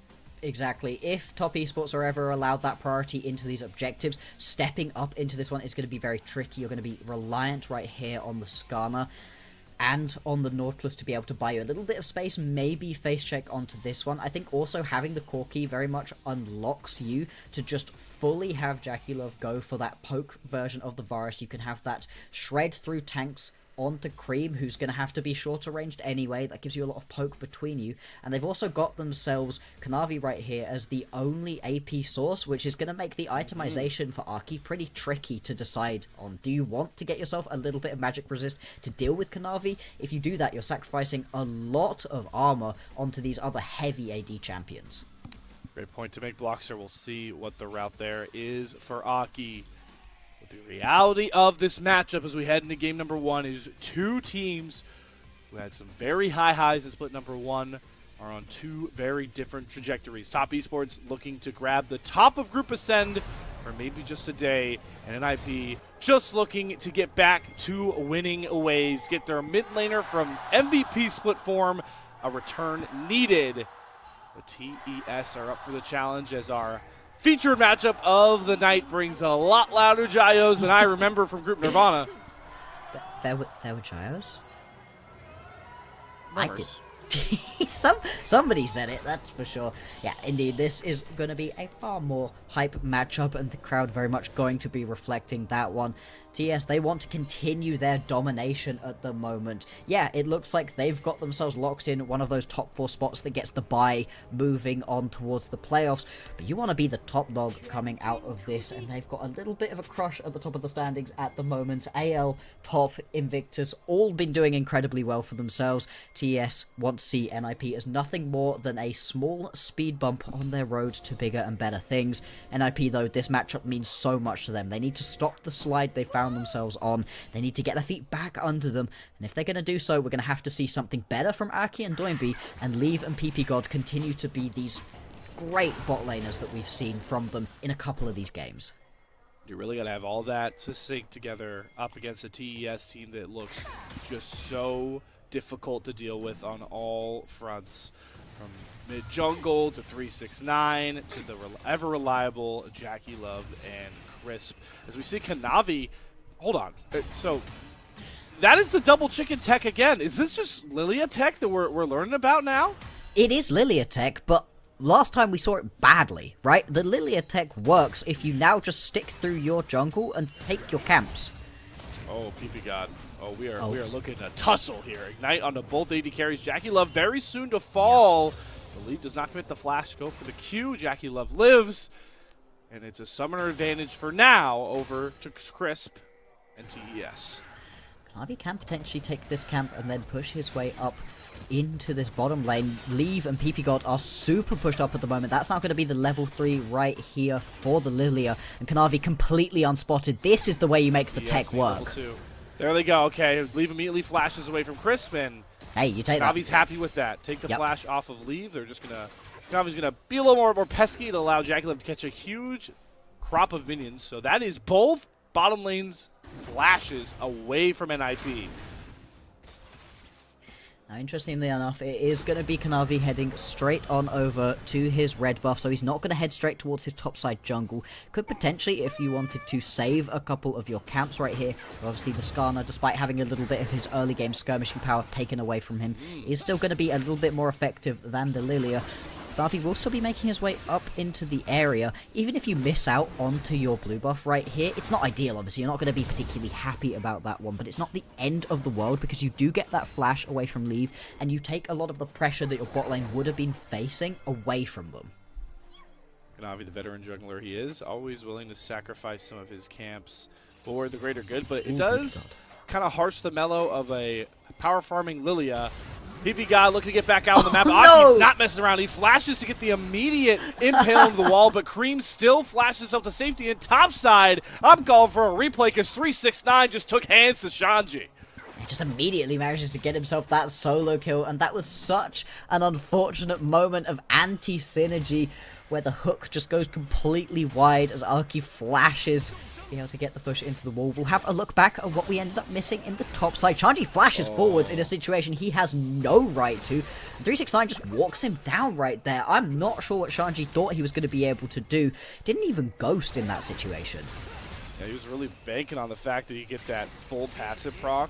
Snip, snip stacked up, and 369 just all the aura in the world, man. Sidesteps that, finds himself the solo kill. We do have some weird lane assignments. It does seem like Shanji's got himself a pretty good 1v1 with JackeyLove. Does not have barrier up just yet, and does have to flash away from Shanji, but JackeyLove is falling for the bait because it's not just the Gwen you got to deal with, it's Aki as well. JackeyLove picked off and fried on the grill for Shanji. There you go, that's a bit of redemption right there for Aki, exactly what we needed to see from this jungler who's been struggling a little bit for NiP, not playing up to the same standard that we got to see from him in split number 1. That little bit better, good start, and giving over that kill to the Gwen after Shanji ended up losing out in that 1v1 is huge. You want to keep this Gwen in a good spot. You leave that open as a trade. You're saying, hey, we either get ourselves the Varus or the Gwen. They get the Gwen in this situation, such a strong power pick. And if you can't pay it back to your team, it's really going to hurt them right here. So exactly what we need to see from Aki. At least he's able to redeem himself a bit. I like the map movement here from NiP.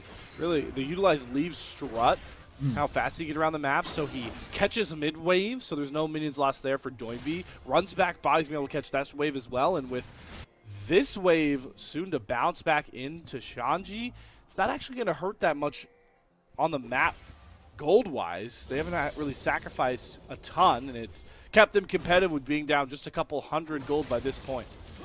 Love the tech right here from Kanavi, sitting back far enough, knows there's going to be a ward in that brush, so it's just not going to be spotted out, and it's going to be able to start up onto these grubs right here. JackeyLove. JackeyLove, no. Take 2. You are the play, my Not friend. again. Your team's going for grubs. He's trying to work his way back towards the turret. Not enough damage from Leave at this point, but barrier burned right off cooldown. JackeyLove got to play a lot more careful on that weak side right now. Yeah, he's stepping up a little bit too far, and this is a player we were really praising during the early stages of this talk, right? Hey, he'd been looking good. All of a sudden, was a little bit over-aggressive. He lives, though, all good. It is now going to be the trade 1-for-1 between the Grubs going over to TES and the Drake going to be picked up right here for NiP. Just being a Cloud Drake right here, I am actually going to give this one over to TES. Slightly more worthwhile, especially if they're able to get themselves 1 or 2 of this next set of Grubs. So far, through the early game, though, it is only 1-for-1 for the kills. Nothing too explosive has ended up happening at the moment. And that's what you overall expect from the kind of composition that TES have for themselves. You are more looking to get yourself to those item breakpoints to fight, whereas we want to see aggression and some early game skirmishing right here from Aki. He's done a good job of it so far, picking up that kill in the top side. Can he turn that around again into another kill? Especially with no neutrals to play for, we want to see NiP lean into some of these overloads. See Doinby flying in with the Weaver's Wall. Then he looks to pick off JackeyLove. Still doesn't have his flash available at this point. Cream's flash is still down as well. These marksmen for TES want to just farm their happy, merry way to 2 and 3 items that NiP drafted to deal with this, like you called out. So off the reset here for this Skarner for Aki and Doinby. Looking for some proactivity before more neutrals come up to force everybody to play around the river. Yeah, 2 minutes, 30 seconds until we're going to get the next set of grubs, 4 minutes until we're going to get the next Drake, so those are going to be not spawning at the same time. It's going to allow TES to try to play around the second set of grubs if they want them. You can also just concede them pretty easily. It's not ideal, you don't want to be giving any grubs over to a composition that has a Gwen. She can really just melt through towers on the side lanes, but you've already done the hard bit, which is getting that first set and making it so you get the choice. Choice for Kanavi here, potentially looking for a bot lane gank. The slow comes across onto Jackie Love. He's holding the Chains of Corruption. After the flash, he's going to drop it onto PP God, who is a mincemeat to the combined might of Kanavi and Jackie Love. He just got bopped so hard, we're getting a pause called through. Oh boy, does PP God think that something was wrong there? You know, that's the $1 million question, right? The pause immediately comes out. Don't see that every day, but you do get bugs. But I don't feel like I saw any bug. I mean, he does stand still after the flash, but he gets hit by the Chains of Corruption. Yeah, I don't know. Yeah, I wonder what it was specifically that we ended up seeing. This is the issue with the not being main broadcast. We do not get any information about this one. We have to figure it out from context clues at the moment. We're expecting this to be an NiP pause. Otherwise, I'd be very surprised if Top Esports have paused this for some reason. Didn't see anything particularly odd that I thought looked very wrong. I was surprised that they were able to pick up that kill though. When that initial Swell Seed missed out of Kanavi, I was like, okay, he might be able to get away, but the CC between a Varus and a Nautilus is so strong.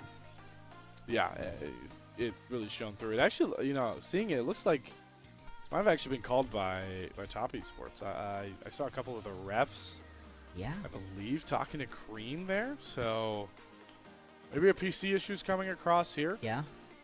Nonetheless, you know, there hasn't been a ton of things happening on the map, but already I feel like we're seeing the trend we've been preaching about. You know, the momentum of these two squads. NiP drafted, you know, a Skarner, a Talia to, once these ultimates come online, play the map, play your advantages with global ultimates. But it's Kanavi and TES that are leading the charge. And it's that bottom lane of Jackie Love and Chris that are confident enough to go for proactive plays on their own. So after a bit of time since we've seen TES and company, like they look like they've just locked into this steady form, and it's really potent against anyone, especially a 2-4 NiP team. And the fact that you get a solo kill as 369 in this matchup, I think is the most impactful thing that we've seen happen so far. You have already made it uncomfortable to just have the standard top lane matchup happening in any one point.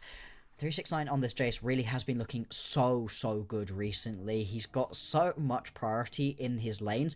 Even in lanes he doesn't necessarily win 100% of the time, and this was a matchup he was very comfortable to be able to pick for himself, right? We see the Gwen pulled in very early on for NiP during the draft process. Immediately 369's like, nah, Jace, I can play this one. Gets the solo kill off of a Shanji flash forwards as well, so is able to punish any aggression that Shanji was able to put down. And now that your Jace is in a good spot in this kind of comp, where you've got a ton of poke that can then transition very well into the straight up 5v5 team fights, TES have done well for themselves in the very early stages of this game to be in a good spot moving forward. They're just going to have, you know, so much range. The range advantage is really crippling because you can find these unique Skarner flank angles. You know, you can try and come over top with these Weavers, with a ton of Weaver's Wall tech, but Jace, you know, Jace, Poke, Varus, Corki, like, yeah, all these guys have a ton of projectiles that they can really throw your way. And while you do have a tanky comp with an Alistar and a Skarner that can eat up a lot of this, you drafted a Gwen to be the main damage carry home. You drafted a Misfortune. Yeah. Like, these champions need to get close-ish to be effective, and the range discrepancy is what is really making me worried for the rest of this game state for Ninjas and Pajamas. Exactly. In the ideal team fights right here for Top Esports, you're not really getting close enough for the MF ulti to be a big problem. You know, you should be able to do a lot of the poke early on enough that at the point at which you're jumping in and getting within range of the bullet time, Your opponents are already on low health bars. You know, I think there's an interesting bit of tech here potentially between the Skarner and the Gwen, where because of Gwen is immune, you draw people to step in within the Hallowed Mist to be able to deal damage. Then they're close enough to potentially get grabbed by Arky, turn it into the big bullet time out of leave. You know, there's some interesting ideas, and also Doinby, if he's feeling good with those seismic shoves, can bring people in close enough to make it worthwhile to be able to pull that ulti off. But that's a lot of key pieces that need to happen all together to make it work, as is often the case with an MF composition. The setup is so important, and TES, they're the kind of squad who know how to stop that from really becoming an issue. Well, our LPL referees know how to get the game going back. Hell yeah. Whatever issue seems to be resolved. Kills are still standing, so I think it was maybe just a tech issue there for Cream. All is well, it seems, as we... Oh? Hello? Are we still here? Oh, okay. I think. Okay, we just There had we a go. little feed issue, so we're all good. Well, you know, we get a little bit of a tech issue ourselves, right? And remember, we fixed ours 10 times faster. Yeah, exactly. LPL. Look at us. LPL English on top right now. But no, we are glad to be jumping straight back into this one. Whenever we see a pause happen, I'm always hoping and praying that it's just somebody's headset's died. Plug in a new one. Here we go. Good to go. And indeed, it was pretty quick overall. The game state, nothing too much to really write home about. Small gold advantage right here for TES. Spread pretty evenly across the board. You can see 300, 400 gold in a couple of these different lanes. Nothing too much overall.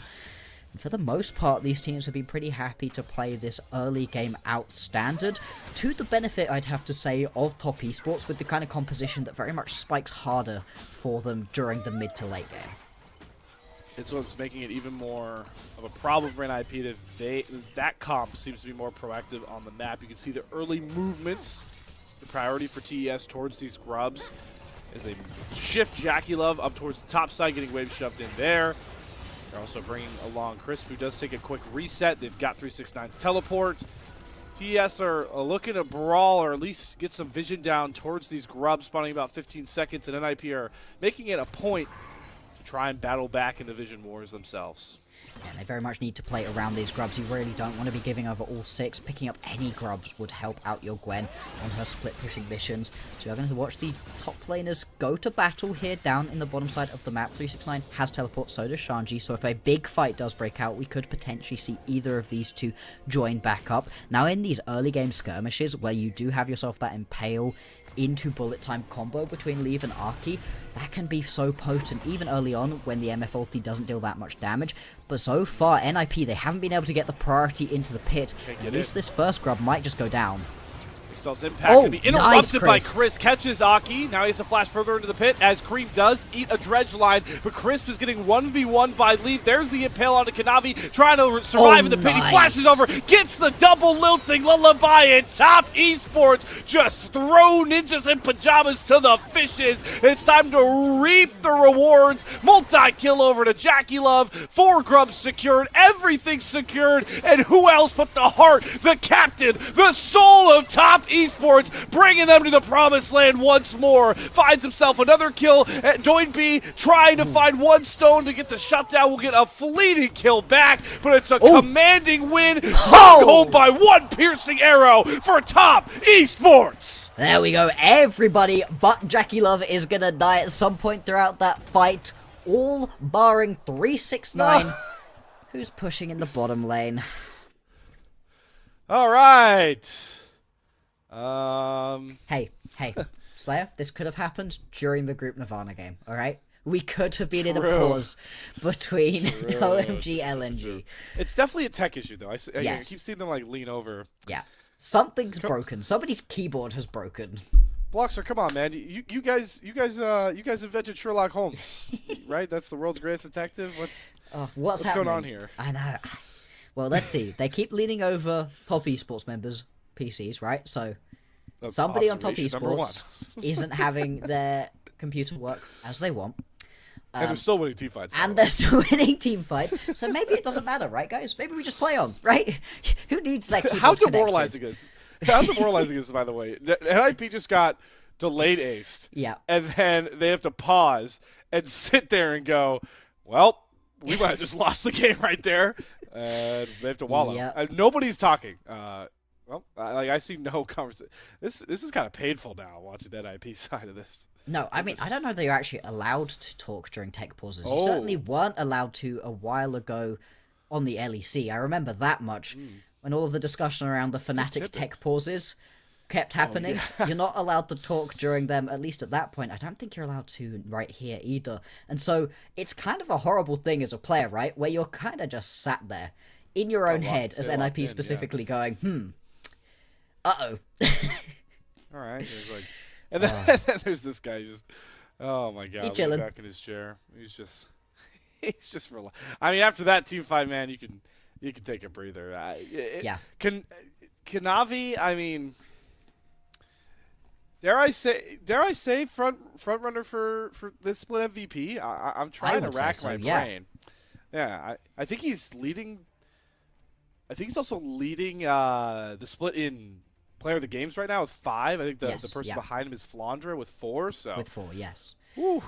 He's doing incredibly well at the moment. And right here, on this Lilia, oh boy, is he looking good with that one. And this is not a Lilia at peak level of efficiency, right? Lilia loves a couple items underneath her belt once she can begin to deal the big damage. In that fight, it was all about the movement skills of Kanavi, weaving his way through, manages to pick himself up a couple of grubs. That was the one thing that NiP were able to do, is they were able to grab themselves 2 grubs in that situation, so they didn't lose out onto all of them. But still, the fact that they're chasing this Bambi around through the jungle, never quite able to catch up to him until the very, very end, picking up another couple of kills too.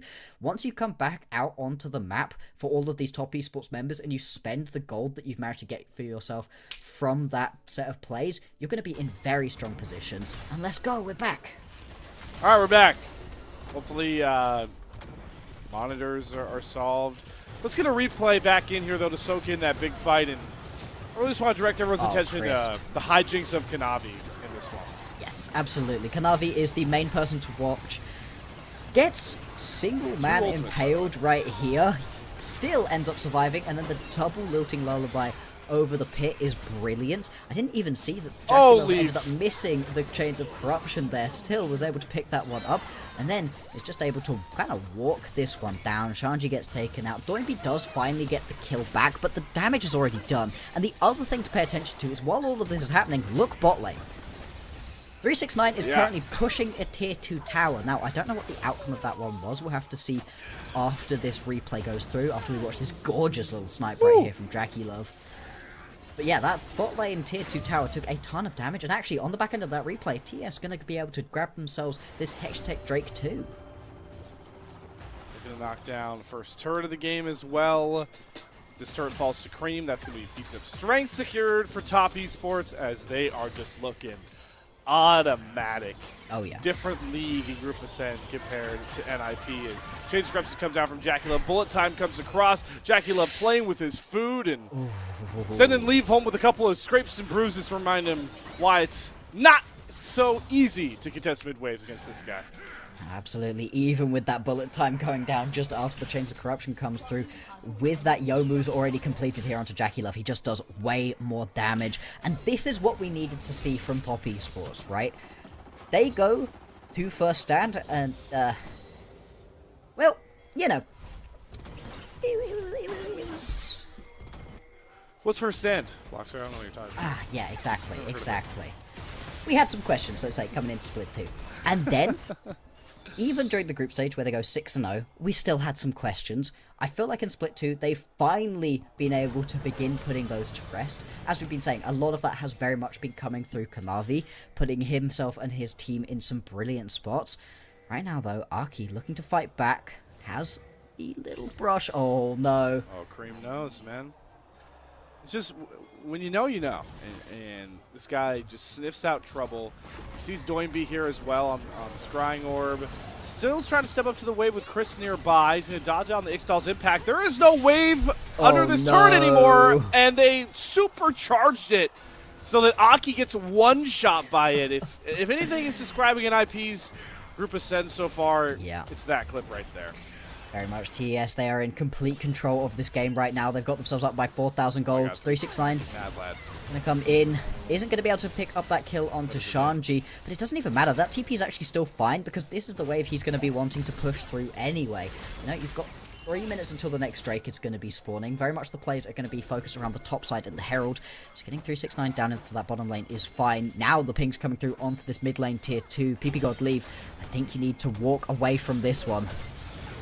PP got a little late to the party. Does Dredgeline Chris in the middle of his headbutt pulverize, but the turret's going to drop down. Chris, with that Unbreakable will survives for a while. Aki does not get the impale. Jackie Love expertly flashes back towards safety, and now the range can sing for top esports in the name of rockets and piercing arrows into the noggins of NiP once more. It's another fight going the way of TES. NiP, they are falling right here in the face of one of the best teams we've got in the LPL at the moment. TES, even though they aren't undefeated, they're still looking like a great squad, and NiP, it's a real tough matchup for them to try to get their feet back under them. That's the joys, right, of this Group Ascent. Constant, amazing matchups between these top-tier teams, and for those who are only just able to squeak their way into Group Ascent, it's a rough schedule. It's such a fun dichotomy to what Split 1's regular Split was. We'll talk a bit about more about that. Jackie Love the way you're playing Varus, man, but he has not hit chains of corruption this game. I just want that corrected.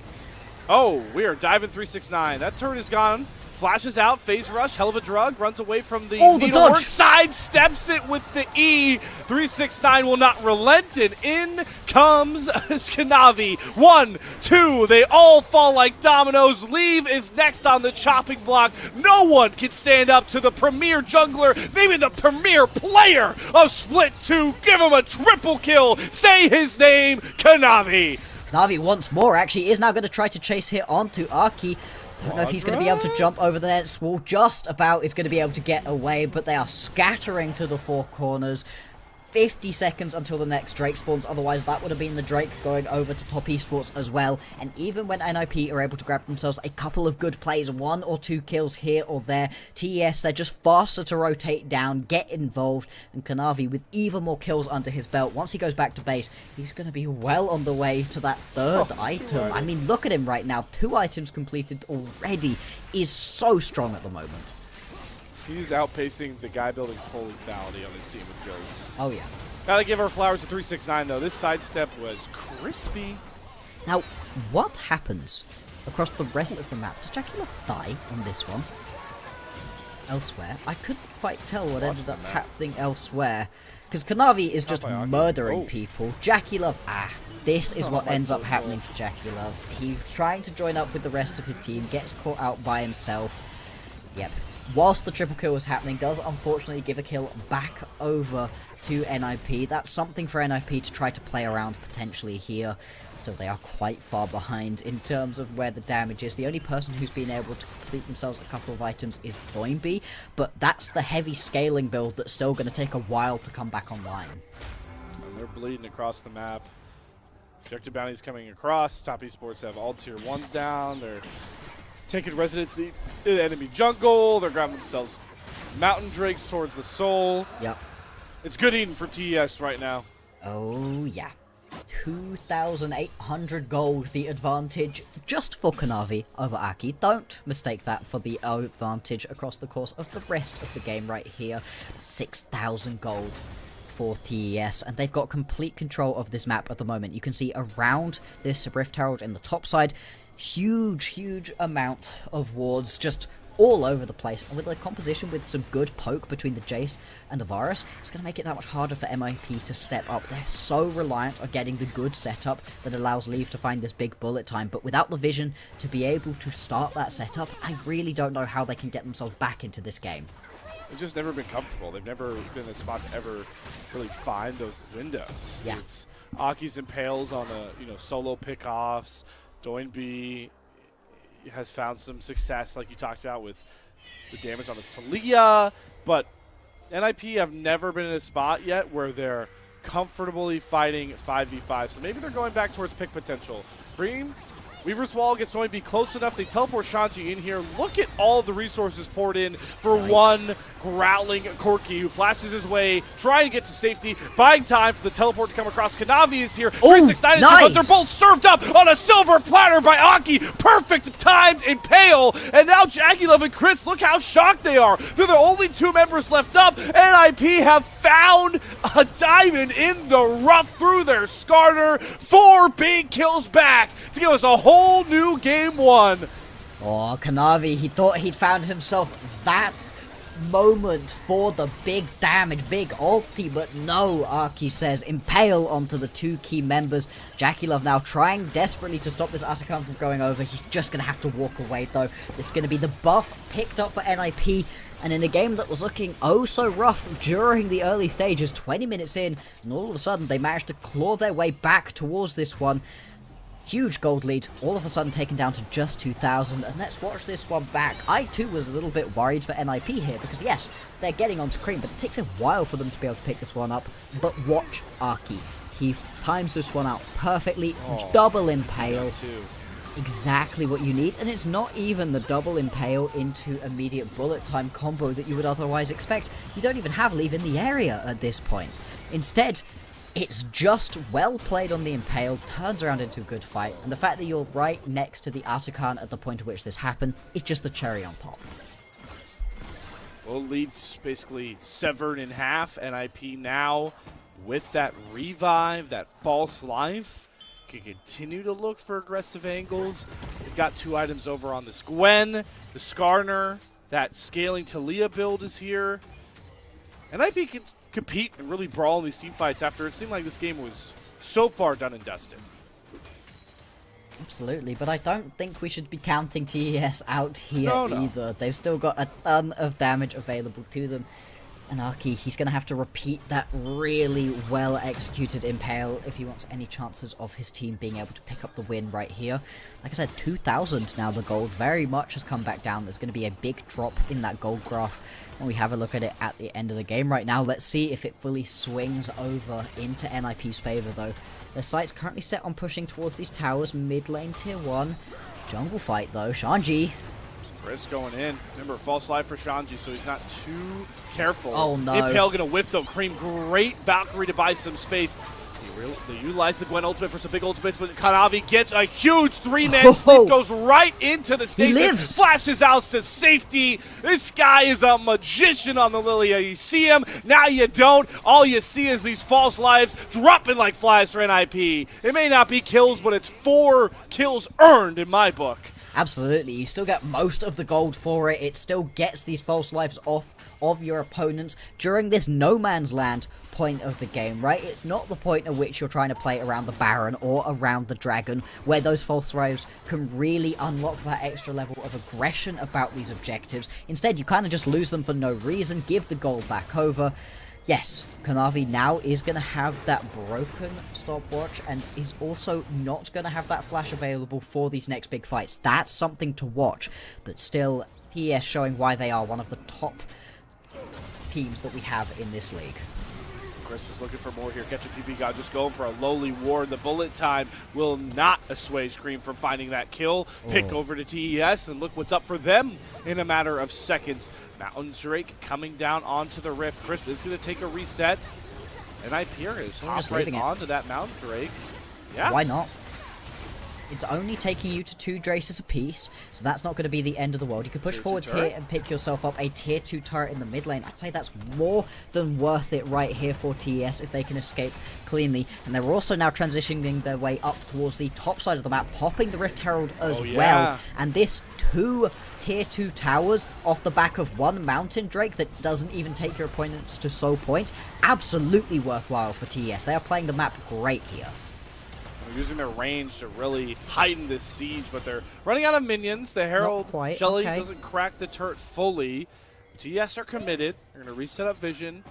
Just allow these arrows, these rockets, these elevated shock blasts to sing from over the wall, from the fog. Yeah, the Pope. Slowly just whittling down at these tanks. Chains of Corruption going to get the cleanse out of Leave as he tanks it. Drench line Edge of Night takes that one up. Depth charge down onto Jackie Love. Weaver's Wall. He's going to flash over it to get to safety, but they get the impale onto Kareem. Corky is down. Crisp is trapped on one side. Kanavi forcing Doinby into the stasis as Shanji looks to go forward. His life sacrifice is Chris. 369 getting slowed up now. NiP are starting to churn and burn through these health bars as a double kill comes through for Doinby. This game is on a nice edge. NiP are not going quietly into the night. TES, they needed to recognize there that you don't get the tier 2 tower, that's fine, you've still made it a worthwhile trade, back off, you don't need to keep stepping up. I did not mind the moment where Jackie Love throws out the Chains of Corruption to get the cleanse off of Leave, but at that point you need to walk away. You have to recognize that Doinby right here, sat on the Talia with the Weaver's Wall up and available, can turn this around all of a sudden. This is fine, now you leave. Now you walk straight away, instead Chris goes flying in, and actually, the fact that you don't have the flash right here on Kanavi is huge, because he's not able to play this fight anywhere near aggressively as he would have otherwise. You can see there's multiple times right now where he's sat with a lot of low health members that he maybe could have gone and jumped into the middle of, then flashed out again, but without either a golden or the flash available, you have to play more respectfully, and it leaves the rest of his team out to dry. It's the one weakness of TS's comp. If they don't respect the snap engage from the Skarner with Nautilus hook, they don't allow TS to sit at that range and sort of whittle down these health bars, they are a lot less effective. You can see how critical role setup plays for both these teams in this game, and now with Baron up, I mean, all eyes drift towards the pit. Who's going to be able to pick this one up? The range advantage very much for TES, so getting themselves onto these towers is going to be a little bit easier, especially if they've then got those Baron buffs. They've got themselves those Baron empowered cannon minions, especially NiP. They're going to struggle a little bit to be able to take them down, very much reliant on Doinby to be able to do that. Right now, though, things are tense. Like I said, knife's edge right now for an incredibly important matchup here in Group N. TS, they want to keep themselves at the top of the standings right now. Keep going toe-to-toe with the likes of AL, BLG, all of those. NiP, though, they need a win here to be able to get themselves back on their feet, back into a decent spot. Otherwise, it looks like they're going to be facing those Group Nirvana teams later on. They don't get a break between now and playoffs if they can even make it. Remember, the fourth spot, the final spot into playoffs, is really anyone's game as we delve further into the second of the round robins of Group Ascent. It's 3-3 JDG clinging onto it desperately. Yep. So NiP would love to reach that 3-win mark themselves as we set up for this next Baron. Key items that have come through here. Kanavi does get the Zanyas fully completed, so we'd like to see him get back towards those with Flash available. Big time, classic Lilia. Flash in, big Q, ult. Go Zanyas. Let's see if Kanavi can do it, because he was running this game 10 minutes ago. It's a whole different ballgame. Now that he's got himself those survivability tools that you really need, that's the point in which you're going to be in a very good spot right now. 2,000 gold, still the advantage for TES. They haven't been able to re-widen that gap since they lost it in those top lane plays. They haven't either allowed NiP to get themselves further footholds into this one. 30 seconds on the Drake. Like I said, Baron up and available right now. What's the decision making right here? Whichever team picks up this Drake does get themselves to Soul Point. Crisp gets engaged upon, but is just going to be able to walk this one away. Is a pretty tanky cow at the moment. Tankier Scorpion there from Aki as he takes a ton of poke but doesn't lose too much of his health bar. Remember, Jackie Love does not have flash up, so he's got to play a lot more careful on this bars. Weaver's Wall coming down, trying to cut down escape angles as PP God survives the engage. Aki flies in, grabs himself the Alistair, and it sets up a huge headbutt pulverizing Chris, and now Kanavi gets the big time sleep. Aki might have just delivered the doom and demise of ninjas in pajamas. These stasises will not save you. Doinby falls to 369. Cream's going forward with the rocket power to slap down NiP. It may have gotten muddy, it may have gotten murky, but when push comes to shove, TES are here to answer the call. Aki giveth and Aki taketh away right there. Unfortunately gives the perfect engage that Crisp needed. And in fact, TES, they don't want to play this game anymore. 20 seconds until Leave is back up. 10 seconds until Aki is here. And with 4 grubs and a team composition with plenty of ADCs, they're going to be able to win this game. One mistake and TES taking a mile. more back and forth than we expected, but it's Top Esports taking a significant lead in this series, knowing all the stakes of the Group Ascend ladder. This is what we were expecting as the outcome, wasn't necessarily what we were expecting as the meat and potatoes of this game. There were moments where it was looking good. That double impale in the topside play around Atakan for Arki was gorgeous. And then in that last fight, just yoinks Crisp straight in for the 4-man knockup. And unfortunately, it wasn't just that play. The fact you don't get the impale onto multiple people, that does suck. The fact you give Crisp that initial bit of engage, also not ideal. But it was more the tools that were now back up and available for Top Esports that they hadn't had in the previous fights. The flash and the golden that you had for Kanavi, the flash that you've got for Jackie Love, just the ability for these people to sit a little bit more comfortable in their fights and actually step up, go do the damage that they need to without worrying so much. That's what really unlocked it. It was just the mistake from NiP that gave them the window to use all of those tools. It was TES, getting back towards playing space, just playing distance. You saw that on point there. TES, a team that does not get shaken up by a little bit of woes in the mid game. This is the LPL, guys. We've seen so many games change hands in that 18 to 23 minute window, but not this Top Esports squad. And especially not the way they are playing with the best jungler in the league by far. I mean, Kanavi started the monumental lead, got caught in one depth charge, impale combo, looked a bit iffy, but that final fight, we called it. We pointed out the Zanya's blocks her. 3-man sleep. It's good night, ninjas in pajamas.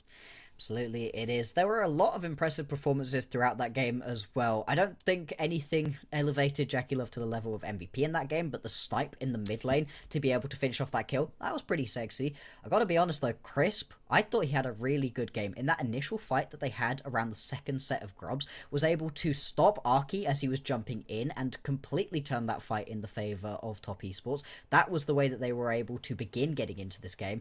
And then, right at the end, getting that 4-man knockup off of the drag in, I thought it was very impressive out of Crisp overall. You could see, not a clean game though. That gold graph is up and down and up and down.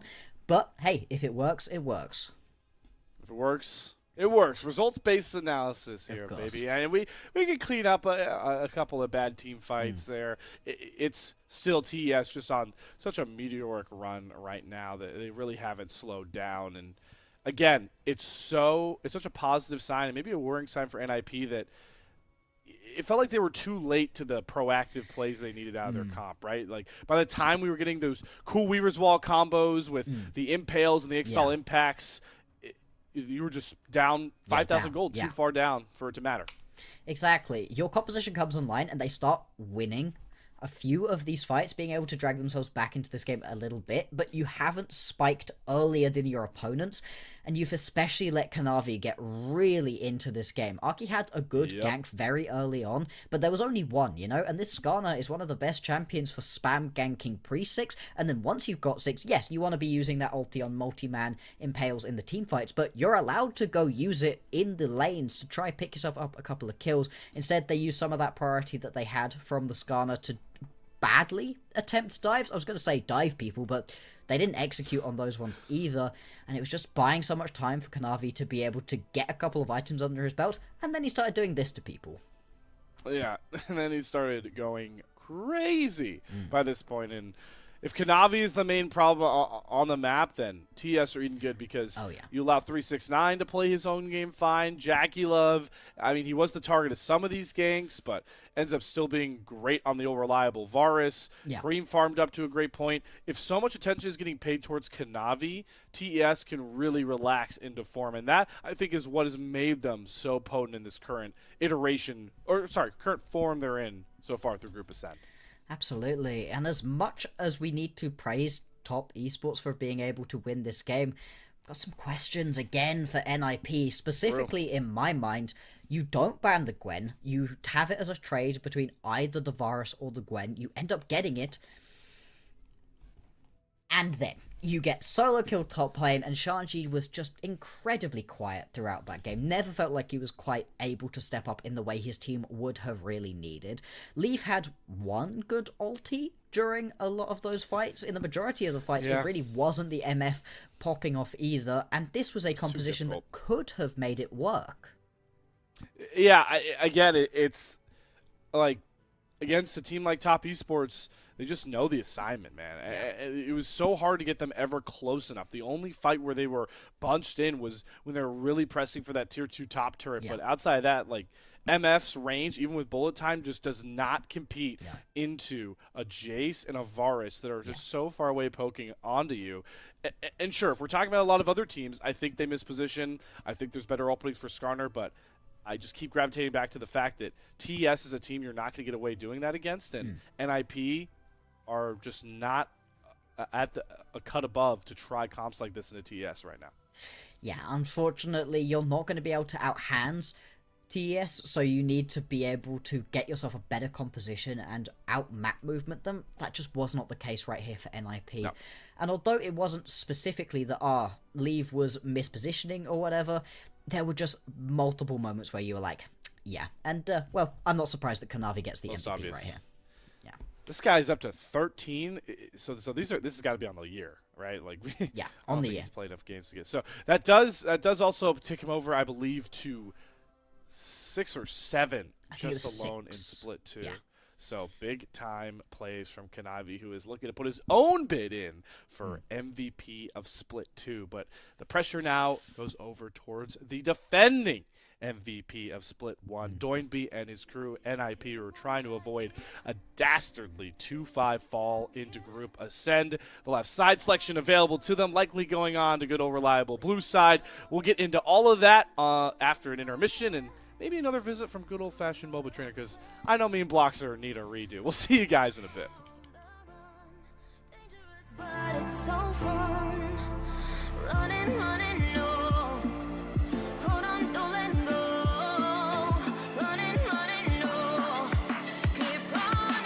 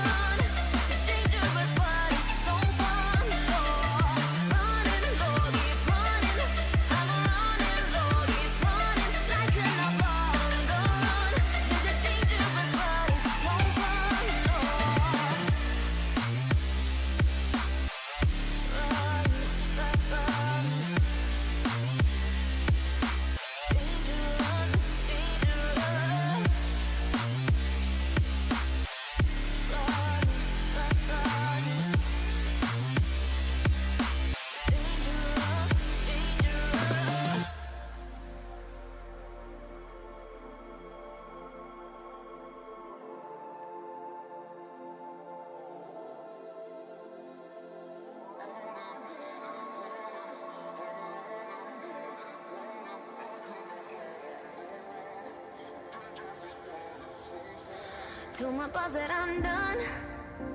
Had no luck with my mom. Say, what will you do with your life? You know it's hard to survive. A cigar in my mouth. Maybe guilty but proud. Now I'm an outlaw on the run. Dangerous but it's so fun. Running, no. Hold on, don't let go. Running, no. Keep running.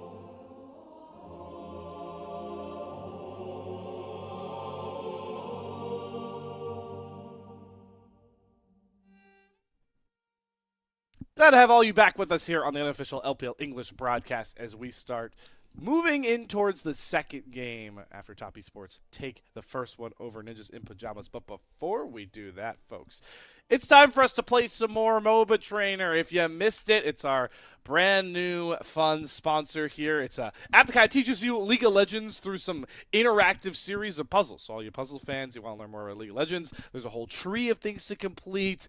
We're going to give you guys a bit of an insight here. And myself and Blocks are going to try and redeem ourselves. We've been kind of scoring the blocks there by the random puzzle. We got a second hard one here, and it looks like we're talking tempo plays. Okay, all right, let's see. Ready to dive in? Let's do it. Hit it, Noodles. Okay. What we got? So, looks like we're going to be tracking support tempo roaming is my question here. So you get like intros. Looks like we're spotlighting the support Elise, and then we're going to get an impasse on what exactly the Elise should do. And here we are. All right, Bloxer. So we're 6 minutes in. The Shadow classic mid. Support Elise roam. What do we invade bot jungle or return to bot lane? I think we should. Oh, go on. You go. You're the bigger mind here. I don't think we should be returning to bot lane right now. For the minute, I think it's far more interesting to be heading elsewhere, especially because you can see the fact that we've got the junglers talking to each other right now. I'd shadow mid lane. I would also vote Shadow mid lane. I think the worst pick is invade bot jungle, but I'm also an AD carry player, so no brand. Let's go Shadow mid there, Noodles. Oh, hey, here we go. All right, so this cool part is you hit continue, and you can see some of the things play out. If you make a bad choice, considered by MOBA Trainer, they'll talk through why they thought the choice was bad. So we get to see Elise hovering mid lane. Actually, a good play here because Akali was very, very low, and looks like Nocturne gets jumped on, and Elise makes the difference. Yeah. Good decision right there. See what the next choice is going to be. Crash the wave, move to bot lane, or recall right now with 300 gold. I don't think recall's the move. No, I don't think recall's the move either. Crash the wave could possibly be the move, but also it's Akali into Rel. Should be okay to move that one through. Move to bot lane is also fine, but you're kind of sat pretty. I think crash the wave, and then you can see in this situation. I'm with you mainly because I can see that Elise doesn't have scryers up and does not have wards to put, invade wards in the jungle. So I think we just crash wave for Nocturne, who is low on mana and health. Oh, no. Oh! Oh, man. All right, so Save we get a bad choice. To play for bot side. Damn. Okay, this is why I'm... This is why we need this. This is why I'm a caster, and I'm not playing at high level. I guess, okay, so they're set up for a dive? I mean, it is a Elise support. We kind of overlooked that a little bit. Really good at dives. Good at dives still. I feel like you could have probably crashed the wave and then moved. Oh, now we're getting it. Okay, so dive Corki, trap Rel.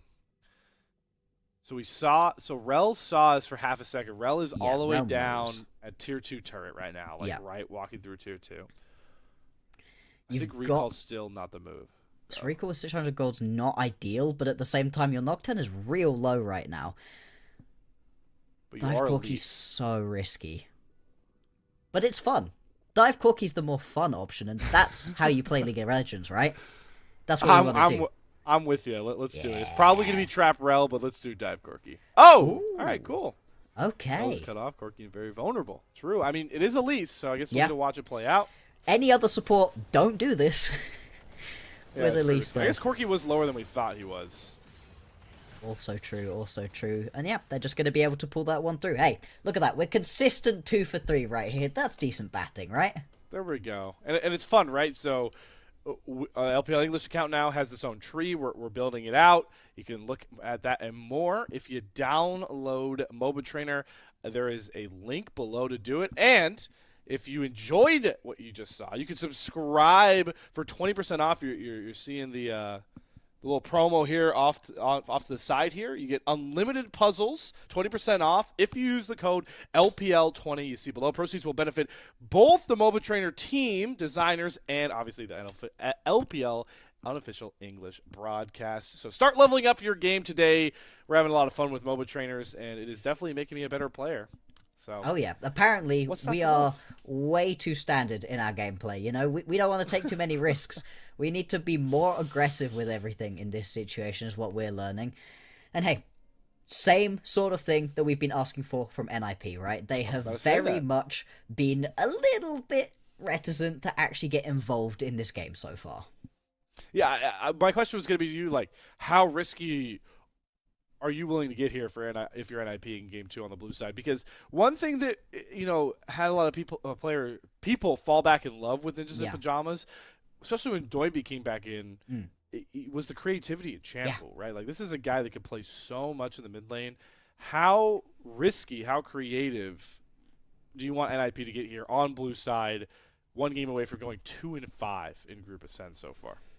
Throw it at the wall. At this point, throw everything you've got at the wall. You're either going to be a fan favorite because you're one of the best teams who play nice standard clean League of Legends, or you're going to be a Thunder Talk or a Ninjas in Pajamas who are fun to watch. Clearly, NiP aren't able to just go toe-to-toe with top esports in terms of the just standard, nothing too interesting League of Legends. So let's see something a little bit crazy, a little bit different. And I think you're right. Doinby specifically, come on, give him something to really unlock him. I'm very glad, actually, that we've seen Top get rid of the Rise. It's been one of the better looks for Doinby, but it is pretty boring overall. I want something crazier in this mid lane. Let's see it, Doinby. So many games played, so many unique champions, even in just this calendar year alone for NiP. Get through the first phase of bans here, though. The Fury, Sejuani, Vi, a lot of jungle priority. You can't be one Varus here. You can't be one Gwen here. Rumble gets banned away. Jace isn't available. So are they just going to... what are the options here? So Sion. So... All right. First are they getting crafty Sion here? Do you I want like Sion? That. 369 pushed Shanji around in that first game with the counter pick Jace. This time around, just pick yourself up something pretty standard, pretty secure in this top lane. Even if you die, you can still pick up waves, so it's not going to be the end of the world for Shanji, and you just help out your team with the overall team fighting so much, can just be a brick wall in front of everybody. But this is what we were hoping for, something a little bit more interesting. It's not happening, but the fact that Warwick just got flashed made me incredibly happy just then. For a second right there. And let's see what the rest of this pickup is going to be. I think that we always see the Kai'Sa look best paired up with either the Xin Zhao, the Xin Zhao, the Vi. Just jumping into the backline. Get yourself an aggressive composition right here. Looks like NiP's response is to kind of beef up a front line, get themselves their own engaged tool with the Wukong. But yeah, my brain starts gravitating towards what dive combos do you want to look for. Do you want to get Cream, maybe an Ahri he can follow through with the Spirit Rush? What supports do you like with the dive comp? I've seen, Rakans play well with Kai'Sa sometimes. You still got access to that route if you want to go that route. Galio, I mean, this is just beefy boys in the front line right now for NiP. Very much. You've got yourself set up with an excellent frontline, excellent engage, and so much cross-map play potential between the Galio and the Sion ulti. And you've got yourself a relatively squishy composition at this point out of TES. We'll see what the remaining pickups are going to be. Crisp currently looking potentially at the Nico, just going to be Cream picking up his signature Azir. Really been enjoying the way he's been playing this champion out at the moment. It works well with these dive compositions because you can either sit back, play your range, or you can go flying in with those shifting sands to get involved alongside the rest of the team. It's a really good two-way combo right there. And it gives you some extra tank shred to be able to get through these chunky members that are going to be incredibly tanky in the later stages of the game.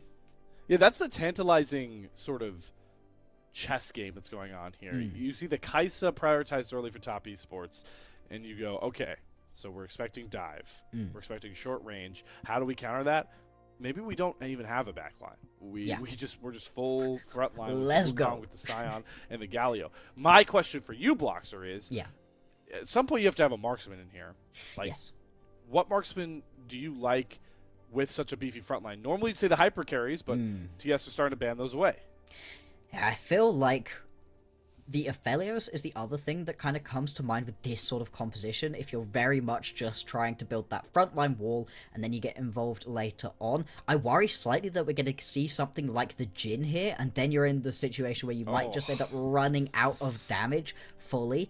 Running out, you might not never have it. Entirely possible in this situation as well. We also have yet to see the Callista if you just want to go in on the early stages of the game.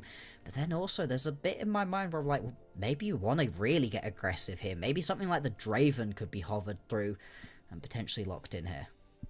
Got Zeri too if you want another hyper carry to lean on. Leave isn't one of the bigger Zeri guys. Lucian gonna go. So really? All right, so Lucian Melio, Lucian Nami both available. Leaf and PP God are gonna play the most aggro lane here. So you are, this is as short range as you come. Short range. My immediate reaction here is Crisp is salivating at the pop blossoms. He is licking his lips right now. He is feeling this game, right? As long as you can avoid getting taunted by Doinby, you chilling. You having a 369? Yeah, buddy. Oh, another tech pause coming in, everybody. We're in Fearless, big guy. You played so many Fearless games by this point. Crisp? I guess Crisp. It's Crisp's fault. Crisp locked it in. Ooh, okay, smiles coming out. Yeah, we're going to re-roll this draft, everybody. Oh, boy. All right. Bloxer, you got a lot of time to break down these comps, man. How we feeling? Thank you. Thank you, TES, for that one. Right. So, ignoring the Jace, you know what? I do agree that Jace could probably work quite well in this composition right now. Unfortunately, that's not the way that the game works. Ignoring TES, actually, fully ignoring TES at this point, NiP, Lucian Nami. Now, I cannot say that Lucian Nami is in a particularly strong spot at this point in the meta right here, Slayer. And with this composition, where your AP damage is going to be from a Galio, your AD damage, other than the Lucian, is between the Scion and the Wukong. I mean, it's decent, but it's nothing really to write home about. As much as we were saying, oh, you might run out of damage as a worry from a Jhin, I feel like the similar thing could happen right here. Lucian Nami, they spike very hard early on and can make this bot lane pretty uncomfortable, but then again, you're still going to have quite a lot of poke coming through from this double ranged bot lanes that we're seeing from both of these. It could be pretty explosive in the bottom lane.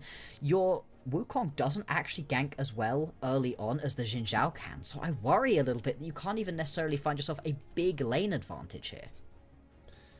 I do think that Lucian Nami and Lucian in general is in one of the best spots he's been in for bot lane. Okay. I do think it's fun that NiP are leading into this, point that we're making, that Leave has probably been their most consistent player, but we have now hopped everybody onto the back of Leave for this game. Like, if this Lucian is not ahead, if this Lucian is behind in item breakpoints, if this Lucian is mispositioning by such small margins, this game just turns into catastrophe for NiP.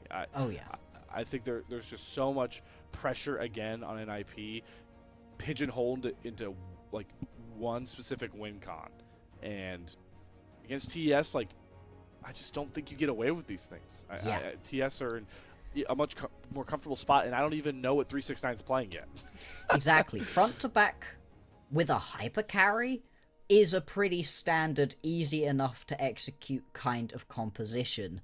Right. But when you're on the low range of a Lucian, who really has to step quite far up to be able to do the majority of your damage, that's a worry. And then also, it's the similar sort of thing with the MF bullet time, where, the culling's great, but you're into a Xin Zhao who can just chuck up that ulti. Now you're not dealing any damage to that main engaged threat that you're worried about. And who else is going to be dealing with the Xin Zhao? Nobody's really going to be wanting to get that close to him. The dive potential onto Jackie Love is technically there if you get a really good hero's entrance out of Doinby on top of Aki, who's flied into the backline. I mean, right now it feels like a lot of these engages are going to come from Nami Wave and Nami Bubbles, if it's not just somebody flashing into the backline with a big ulti or a taunt or something.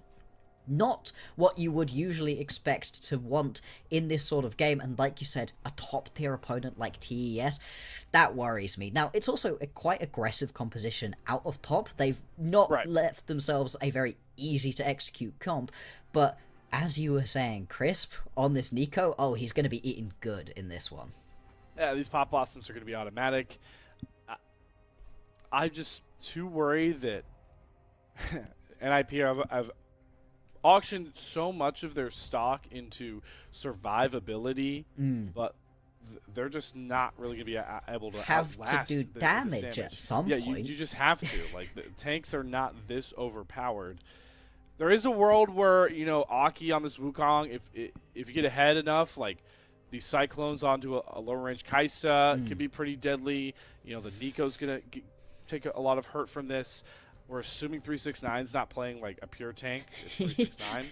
He hasn't been shadow banned, you know, banished into the far realms. Yeah. What's the punishment here? Like, was it a bug and they just weren't able to swap back? Or do you get in trouble for having locked this in and forced us to go back through again? Because they were already hovering the Aatrox. They were hovering the Aatrox. That's what they seemed to want, and then all of a sudden the Jace is locked in, and well, it's 5 minutes later, and we've just done this again. I don't know. We'll find that one out at a later date. For now, though, the Aatrox to round out this composition, I like it. You needed something a little bit more with a front line that could also go jumping in, and the Aatrox kind of fits that bill. I mean, this has got to be the dream 369 Aatrox game.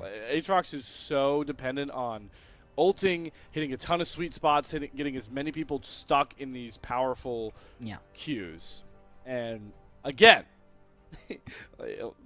this NiP comp is packed in like sardines. Even their AD carry will have to be close range. So yes, there are so many good counters. This has been a great red side draft from TES, and it's going to take a miracle early game start to at least get the damage to a proportionate area for NiP to bring this one home. But a tall task nonetheless, with the series riding on it. A 2-5 record in Group Ascend, staring down, making an ugly smile at Ninjas in Pajamas right now. Let's see if they can do it, Bloxer. Let's see. Let's see it. I feel like we've been pretty critical right here of the overall draft that we're seeing out of NiP. For good reason. It's very short range, but you do have winning lane in the bot lane that you can potentially try to play around. They've got themselves tools to be able to work this one out if you get some of these big ultis off. It's another composition where we're looking at it and going, hey, you really need to be careful with this one. But if they do play this early game out effectively, if you do manage to get ahead right here on the Wukong, I think Wukong's actually in a pretty good spot, skirmishes very well, and is that backline access that this composition really needs. And like you said, you're liking the way Lucian Nami has been. I've not been loving it recently, but I'm more than welcome to be proven wrong right here, and for leaving PP God to really sharpen the way that they have done in so many of their games previously. It's going to be a tall task. Especially, I also, this is a talking point. PP God playing an enchanter. How long has that been? Yeah. This guy kind of has made his name. You know, he got some serious truthers. He's had some serious haters around LPL English. But it's all been on engaged champs. I can't recall off the top of my head the last time he played an enchanter. Maybe I assume maybe a Renata game at some point. But outside of that, yeah.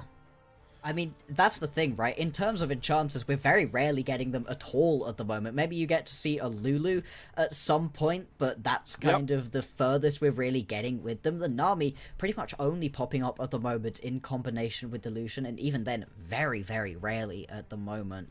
And if they can play this bot lane super effectively, put Jackie Love and Crisp into the dirt, hey, that would be a great look. We've really been hyping up this bot lane as the thing that you need to be playing around, but we also need to see more out of Aki. I think it's unfortunate but correct that we're seeing Doinby on these sort of just supportive champions. I wanted to see something crazy from him. I wanted to see him return to the form we got in Split 1. Unfortunately, not really going to be the case here, but hey, on the front line, maybe there is a chance. I'm very much going to be watching what these junglers do during the early stages of the game. We've got to see the cool Lilia tech on the path thing earlier on. I'd be surprised if we see anything that explosive here, although maybe some level 1 shenanigans, you know? NiP's composition does work pretty well in the early stages of the game. What I've seen too much of, as much as I appreciate them and the job they do, is the LPL refereeing. It seems like there's some sort of another issue going on here. I see a lot of them perusing Jackie Love again as we try and put our Sherlock and Watson hats on. By this point, it's been a rough series on the technical side. Outside that LNG OMG series, so. hopefully we'll be on the Rift here. And I'm with you, right? Like, I'm a fan of, like, Doimbi on playmakers. Yeah. Aki has had big Wukong games. Shanji's been a pretty good Scion tank player. There's just there are no finishers. Like these comps work so well if you just drafted Jinx earlier. Yes. You had drafted Aphelios. You had drafted Zeri. Exactly. You got the sort of champion who you could go, yes, in the later stages of the game, this is going to work. Even something that we've mainly been seeing in the mid lane, like the Tristana or the Swalber. Either of those champions give me that little bit of extra hope where I'm like, okay, yeah, we are conceding the early game. We are conceding the mid game. But 35 minutes later, there's a chance that we get ourselves into a good enough spot to win. Whereas now, the point at which your tanks are really coming online is the point at which, well, your peak damage on Lucian's done. Lucian Nami is a lane bully combo that then peaks really hard at one item, does pretty good at two, and then begins to fall off. And your opponent's composition kind of can sit through that point, doesn't necessarily need to fight in the early stages of the game. And TES, they're the kind of team who knows that, who I wouldn't expect to go flying in to NiP in situations in which it doesn't make sense. If they do, hey, all power to you right now for the NiP mind control that sends us to a game 3. I'd love to see it. I want to watch these teams battle it out again. I just would be a little bit surprised at this point. At the very least, Lucian and Kai'Sa interacting will be very fun. Those are two champions basically that are very equipped to find kills in the same way, which is like dashes, getting as many auto attacks out, and playing for mobility. So we'll have to see. Jackie Love on Kai'Sa is a tantalizing prospect. Leave, one of the most consistent performers for NiP in a lackluster Rumble stage, is on the Lucian. Both these guys going to be in the spotlight. Who can bring it home here? Top Esports with a win in this game 2 will go, for now, to the very tippy top of Group Ascend and send NiP down to the depths alongside a 2-6 Thunder Talk and a 1-6 WE. Unless this ragtag super frontline comp has something to say about it, hopefully we'll finally get on Summer's Rift to see how this whole thing plays out. And there we are. For potentially the final time tonight if TES have anything to say about it. Let's go. See if we do get any early game shenanigans. For right now, nothing too much is going to happen. TES do bring a couple of members down. There's the crowd chants that we were really looking for. It's great to hear these impassioned fans about these squads. TES, they've got themselves a great fan base at this point. Oh yeah, a Boxer. You gotta soak something in here. This is the full burst tech coming out from Leave. He's got Ignite and Electrocute to play off the Nami, and they found themselves a lowly Jackie Love just waiting in Tri-Brush, and there's that very Electrocute with the Nami steroid injections you get with the solution. So there you go. There it is. Immediately get to see what the Stimpack Nami can do for helping Leave to deal as much damage as possible right there. And the fact that you have to go back to base right here from Jackie Love is going to really suck. He's going to miss out on a couple of minions right here worth of XP. Put them behind in getting that level 2, which is exactly what you don't want to have happen versus a Lucian Nami lane. Pretty much from that early play that we just saw, you're going to have to concede map pressure for at least the first couple of levels right here in this bottom lane. See if Kanavi can help, alleviate some of this pressure later. Still a far ways away, but is clearing top down to potentially hover towards that bot side, just like we learned about thanks to MOBA Trainer earlier. Shout out, gotta give that plug as often as it fits. Level 2 coming across though for Leave and PP God shortly, and we'll see how aggressive these two want to get. There's the Electrocute proc and Ignite in tow, and this is the reality for Crisp and Jackie Love for the next little while. This game is very much not about the way that Crisp and Jackie Love play out their laning phase. Their laning phase is not irrelevant, but not particularly important to them right here, as long as they're able to survive. You just need to get through it without dying, keep your health high enough that you're not going to get dove, because the dive combo of NiP is very strong at the moment, right? Doimbi can come joining in with the ulti. Whoa, this one sucks. Jackie Love's just going to have to go back to base soon, I think. This is rough to watch right now. Yeah, he burned his barrier too, like the one saving grace from a flash double tap with the Electrocute. I mean, Lee will just kill him at this point. He'll also burn from Chris, so no real supportive summoners available. And, well, this is exactly the start NiP needed. It's small marginal wins, but they're slowly accruing a big lead for Leaf. This is exactly what you were trying to play around. When we were talking about interesting bot lanes that you could pair up with NiP, we were expecting something a bit more hyper carry, but once you go Lucian Nami, you are fully about the laning phase, what you can do to just bully out your opponents and then transition that into the early to mid game and make your opponents pay. So far, so good. On the first recall though, nothing too much going to come through. It's just going to be an extra longsword, so decent little advantage in the laning phase right here. The junglers both clearing pretty standard so far. A little bit ahead is Kanavi after grabbing that first Scuttle Crab. Should be losing out onto the second one though. Naki not really going to be able to turn that into anything too much. Could potentially have gone for a gank top lane, but would have been aware that Kanavi was chasing him up the river. Really don't want to get caught on that counter gank. Instead, we are going to see the recalls come through, and Jackie Love Crisp, they're going to head straight up towards this top side of the map. They do not want to be in this lane. Here's the thing, though. Do you really want to... No. how comfortable are you swapping your Aatrox into that lane and knowing they have a Scion on the other side? So, NiP, they might just keep lanes traditional because this trade doesn't really... I mean, this trade just punishes 369 further, who's about to just get soloed. I mean, if Crisp and Jagulov aren't there, that's at least flash for flash, if not a kill for the tank Scion. I mean, I think the 369 is trying to bait a little bit there for Shanji to come in, but also, if the flash timing is correct from Shanji, he could have just gone for that one, potentially got himself a kill, and even if you die there, you still pick up most of the wave through that Scion zombie passive, so that would have been okay too. It is, yeah, still going to be the teleport coming up to the top lane for Shanji. Yep.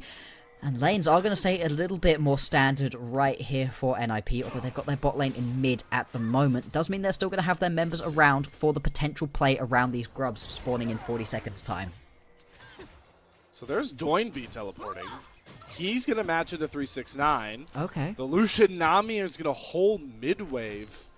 What's the angle here? Is this just... Hey, Slayer, you know when I said throw stuff at the wall? You did. The wall is covered at the moment. They are very much just trying out some new lane assignments right here. The thing with having the Galio down in the bottom lane right now is it opens you up to playing around this dragon, if that's what you want. And getting a Hextech dragon early on is pretty good. With your bot lane in the mid lane, it means they can move either towards the dragon or towards the grubs. It just gives you that extra level of mobility that can be very useful at this point. See the damage they can do. Oh, wait. I mean, just deletes PP God's health bar. If he had red buff, that's a kill, but Aki's trying to make a difference. Hero's entrance coming across. Leave with the Q through Cream, finds first blood into Kanavi. We've questioned this NiP draft from the jump, but right now, it's bearing some pretty good fruit, and it's through Leave just doing it all, pumping out tons of damage. Exactly. Now, I was very critical of Leave and his mispositioning in teamfights in their last couple of games, but couldn't deny that the guy has skills, and in this one, very much showing up. I love him on these more mobile champions like the Lucian. Right now, just running through the members of TES. We are now going to have a little bit of a scrap around these grubs. First one going to be picked up by NiP, but TES, they arrive, going to be able to push the majority off, and with Kanavi now here, there should be the remaining two grubs going over, bar some smite steals. Oh, Shanji. Oh, I think he meant to do that, genuinely. Just like the fake out? All right, it looked different, but I don't think I'll take it. With just running down, you scare the members of TES off, and then you can just return back to your top lane. You weren't really needed for the play. It's also totally possible that that was a complete mistake. But I think in that situation, that was such an easy wall to avoid that I would imagine it was just, yeah, I actually am not needed on this play. We'll stop now. Kanavi and company do steal one grub back, so nobody gets a feat of monster slaying. And for the time being, well, that means nobody's going to grab double grubs in a game that shouldn't have a ton of split pushing. It just got a ton of health bars getting deleted. Nice. The Dream goes for the Shreem and Shuffle and serves sushi on the menu in the name of PP God. The revenge of Kanavi has been claimed. Or not quite the play that they would have really wanted. They would have loved the kill right there onto Leave, but still being able to pick up the kill there onto PP God. Getting the kill credit over to Cream as well. Exactly where you need some extra gold to be going. And TES showing why they are one of our top teams in the LPL at the moment. Never just concede their way through. Always find their way back into the game, even with a composition that overall wants to be scaling a little bit more. NiP, they have all of the onus on them at the moment to get aggressive. That's something that Wukong often struggles with, but very much has to do. He can fall off quite hard in the later stages of the game, so needs to get ganking early. Struggles to set that up for himself. Now pinging up towards the top side of the map. Wants to potentially get on top of Crisp or Jackie Love here. Crisp going to be slippery with this. Nico could use the clone. Good eye to shut down the Aki gank there. We'll see if PP God continues to get punished on this Enchanter pick. One thing that's always worth mentioning, especially with those big-time engaged support players, is they tend to position their enchanters in similar ways. Yep. And you are not as tanky as an Alistair, my friend. nope, you are not. So I want to track that going forward as we keep talking about how PP God is in, new territory playing this enchanter, and right on cue he gets half his health bar chunked. They do get leave to drop the culling, and Kadavi has to play bodyguard. This Cream does eat the ignite as well, and both parties going to walk away safely for now, but Crisp is hunting. Yep. Leave does have flash, though, and everything will settle back down as target number one still has a big bullseye on his back. His name is Leave.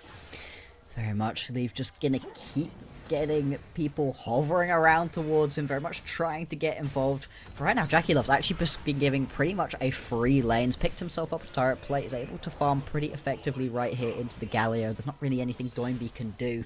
And that is another key win condition right here for TES, being given the time and space to be able to farm themselves up. But here's the worry starting to manifest for me into this NiP comp, right? Is that all the other aspects of this comp and lane are going to be net negatives. Yeah. And the leads are starting to compound, right? You got a couple hundred gold for Cream.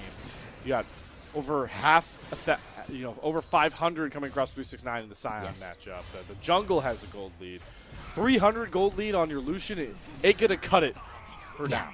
No, the first kill was great. The fact you've got that Essence Reaver completed here onto Leave is a good start, but you very much need to keep the pace of this game accelerated, keep going. I like this play from Arky right here, finding a little bit of time to be able to come and pick up this Drake.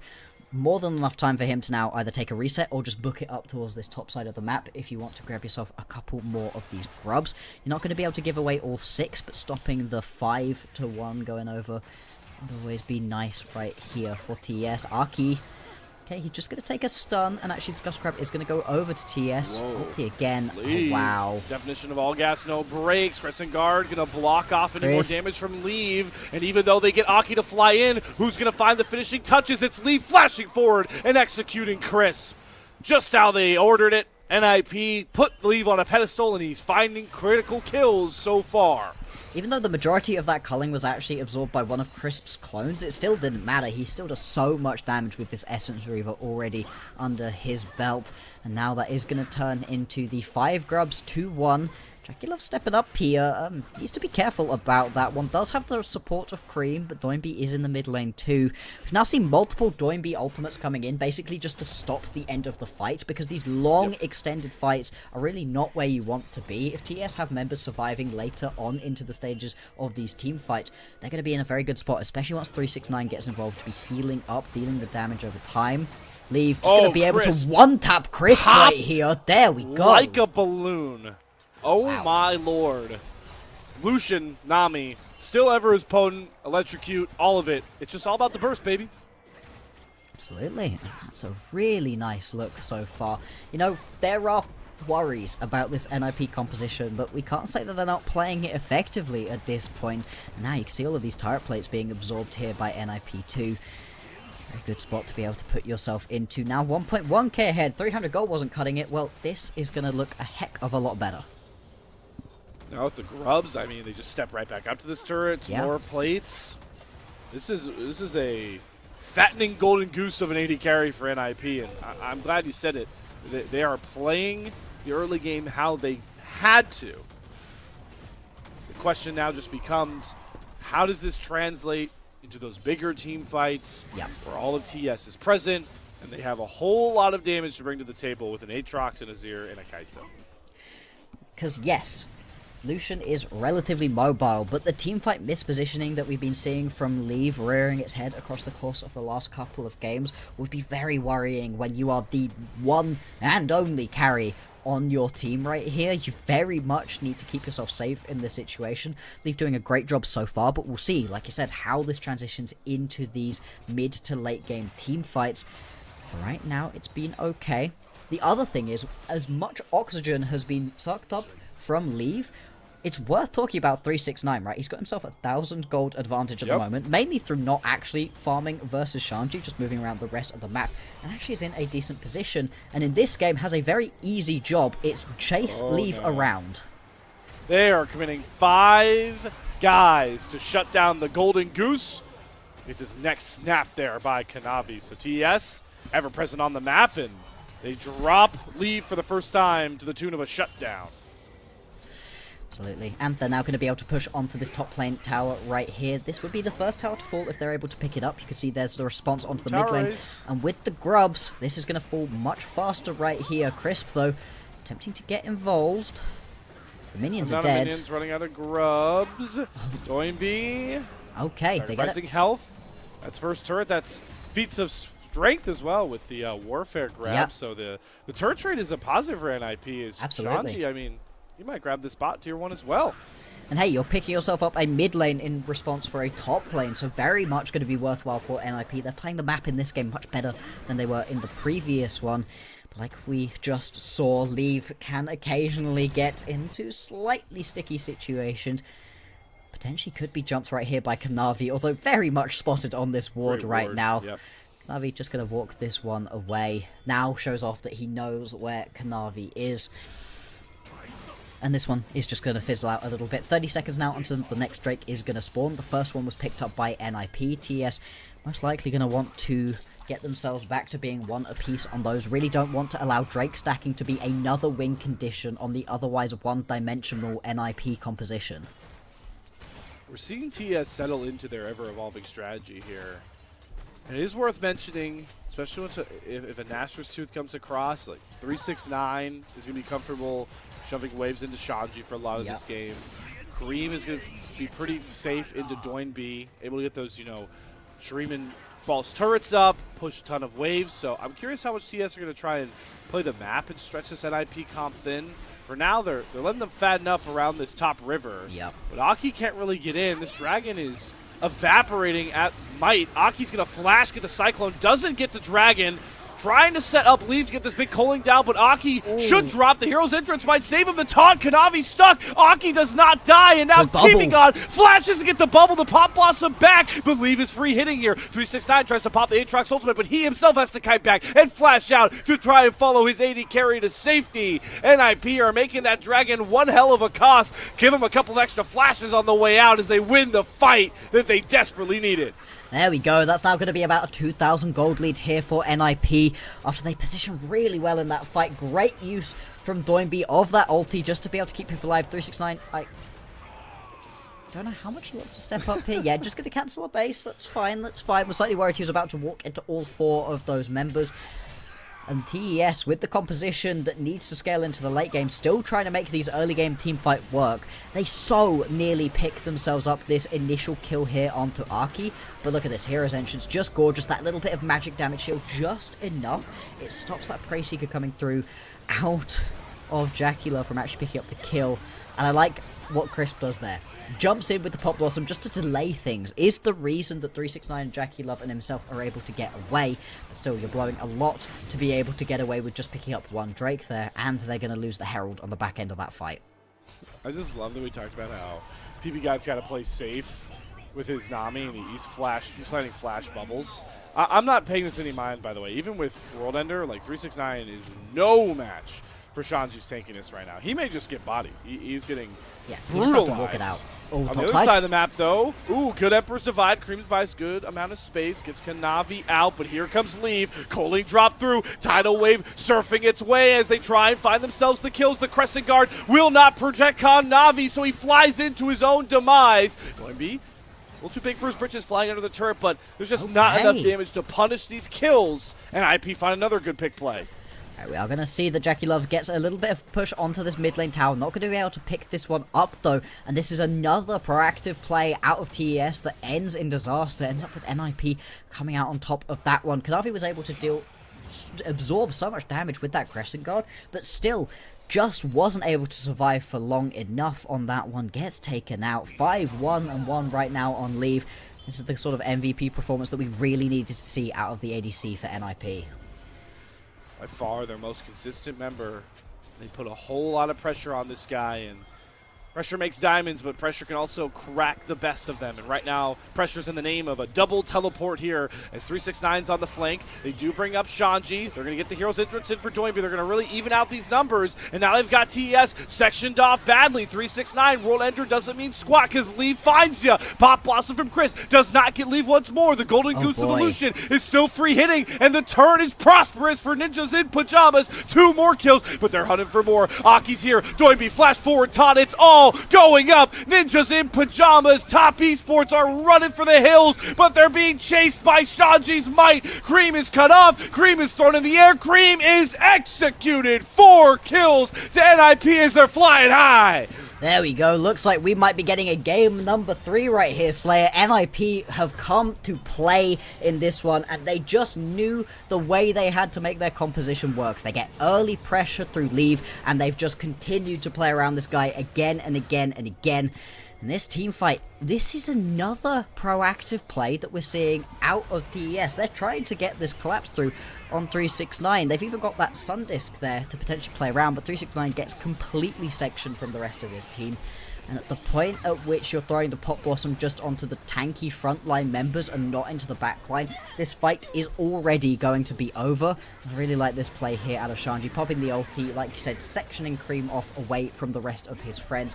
They're able to pick themselves up even more kills on the back end of this play. NiP, they are playing out this very risky composition so incredibly well. They are protecting Mr. President with fantastic metrics at this point. Leave is so far ahead. 7-1 on this Lucian. I think he's either nearly at the IE he's building for or almost there. Yeah, no, that's a 3-item Lucian at 20 minutes, man. Oh, yeah. Good luck.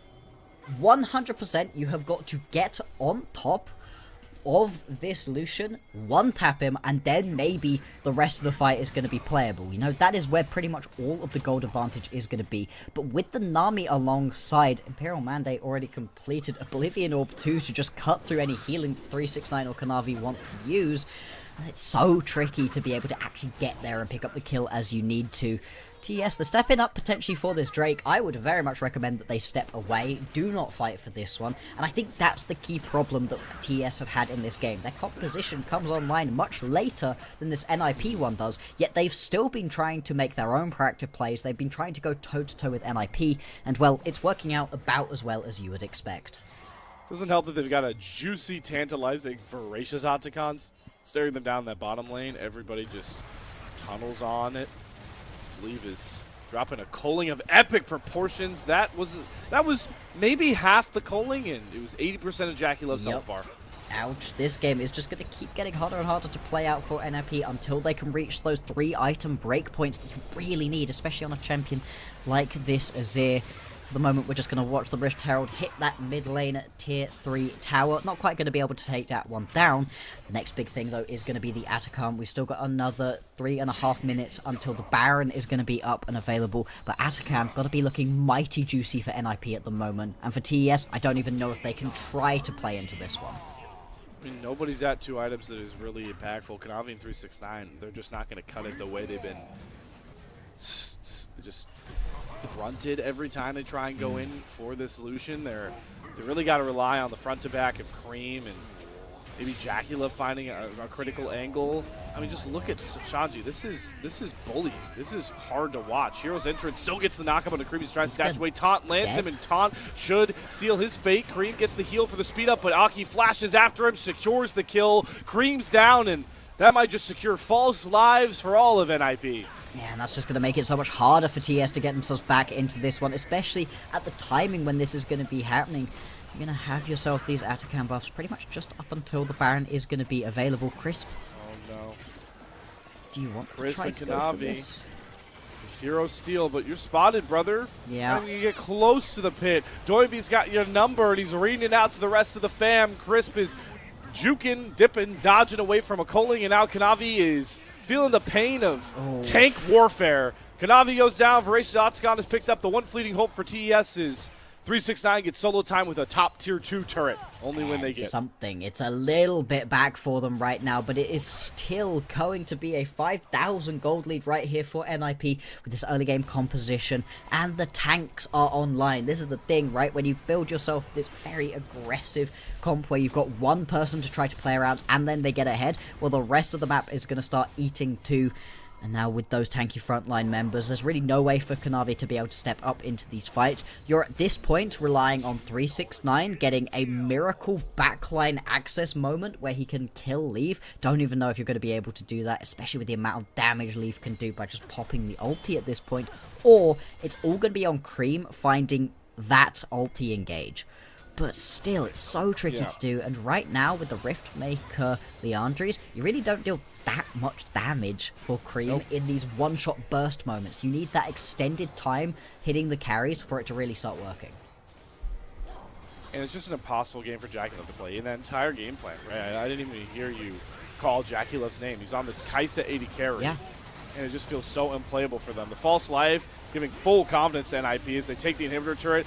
Triple man taunt lands. Cream's health bar is deleted over the wall. 369 will get the false life out of Leave, but can the rest of NiP this far ahead really still fight without him? JackeyLove on the back end of the fight. Full HP. Has 369 with him. False lives are starting to come out. Now it's Shanji and Aki. Do they have enough damage? That's the big question. How much space can they buy? JackeyLove is using every single auto he has possible to try and get through Shanji, but Aki goes down next. Shanji, the big bad tank's the only one left with PP God off to the side, but there's a fourth false life coming across. TES showing us some life, keeping their base not out of full tatters. Yeah, they are at least going to keep themselves that mid lane inhibitor up and available, so they're not going to have those super minions pouring in, constantly making it tricky when they want to play around these other big objectives. And with the false lives off now, that's going to make this Baron play potentially a little bit easier if they want to go contest onto this one. Cream just gets one tapped, but really watch JackeyLove throughout this fight. JackeyLove is kiting for his gosh darn life. You know, the way that he's weaving his way through this play, dodging away from all of these charges, making sure Arky isn't going to be able to one-tap him here either. I mean, this is a long, extended fight, but this Kai'Sa does eventually manage to get through the very tanky members that we've got right here on NiP, and I really don't think that play was worth it while overall for NiP. Felt like they were pushing a little bit too far. Still, 15-2 in terms of the kills, up by 6,000 gold. They are in a good spot. The part that hurts the most when the scoreboard comes back up, look at all those bounties. I mean, if those were not false lives, I'm not the greatest at doing math on broadcast, but TS might have gotten an extra 1.5, 2,000 gold across their members on shutdowns alone. Yeah, there is really no reason to have gone that aggressive in this situation. Let's see it now, though, with the next Drake. This would be sole point if NiP can grab it. Oh, but Cream! Health bar already at 30%. Has to get out of the fight. Kanavi, crescent guard through, but Leave can just dash in with Kanavi there. Leave is trying to bide his space, knowing the 369's looking for the hunt, but it's okay, because the front line's got you, Leave. They're getting it done in spades. JackeyLove getting chased down by Shanji. Cream's far too low. 369, zero value out of that Aatrox, and all the value comes through for this Lucian. NiP with a unique, intriguing comp are going to bring us to a Game 3 to decide the fates of these squads in Group Ascend.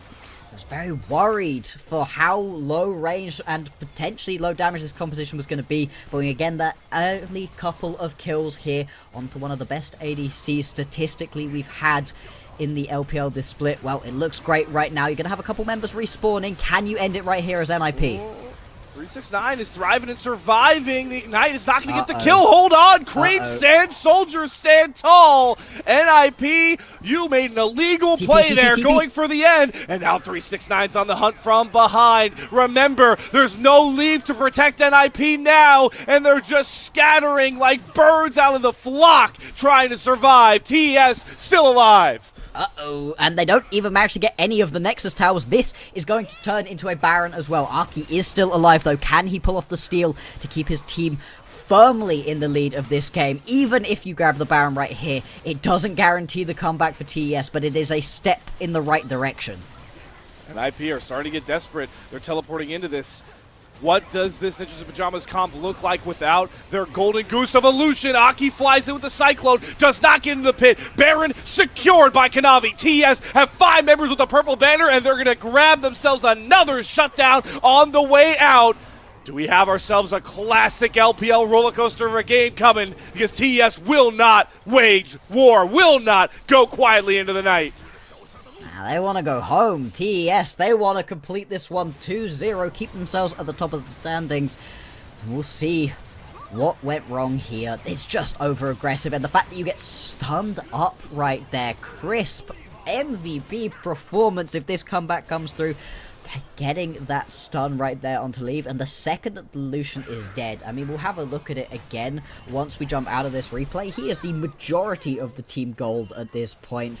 You really cannot afford to be stepping up and getting yourself killed there. Yeah, 2,500 gold in the advantage. A much bigger gold lead than anybody else has. The next biggest one is 369, the advantage he's got for himself. Now, don't make any mistakes, right? NiP are still in a very good spot in this game, but as we were alluding to throughout the entire early game, right? NiP, their composition better early on. TES, though, these champions, the Azir specifically, begins to really spike around this point in the game.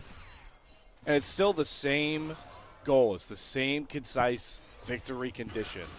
If you knock down Leave without it costing all your health bar, everything, Leave, what? you can find the win. Leave does not get caught by Chris. Everybody's flashing after Leave, he's dead. but Mr. President's surviving. Can Cream and 369 find those kills? They got yes! Down goes Leave. Doiby, you're too late to the party. Aki, too scared to step up. What does this front line look like without their crown jewel, without their golden goose? Oh, it's They've got to good. fight their way out, but Cream goes down. Kanavi 369, it's all on you. There's no world ender. The healing has to be preposterous for them to find this edge.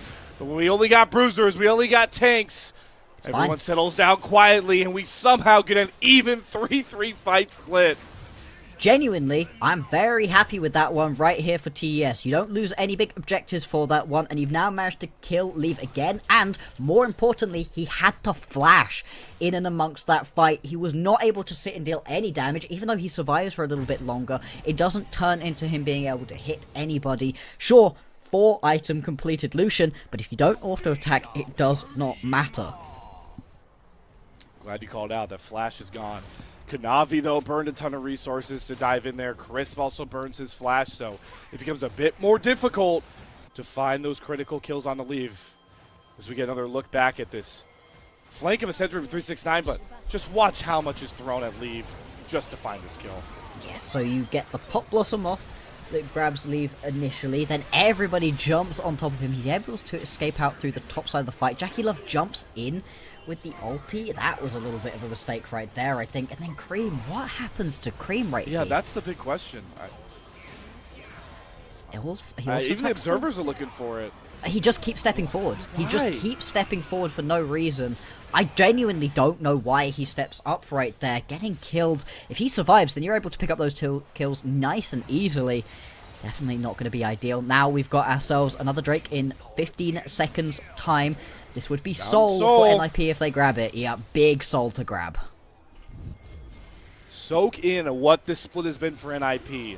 Anything but the results they expected. They were a upper bracket team in Split 1 playoffs. MVP Doim V season. Since then, 2-4 slide. Down with teams like Thunder Talk and Team WE. That's where TES want to send them. That's where the defending champs want to push them. And NiP have created this unique formula all through their most consistent player in Leave.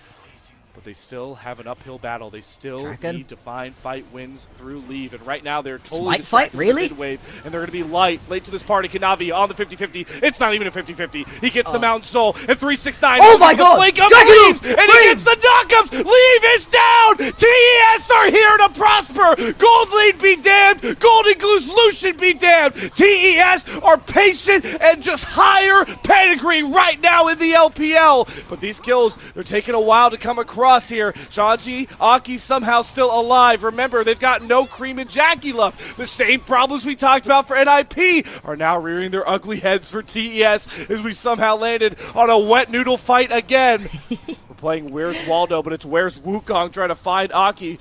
Desperately trying to get this back off. Yeah, and somehow after all of that pandemonium, Blockster, we only got 4 kills.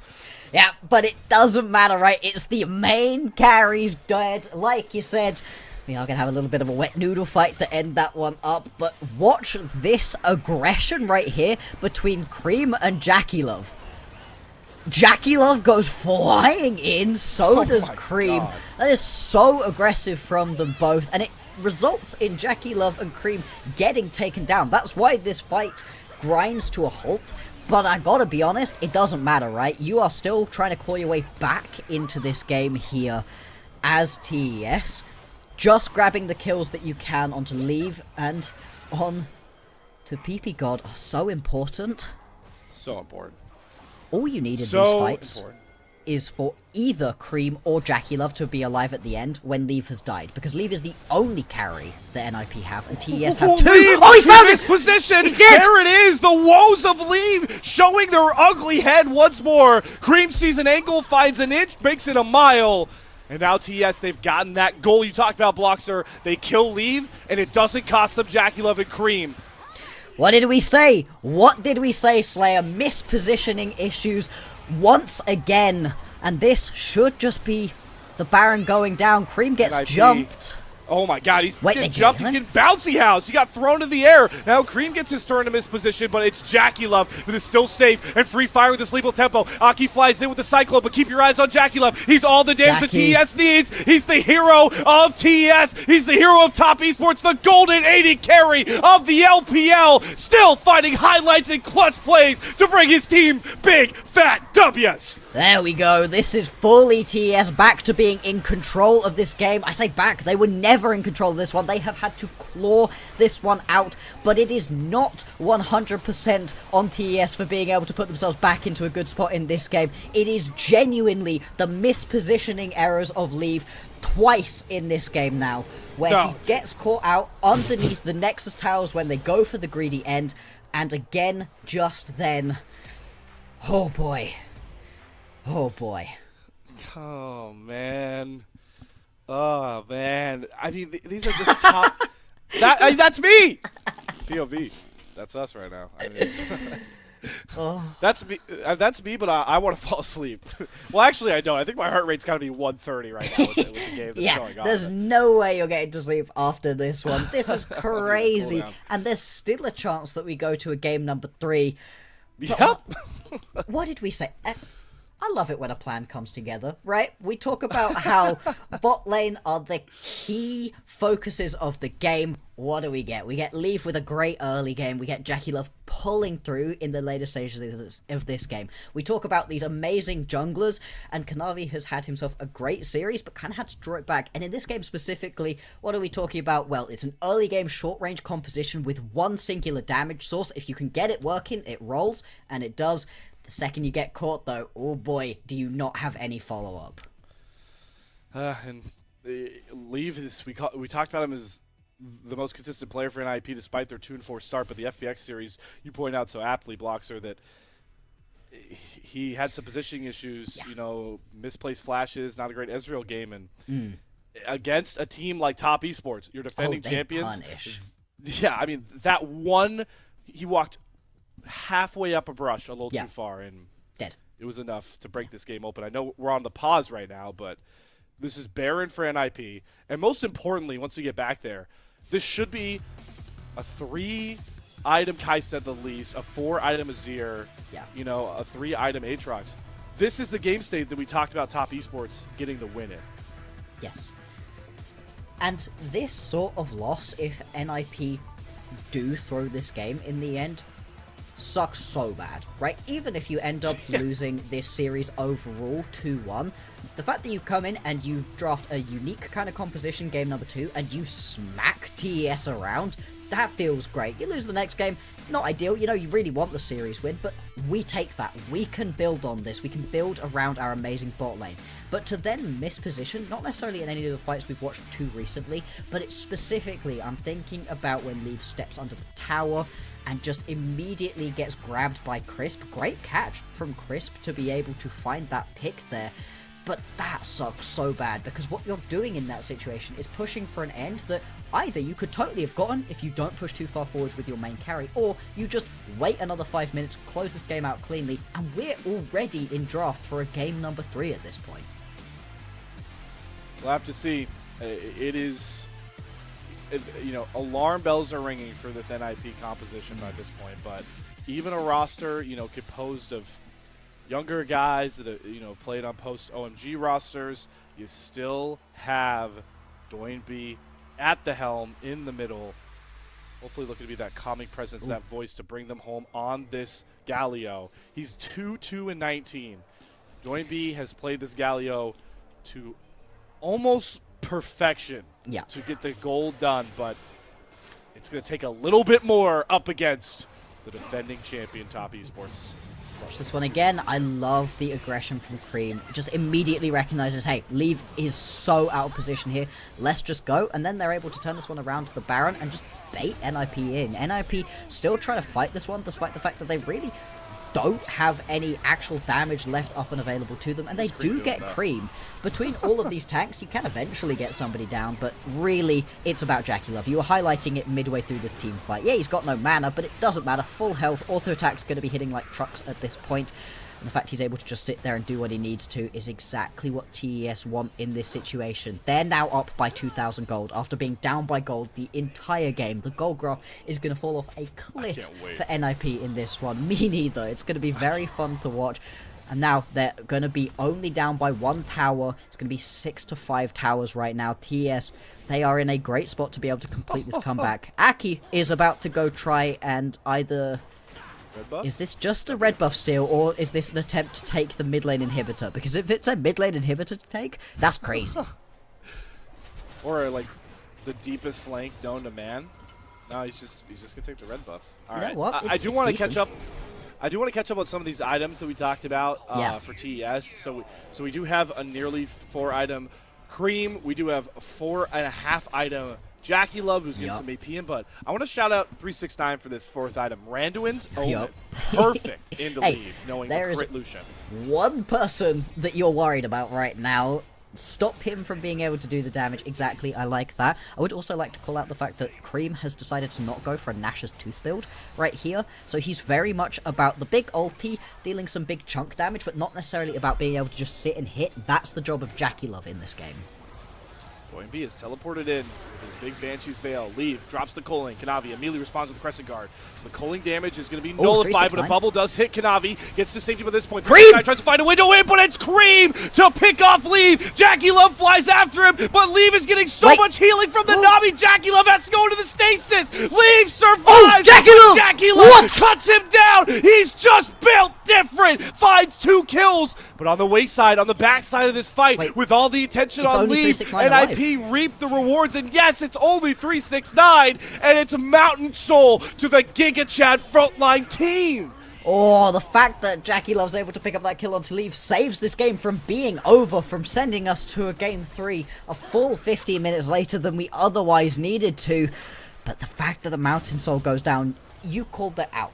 How difficult it is to be able to fully get this kill here onto Leave. Even though he gets hit by that ulti from Cream, you have to flash for it as well. That's now not going to be repeatable for a while. Into the Pop Blossom. But the healing. So much healing from PP God, just about keeping his main man alive for longer. And without JackeyLove able to be playing out the rest of this fight, dealing the damage he needs to be doing, you can't get through these tanks without the Nash's Tooth build right here onto Cream, especially when he goes flying in and dies early on. You don't have any tank shred that isn't JackeyLove here. And let's talk this in for a second. Look at both sides. The summoners that are now down. Yes. For the next couple minutes. Mostly TES. I mean, they're all out of flashes. Like I'm 369 if a fight breaks out. Yep. Luckily for them, 2 minutes until the Drake is going to be, sorry, until the Baron is going to be spawning, 5 minutes until we're going to be getting Elder, so we do have a little bit of respite for a couple of seconds, and the thing is, right, Leave's not going to get any stronger. That's a full build, Lucian, right now. Whereas you've still got places to go for a lot of your carries. Jackie Love also full build, but look what's in Cream's inventory right now. That's 2 needlessly large rods. Rabadons incoming right here, and if you thought that this was big burst damage already from the Azir, well, they've got another thing coming through, and the rest of the members of TS are just catching themselves back up. The goal dead even at this point in the game, 40 minutes in. Like you said, lack of flashes is going to make these next couple of fights very, very risky, and it's again going to be on these big ultis from Cream, scooping Leave up into the backline. If he miss positions again, this game could well be over. We'll see if PP Guy can put together another masterclass protection performance. Hits the clutch bubble onto Jackie Love. The tidal wave hits Cream, knocks him out. The heal gives Leave another extra 100 HP. It was nearly the difference maker in this game.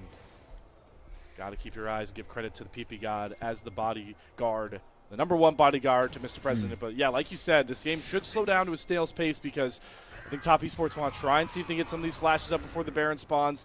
But most importantly, let's get Cream to that huge junction where he can grab the Rabadons. The back's coming through now, should have the buy, but look how much space that's given NiP to set up on the top river. Exactly, they've got full control around this Baron pit. Going to be 15 seconds until this one is going to be spawning. You really can't afford to give this one up, I don't think, as TES.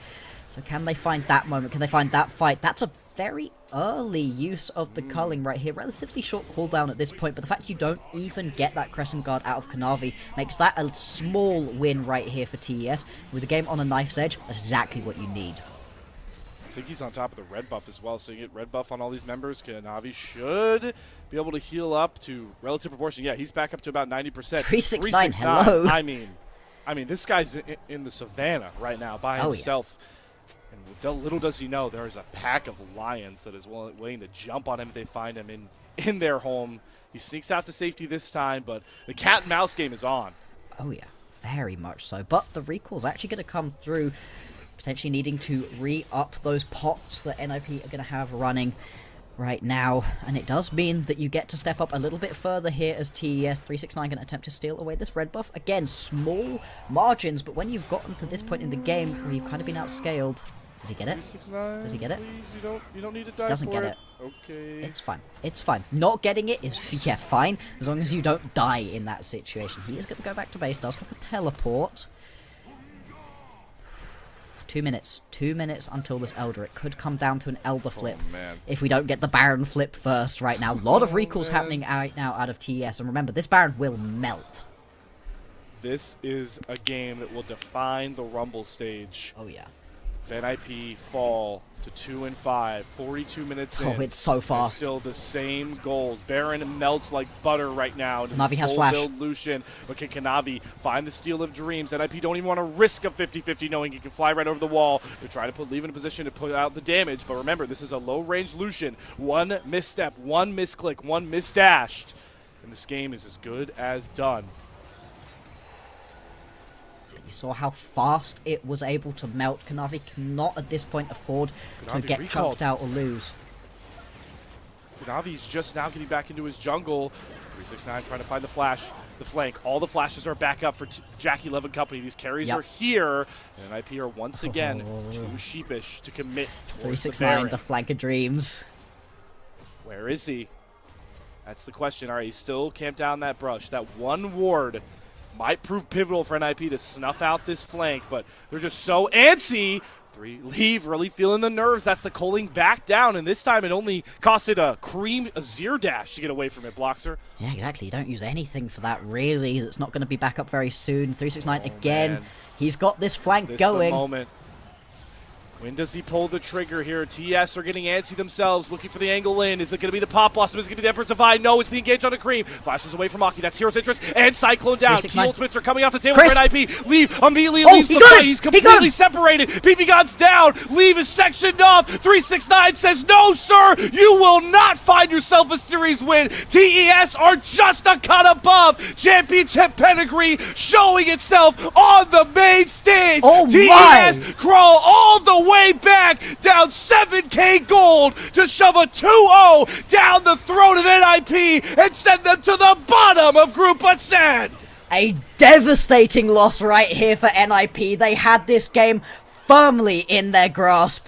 Still, 40 seconds until the majority are back up, 30 until Leave is back up and available, and actually, TES right here, they're going to move straight on towards this Elder. They do not feel comfortable to be able to try to end this game. Instead, they're going to go for the sure thing, and with this Elder, surely you have to think that this game is over. NiP, they have thrown this one away. They may well get one last chance, one last stand to try to rectify that mistake. Wonder if they hold this. Oh, they could have gotten Crisp Elder. Whatever, fleeting hopes. But yeah, let's take me through this replay block because this is the first time they didn't kill Leave first. They just took him out of the fight.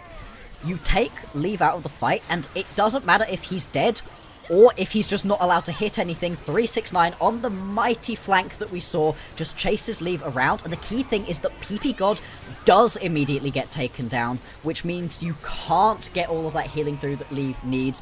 Jackie Love able to use the golden to kite this one away as well. But honestly, the winner of that fight is 100% Crisp and 369. Those two in conjunction are fully what wins that fight there for TES. I'm right there with you, Bloxer. Want to pay tribute to Jackie Love, though, who keeps dying to a full take Scion as Kaisa, and there's just like nothing you can do about it. It's really funny. And that's coming from a carry man. Anyways, we'll lock back in here because it's 45 minutes in. We've had two Barons come and go. Elder on to 3 members, including Cream and Kanavi, or excuse me, 369 and Kanavi. Yeah. I mean, NiP just have to fully turtle at least till Elder's out. Yeah, I mean, the thing with the Elder is it gets you that insta-Baron, which means you can actually start pushing this one forwards properly. Like you said, turtling may be the only correct solution, but at the same time, you've only got half of it down. TES still got a while left to be able to push forwards onto this one, and the base will surely be cracked open. This is the closest TES have been able to get all game long to NiP's base, and the towers are going to begin to fall. They've got the push through the mid lane inhibitor already down with the Sun Disc up. That one's going to be a nice and safe place to try play around. Now they're going to look to push through this top side. Nobody's getting the bottom lane, so it is only going to be a push through 2 different waves right now, but more than effective at the moment for TES. And they've still got a quarter of this Elder buff still available to them. Have to be careful to learn from the transgressions of NiP. Oh, yeah. It's hard to remember, but not long ago, NiP went for the winning play on the 2 Nexus turrets with Leave that would have ended this 15 minutes ago, and they died at the Nexus turrets. That's what started the comeback for the defending champions. And again, I have to keep pointing it out. Yeah. These 2 teams separated so much in Group Ascend, but even in the small details of this banger of 47-minute game, you can feel the difference right now at level between TES and NiP. TES are just such a quality side, as they're now going to siege here onto this inhibitor turret in the bottom lane. They've got super minions pouring in through the top and mid side. Yeah, Elder now going to go away. Still, with the Baron buff available, they can keep this pressure up at the moment. The waves are not synced even slightly, making this push bot lane a little bit harder to execute. They just have to buy time, though. These waves are on the way. TP coming in, yeah. The amount of space. Well, I just keep getting caught up in Shanji's health bar. This guy, he's not dying. It's just all shields. I don't know how they're ever going to have to kill Shanji here. Oh, interesting. He feels the confidence, gets blocked. Kanavi goes back in. Got to keep your eye on Leave, who off to the side is nearly blowing 369 out of the water, but Aki goes down first. Kanavi using the Sand Soldiers as protection. Good wall there from Cream. So 1 engaged jewel falls for NiP, but they still have Leave. They still have a fleeting hope. They still have the tank of Shanji, but they're getting whittled down. They're getting pulled apart in their own base. And the key thing that survives there is not any of the carries. It's the 2 cannon minions as now they go in. Oh, Kanavi, he flashes over the bubble. They're pouring so Crisp. much to kill off Shanji. Pop Blossom down. 369 with the World Ender. Believe he gets some space. He's trying to front to back. Down goes Chris. Shanji still survives, but he's losing all of his friends. Oh, no. The tanky Scion, how much longer He's can he dead. survive it? So much on to leave. Shanji goes down. Is this the final blow that sends NiP down to 2-6? 369 does get caught by bubble into PP God. Leave gets 1 kill. Look They're how low so Cream low. and Kanavi are. Leave has a moment to go for it all. Kanavi falls, Oh, goes no. into the stasis, has the GA, but Jackie Love Jackie! has to put on the display. But Jackie Love, does he get it? No! Wait. Leave heals the Crescent Guard. Wait, Leave wait, saves NiP! This game is not over! I mean, the death timers are so long at this point. There's a minute until Jackie Love's going to be back up and available, but there are no inhibitors right now. They're Look at the pinned in their super base. minions. 20 seconds until Crisp is around. Maybe he can hold this one.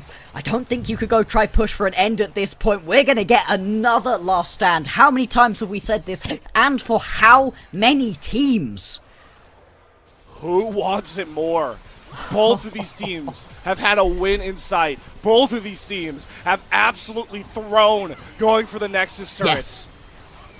It's just coming down to might at this point, Blockster. Who wants it more? Who makes less mistakes? And I Well, can tell you who wants it bad. Leave Yeah. does. Leave wants it real bad. He does not want to throw this one away. I can tell you who's making more mistakes here. 369 should not be this far up. And at the point at which Kanavi, Jackie Love, and Cream see themselves on, what is that, 1 HP? Walk away. You've got all of the inhibitors down. You've got super minions pouring in. I respect Jackie going in at that point, but they should have recognized that this was not their moment and stepped back. We are going to get the second Elder Drake coming up in this game. And the key thing about that is that the Nexus is exposed and the inhibitors are down for NiP, so they're not going to be able to step out of their base without constantly worrying about where these super waves are going to be. 20 seconds until the Elder is spawning. Keep in mind, on the bottom left, the inhibitor trackers are very important right now. Yeah. Double super minions will stop pouring in, I believe, one to two more waves. Yeah. The middle inhibitor responds in 33 seconds, but it's still so harsh. I mean, Elder's here. how do you ever step out of your base, Blockster? You have to gamble if you're NiP. Yeah. You can't afford It's to already lose gone. second Elder, but it's already gone. Like you said, this one just going to go down. And now as TES, you've got a decision here, right? Do you wait 40 seconds and go for the Baron, or do you just run at your opponents and end? He got my God. instantly having to flash away, or he would have died to Jackie Love. I think this is the right decision for TES. Use this Elder buff. Second Elder so strong. Go for the end. 369, yo! That is a tanky Shanji. That's flash out of 369, cooling down for now. Inhibitor gets recycled. Welcome, ladies and gentlemen, all viewing at home, to the longest game of the LPL split, or LPL in 2025 by this point. Yeah. The 2ES have it in them to go for the end here with Elder. They get triple super minion spawning again. They have Baron as an out. Can't do it. And they're going for the safer option here, Blockster. We got more minutes to play. Slayer, answer me this quickly. Is the sun up where you are at right now? Yes, I can see it. The sun is out, and I don't care. I couldn't give boy. a single Oh, care in yeah. the world right now. This one is going to carry on. We could potentially get a third one right now. Very unlikely at this point. Elder turns into the Baron, and we saw what happened to NiP at this point, where the Elder and the Baron empowered minions came pouring in. Like you said, these inhibitors are going to be coming back up very, very soon. NiP, they're going to have to pull a miracle out at this point. Everything is against Ninjas in Pajamas. Yes. The score, the record, the series, their Nexus in shambles. They have an inhibitor. No turrets up. Respawning go. soon. Elder, Baron. What can they pull out of themselves to get out of this bind, find the win, and force the series to distance? We're going to find out right goddamn now. Let's see. Where's the engage going to be? It's going to be all on Leaf, keeping himself alive. You're fighting into the Elder buff right now. Second Elder is so strong as well. Where's the moment? Crisp, Here we go. Crisp is going for it. He wants Leave. They're dashing in with the killer instinct, but Aki brunts Jackie Love. He has to bail out of the fight. Wait, Leave is what? untouched. Leave is turning it. Aki has Jackie Love down. 369 can't do it. It's all on Cream and Kanavi. The Sands What? are not going to make enough space. Everything against them, but NiP will not quit, and they're going to game 3. How do you lose that fight? You've got Elder! Second Elder up and available. You say it's done. 60 seconds until people are going to be It's back gotta up and be. available. It is over in this situation. Just walk it down mid, leave somebody at the Nexus to stop the super waves pouring in. NiP, this is the craziest way you could possibly have won this game. What? I am bewildered. What? Both of these teams were onto Nexus turrets with man advantages. Gold swings of tens of thousands. The longest game of the LPL year. NiP staring down a 2-5 record will not go down in sweeping fashion. It all comes down to game 3.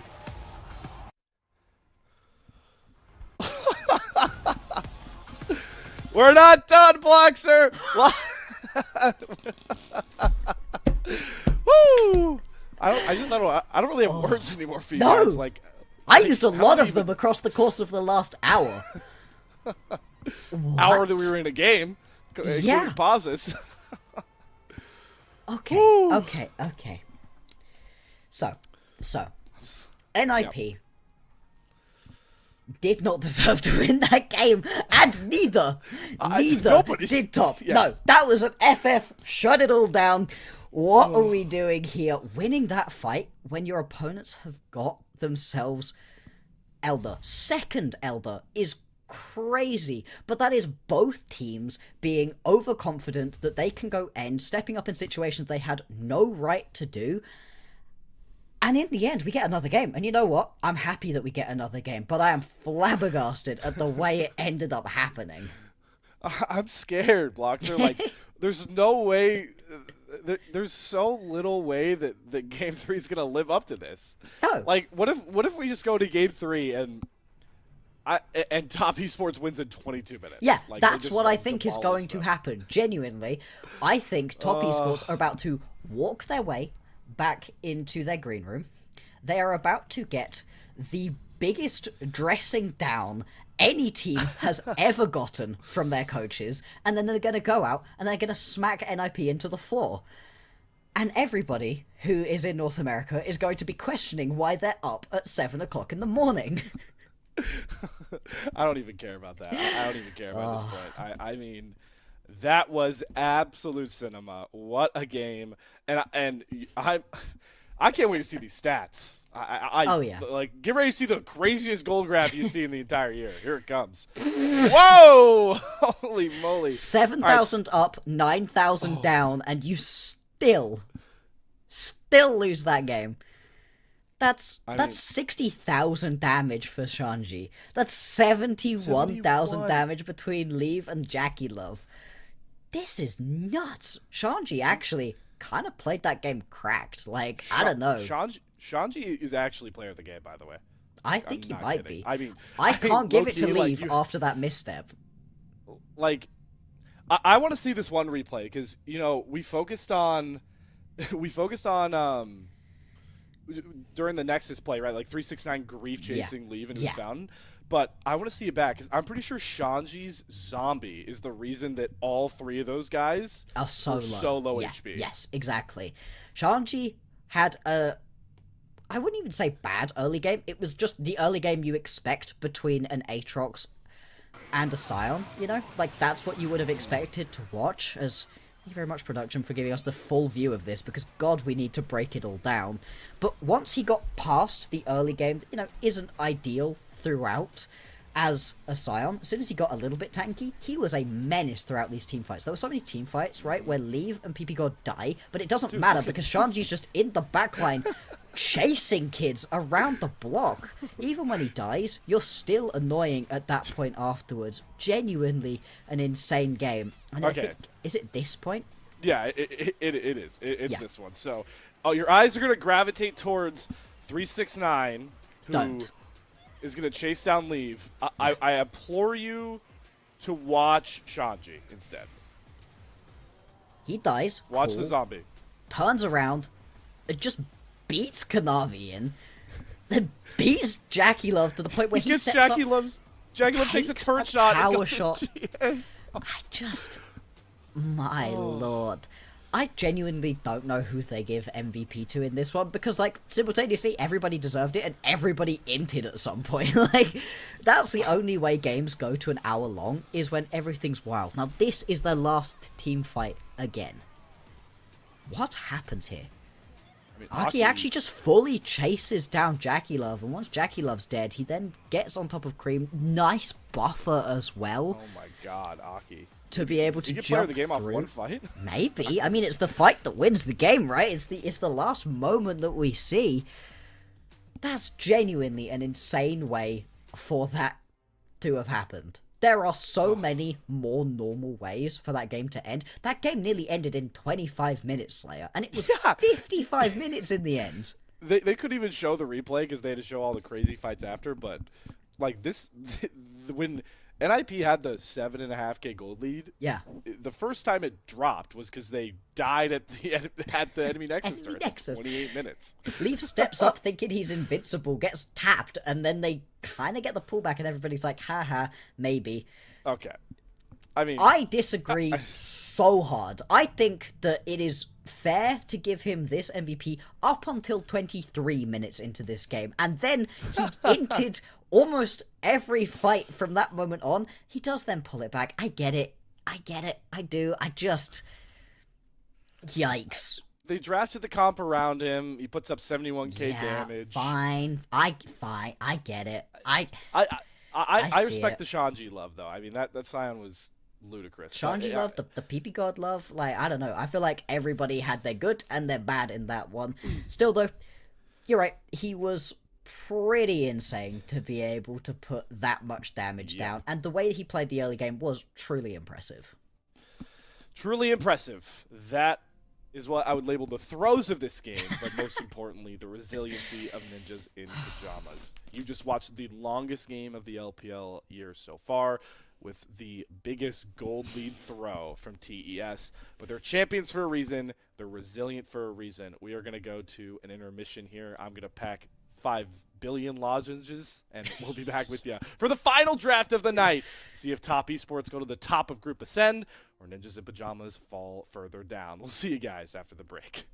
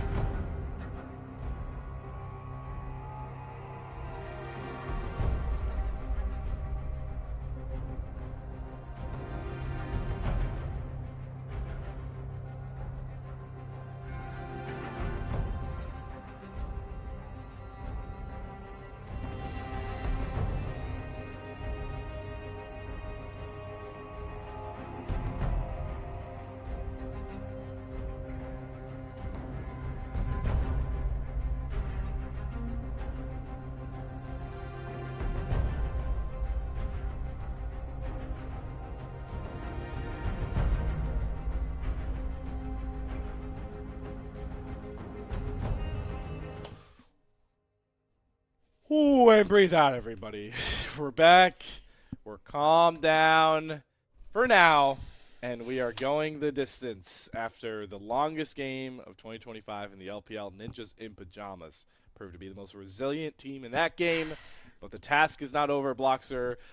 We've got to wipe Game 2 out of our minds and prepare for a TES Blue Side Game 3, where NiP have to do the unthinkable after already accomplishing the unthinkable, it feels like. I said the phrase need to find a miracle for both of those teams in that game, and they both did find their miracles. I love playing hot potato with the win, you know. No, you have it. No, you have it. No. You have the win in this situation, but luckily it does send us on to a game number 3. Now, the thing that I'm slightly worried happens is that one of these teams now just completely stomps, and more than that, it's Top that just completely stomps through, because NiP, they managed to find success with a very odd team composition that we don't see particularly often. The big tanks and one main carry available to you to really deal the damage. It worked, but it's Fearless, and we can't do that again. So what else do NiP have up their sleeves? I mean, Doinby can still play a lot of champions in that mid lane. I like the idea of Shanji on some of these tanks. I think he's a very great tank player. Aki, you know, that Wukong had its moments. I am more intrigued to see what TES looks like on their blue side, right? Because they got a pretty cookie-cutter one. They just got a B1 Varus. But after that game, where do you even go? Where do you even go on the playbook, right? Yeah. Well, I mean, there's a lot that's now been taken off of the board because of Fearless as well, so we're really getting into the depths of a couple of these drafts. You've now used up a lot of the best pieces for these all-in kind of drafts. You've still got a lot of these hyper carries available in the ADC role, so we'll see what that's going to be looking like. And I do wonder if now we get to see something a little bit more interesting out of the junglers, or if we're going to see something a bit more standard like the Sejuani popping up right here. But there are, you know, a couple other things that could maybe pop up across a lot of these lanes, to be honest. The thing I'm interested in looking at, to be honest, is the top lane, though. These top laners have kind of been going toe-to-toe. 369, I think, overall, in the laning phase has looked a lot better, but hasn't necessarily been able to translate that fully into victories for the team. Yeah, that's a good point here. You know, Shanji in the Gwen game actually ended up more gold than the Jace actually did, funnily enough. And then so much damage too, like the genuinely Aatrox, crazy. Aatrox had its 369 moments, but you know it had the 9 moments. There are also the 3 moments towards the end of that game. We'll see where TS wants to go with 369 and his champion pool in the top lane. For now, they're banning away Doinby Rise, taking Poppy off the board. And I'm already getting an inkling that we're going to get some pretty potent junglers potentially sneaking through here, unless we get, like, Vi Skarner ban on this turn. Yeah, indeed. There are a couple of those, you know, very strong junglers still. Oh, not Skarner. Not Skarner. We did lose that one earlier on. God, it feels like years and years ago that we ended up losing that one.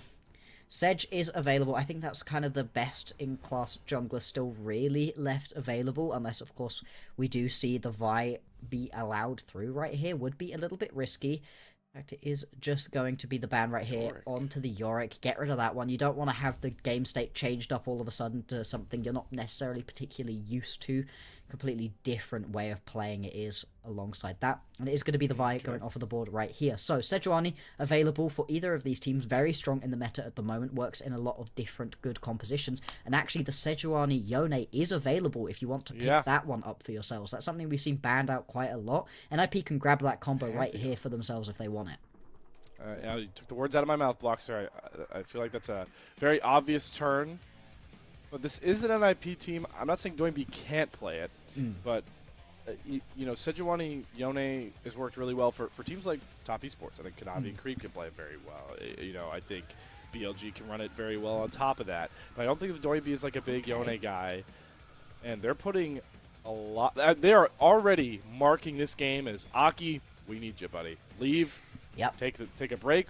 We're picking the Viego, playing for resets. Are we really about to blind a Silas, who has been Doinby's best champion split 2 so far, I would say, but that'd be dangerous. It would very much be, and it would be a bit of an odd one when the only available ulti that you can see is the Grand Starfall. Not a bad one to necessarily take if you want to be proactive around the map, but I think the Aurora are going to be a little bit safer right here. We have seen Doinby's Aurora not necessarily look like the best. He's also had situations where he's been able to one-tap people. It very much depends on how well he gets out of this laning phase right here. We'll see what Cream actually wants to take into him at the moment. It's just going to be the Renekton picked up right here.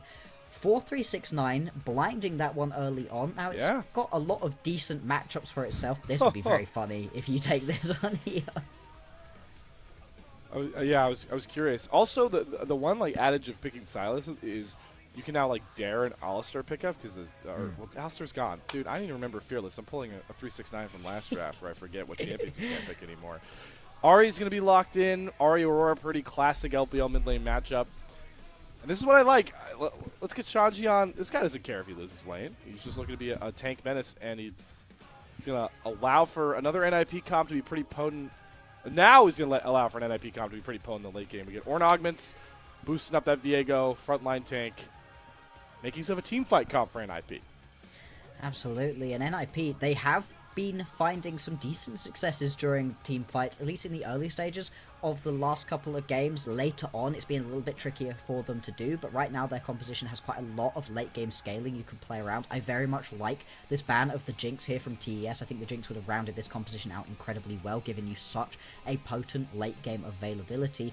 Now, with the Jinx and this Kalista taken off the board, all of the ADCs we've lost previously, we are very much down in the depths when it comes to ADC pickups. What do Leave and Jackie Love have available for them? In terms of things we've been seeing recently, Ezreal is still available. That's very standard. Now going to be taken off the board. So now I think we are truly in the weird kind of pickups. Jhin, Aphelios, Draven, those are the only top tiers that are still kind of available. Xayah is around. You could grab a Xayah or a Khan maybe if you wanted to for TES. I think it'd be a bit risky.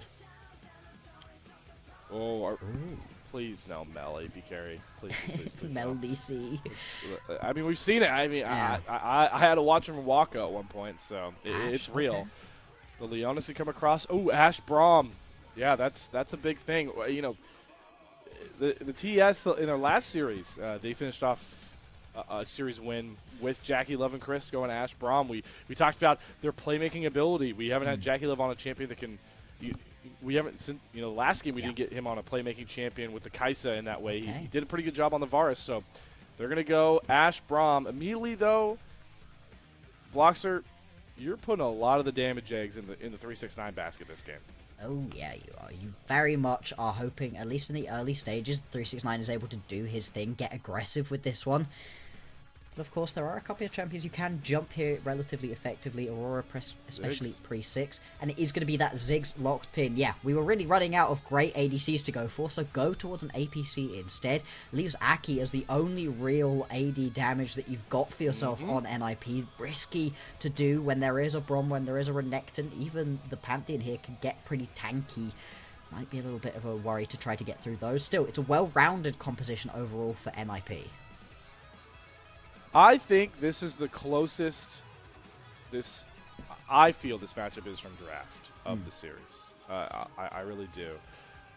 It's clear compositional strengths and weaknesses. I think it's very interesting, like you pointed out, that Aki's going to be the only AD damage. On the flip side, Cream is the only AP damage on this Ahri. So I wonder how that itemization is going to come across for armor versus MR placements. I don't know what can happen because we just came off the most topsy-turvy game of the LPL in 2025 so far. So expectations are scattered to the wayside.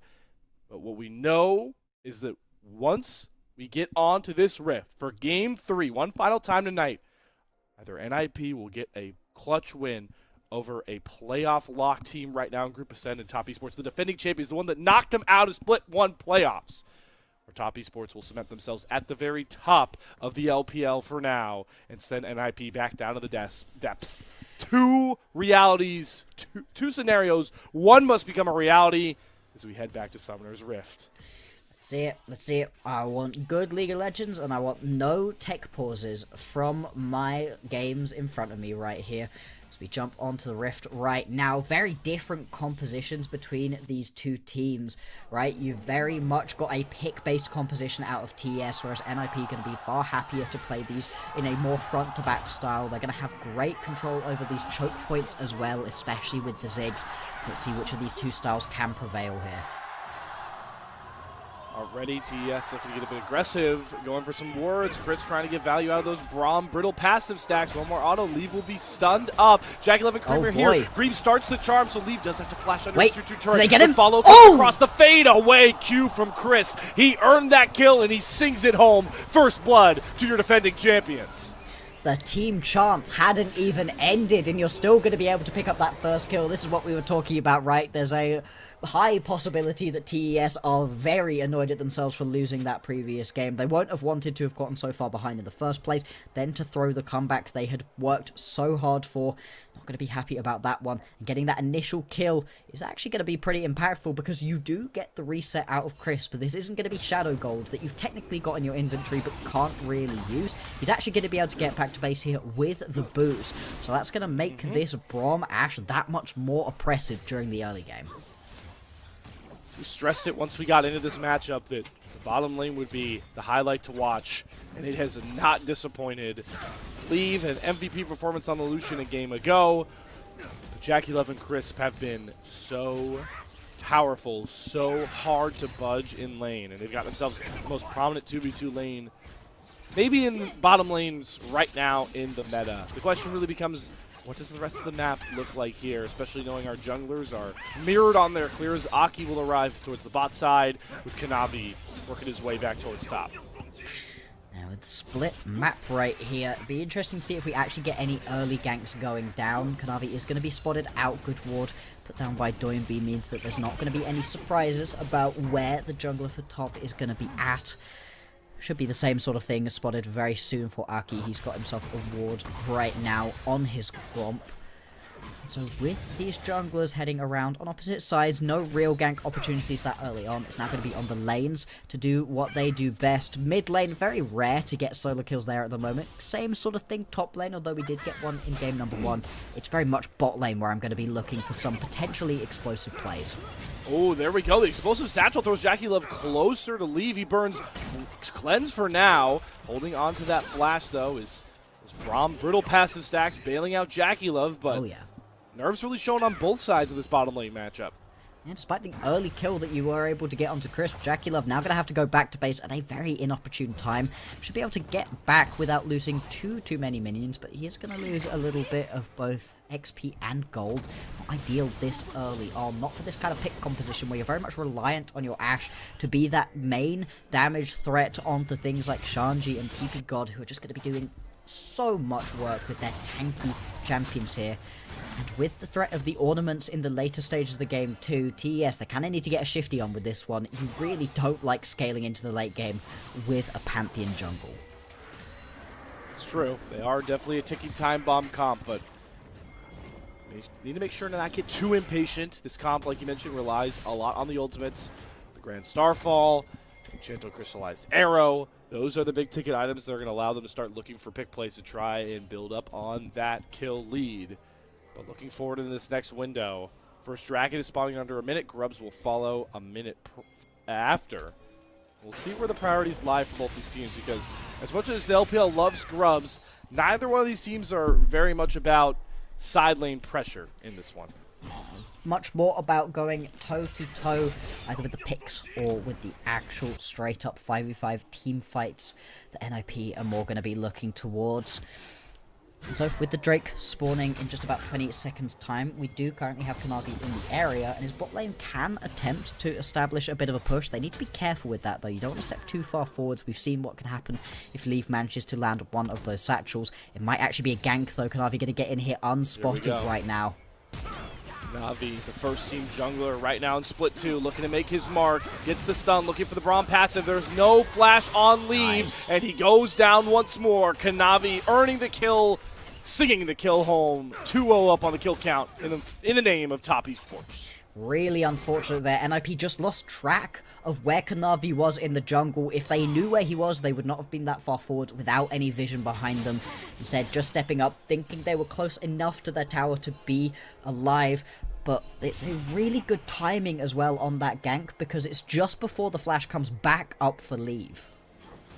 Also, Aki tries to find a counter in camps. Doesn't find any camps. Good sidestep on the stun there from Cream, who does not have the Spirit Rush, holding on to that flash, and he's not going to have to pay for it with his life here. Kanavi here to cover. Join B getting ult first does not end up costing TES too much. Things are just going to be okay for the minute with the 2 kills. They're going to be up by about 1,000 gold. Nothing too much at this point into the game. Interesting, though, that we did see the early play towards bot side for Kanavi. Doesn't go towards Drake, though. Instead, decides to make his way up towards the top side of the map. This is now going to be that 1-for-1 trade that we see oh so often. Kanavi going to get the grubs for himself. Aki going to pick himself up this first Drake. Chemtech, not the most impactful of the individual Drakes to be getting. You don't mind giving this one over. And I think more than that, it's about the fact that you now get to choose right here as TS. You can try go for the second set of grubs if you want. If you get all 6, that's awesome. But if you don't, giving them away, it being 3 for 3, really is no skin off your back. Feels like the plus side of the early trade for sure. Leans towards TES. And again, like we talked about, this is how top-tier LPL teams find big wins in big spots. It's just these small little advantages that they build up and accumulate into a bigger snowball. Even if TES definitely have to try and push that snowball down the hill as quickly as possible, knowing how their comp is built together. Very much. This is not like the previous game where they had so much extra scaling. No, they very much need to get a move on with this one. Like I said, don't want to over-aggress. You need those ultimates, but now you've got those level 6s available. Could potentially see something interesting going on at some point. For the minute, standard lane assignments. We're not seeing anybody moving around at this point. 3 minutes until the next set of grubs are going to spawn, and 4 minutes until the Drake is available. Oh, interesting. Shanji, not happy about losing that big stack on his turret. Oh my. He's slamming 369. This guy's got dominance, and he's still losing. Not enough for the kill threat. Assassin Ornn isn't in the cards for Shanji just yet. This is exactly what we wanted to see right here from Shanji. Yeah, you're on the Ornn, so you're not exactly expecting to win. Still, though, you could do a shocking amount of damage. I've seen far too many Ornns get solo kills seemingly out of nowhere. Now, though, Shanji, without any mana, this is risky. All right. Okay. 269, not too confident to go for that kill. Maybe didn't have enough cooldowns there. And I want to say, you know, TS have been more proactive. They've got kills on the board. They've got early grubs, but gotta give Shanji some credit. He is doing a decent job at the weak side Ornn. Down just a couple hundred gold, and that's all you need. You need to not give 369 a huge lead as the really primary damage threat of TS's comp. Yeah, absolutely. He can get himself involved in a lot of these fights. It's going to be a good thing for top. Still, things pretty calm. Now going to be about 2 minutes until the next grub is going to spawn. And remember, this is an incredibly important matchup for both of these teams. NiP specifically, they need this win here if they don't want to keep sliding further and further down towards the bottom of this group percent. And also, everybody, we got to think about the circle of suck implications, right? You get a lot funnier if TES end up falling to NiP as one of their 2 losses. So, yeah, I always got to think about the circle of suck. Yeah, the circle of suck has been pretty strong, actually, in the LPL in this split, too. So many teams falling to members, you just don't... Oh, FPX, they're an easy... Wait, why did they win? Why did they beat BLG? What? Why did we see that? All of these questions and more answered on the LPL week on week. For right now, NiP, they've got themselves to match point, right? They've put themselves into a good spot versus TES, but in this game at least, TES do have a slight advantage right now. The minute, junglers both hovering around towards the bottom side of the map. We haven't seen that first Grand Star fall out of Kanavi. It's going to be really important to see what he can do with that. It's the same with a lot of these champions, right? Nocturne, Pantheon, they're all about what can you do with that first ulti, because if it's effective and you get some good gold out of it, amazing. If not, it's a long cooldown, and it really just delays your ability to get into the game. I see Ganavi using it pretty soon here as the grubs are about to spawn 20 seconds out. You can see TES make the first move on the board, setting JackieLove up towards the top side, like this call into the Ornn. As long as you're positioning fine, should be comfortable to shove waves into this Ornn, and that allows more of the river to go to your control of TES. Leave does have teleport as that AP carry on the Zig, so if NiP want to, they can bring all 5 members up to this kerfuffle as well. Where is going to Grubs be begin. that bit of engage? Yeah, like I said, TS going to start this one up, but they're getting a little bit surrounded here. The call out of TS is to try to go for Shanji, but you're not going to be able to kill him here. They're just going to get pushed Here away. we go.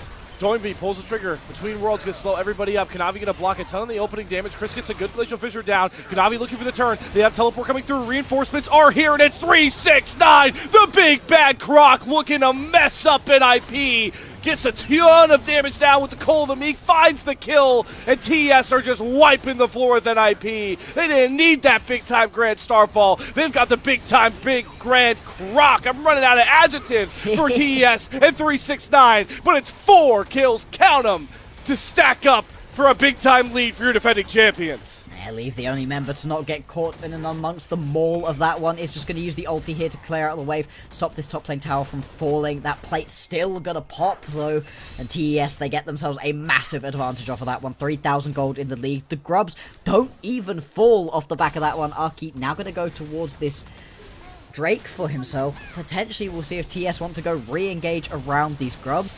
Let's see the replay, though, because that was a crazy fight. Not enough time. I want to see, Kanavi uses that vulnerable really well. Oh, it's so Chris, good. this Glacial Fissure, so much bodyguarding. Yes, Crisp with the Glacial Fissure is huge, but I think you're absolutely right. More than that, the shield is everything. You just can't get that initial kill, and then the reinforcements roll on in. Cream is able to land a great charm to be able to pick up that initial kill, and then finally use the Grand Starfall just to be able to pick up the final one, as Kanavi takes that away. Sweet Doinby. Welcome to the Freljord, my friends. Down he goes. TES, they're just a different breed when it comes to elimination matches, and they're showing it. 7-0. Nearly flawless game in the opening 13 minutes of this one. And while we were in that replay, TES actually were able to bully their way in and pick themselves up that Drake. That's now 1 Drake apiece, and the rest of the grubs are still available at this point. You can see Cream walking up to them right now to get a little bit of vision. If you can grab 6 grubs and 1 of the Drakes here, that's a great way to start this game off right here for TES. 7 kills as well, certainly not going to hurt. This is why we talk about the different levels right now between NiP and TES, and how the foreshadowing of that came in last Split 1 playoffs, where that's where a lot of people feel like TES started their climb all the way through the lower bracket to championship, to that first stand spot on the international stage. You could see how the foreshadowing bodes true here right now, with TES on the cusp of a 7-1 score in Group Ascend, and NiP, after the most heroic of comebacks in Game 2, are now just scrambling for kills, scrambling for turrets, for all they have to their name right now is a dragon. 1 lonely Drake at the moment, and you can see Leave just had to flash away from that enchanted crystal arrow coming downtown. Arky now trying to go for a potential little bit of a play into the opposition jungle. You can't dive, certainly, onto an Ashe Brom. That's a death sentence if you decide to go for that one. It's just a really tough game, right? You've got yourself the Viego, good reset, decent in terms of just trying to get involved in these team fights. But before that, you don't really have any lanes that are particularly winning that hard. Grand Starfall, oh boy, Leave. Leave, oh poor Leave. Grand Starfall. It's not a Starfall, and it's a Yordle. Ooh, that Charm Whipping, though, is going to make it 1 more auto, so... It takes a little Wasn't bit longer. perfect, but the kill score is still perfect. Up to 8-0 now for TES. Yeah, exactly what you needed to do. And this is the Grand Starfalls that we really wanted to see from Kanavi. We need to see him be proactive, and he has been. So many Pantheons we see at this level and lower levels just aren't proactive enough. JackieLove get potentially chased here. Yeah, no flash. Can he do it? Plunge. Slowed. Between Worlds, great use for Doinby to get closer, and Just dead. JackieLove is picked off. The first kill for NiP coming across is a catch JackieLove on the turn. Oh, just unfortunate there for Jackie Love that he was just not fast enough to be able to get away in this situation. He has the boots, but just going to get chased down. And now the turn around for TES. They're going to see what they can grab for themselves, potentially around this top side of the map. We've got the Herald spawning 40 seconds time. Minute 50 until the Drake is going to be available. And at the moment, TES, they're very much in the lead when it comes to their team fighting prowess. Just got the item advantages to their name at the moment. Good chunk of gold. 4,000 gold, 15 minutes into this game. That's a huge victory for TES, and it's mainly come through just moving around the map more effectively, using this composition with the global from Kanavi to just get involved. The strengths of their comp, and it's what we talked about, you know, getting nitpicky, right? In a lot of the shortcomings of NiP, it really does feel like just not either drafting a comp that has cohesion they can play through, or failing to accomplish the goals of some of their drafts. And I feel like that was the one in game one. And again, as we talk about what separates an NiP that was in the upper bracket of split one to our current defending champions, one of those things really feels like executing on drafted compositions. That and positioning out of leave has been the main things this squad has been faltering on. 369, he's just stepping up, and it's fine. Jackie Love arrow finds Aki. Heartbreaker will not save you. Flash will not save you. 369 spells blood in the water, and he wants the feast. Down goes PP God. Shanji having a flash for the hills as well, but Chris lands another Q, another concussive blow, another multi-kill pick play for Top Esports as they're running away with this one. Yeah, they are going to lose some damage onto a couple of towers. You can see the teleport going down into the bottom lane to be able to stop Doinby from pushing there, but still, it's an overall great play out of TES. And now 369 should chase Doinby away. Shouldn't be able to get this kill here. There is still a tower on the backside. Getting aggressive leave. Ooh, I don't think you want to be stepping to Kanavi right now. Does Kanavi actually want this dive? Oh, he misses the Q. I think he's going to fall. Flashes over the old Kanavi, getting fancy with the footwork. Still dies to PP God though, but hey, that's not a kill over to leave. Yeah, it was good fun to watch that one go down. Just crazy with the way that you can step up to the opposition's bot laner and say, okay, goodbye. Have fun with that one on your grey screen simulator. Now got another Drake up and available. It would be the second for either of these teams. No soul point available, so not quite going to be as impactful. Still, Hextech Soul, very, very strong. Great Drakes to be able to grab for yourselves. And TES, they are collapsing hard right now. It's Chris once again leading the charge. So confident on this Braum pick, looking for those conclusive lows, those stacks on the Braum passive. And NiP looking to make a bit of a stance here, reinforce the battle lines, but Chris trying to cut off the entrance of Shanji. He will arrive. You got Kanavi late to the play here. Green gonna spot the Spirit Rush. Kanavi over the wall though, gonna engage onto Shanji, and they're melting through the tank first. When that's going, that means you're way too far behind to compete, and it's just like knocking over dominoes with bowling balls right now for TES. Again, nobody drops. They find 3 kills. They find everything. Okay, without jinxing or caster cursing, right? We're both thinking it, right? There's no way. No. There's no way. This one... I'm not going to finish this thought, because if I do... I will. This is over. Oh, no! This is over. Oh, no. You've gone and done it now. But, I mean, I think you might be right. In this situation, there's no way to step forwards. I love the combo right here between Chris putting up his Unbreakable and then Kanavi with his shield up as well. There's just no way you can actually deal any of the damage that you need to. All of your damage right here from NiP, pretty much directional, very easy to be blocked out. Leave specifically, just not able to do anything in that fight. We've got more than enough damage on the overall composition right here for TES. Nearly 8,000 gold up. We got the Dragons in tote, 6 grubs. Looking for the Rift Herald. It is procedural for Top Esports to come across this win here. It will take some monumental mispositioning from a team of veterans looking to attain a much higher goals than a series win against NiP. It's good to see them respond to adversity, or as many like to call it around the LPL, classic LPL games that we just had for that second one.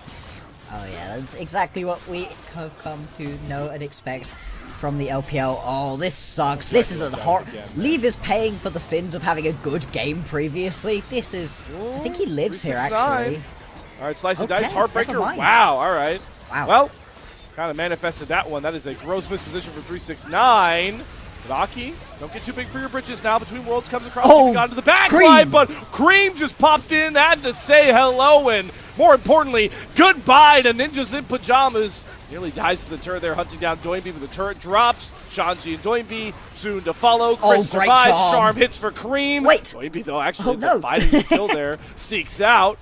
So pretty close in numbers, but it's still a TES win, and they're taking more turrets. Exactly, that is a couple of kills back for NiP, exactly what they needed to try maybe squeak their way back into this game, right? They've got decent scaling. This is what we said last time. You've got ornaments coming later on. This is a rower build for Doinby, so it's going to take a while to get online. Same sort of thing for Leave.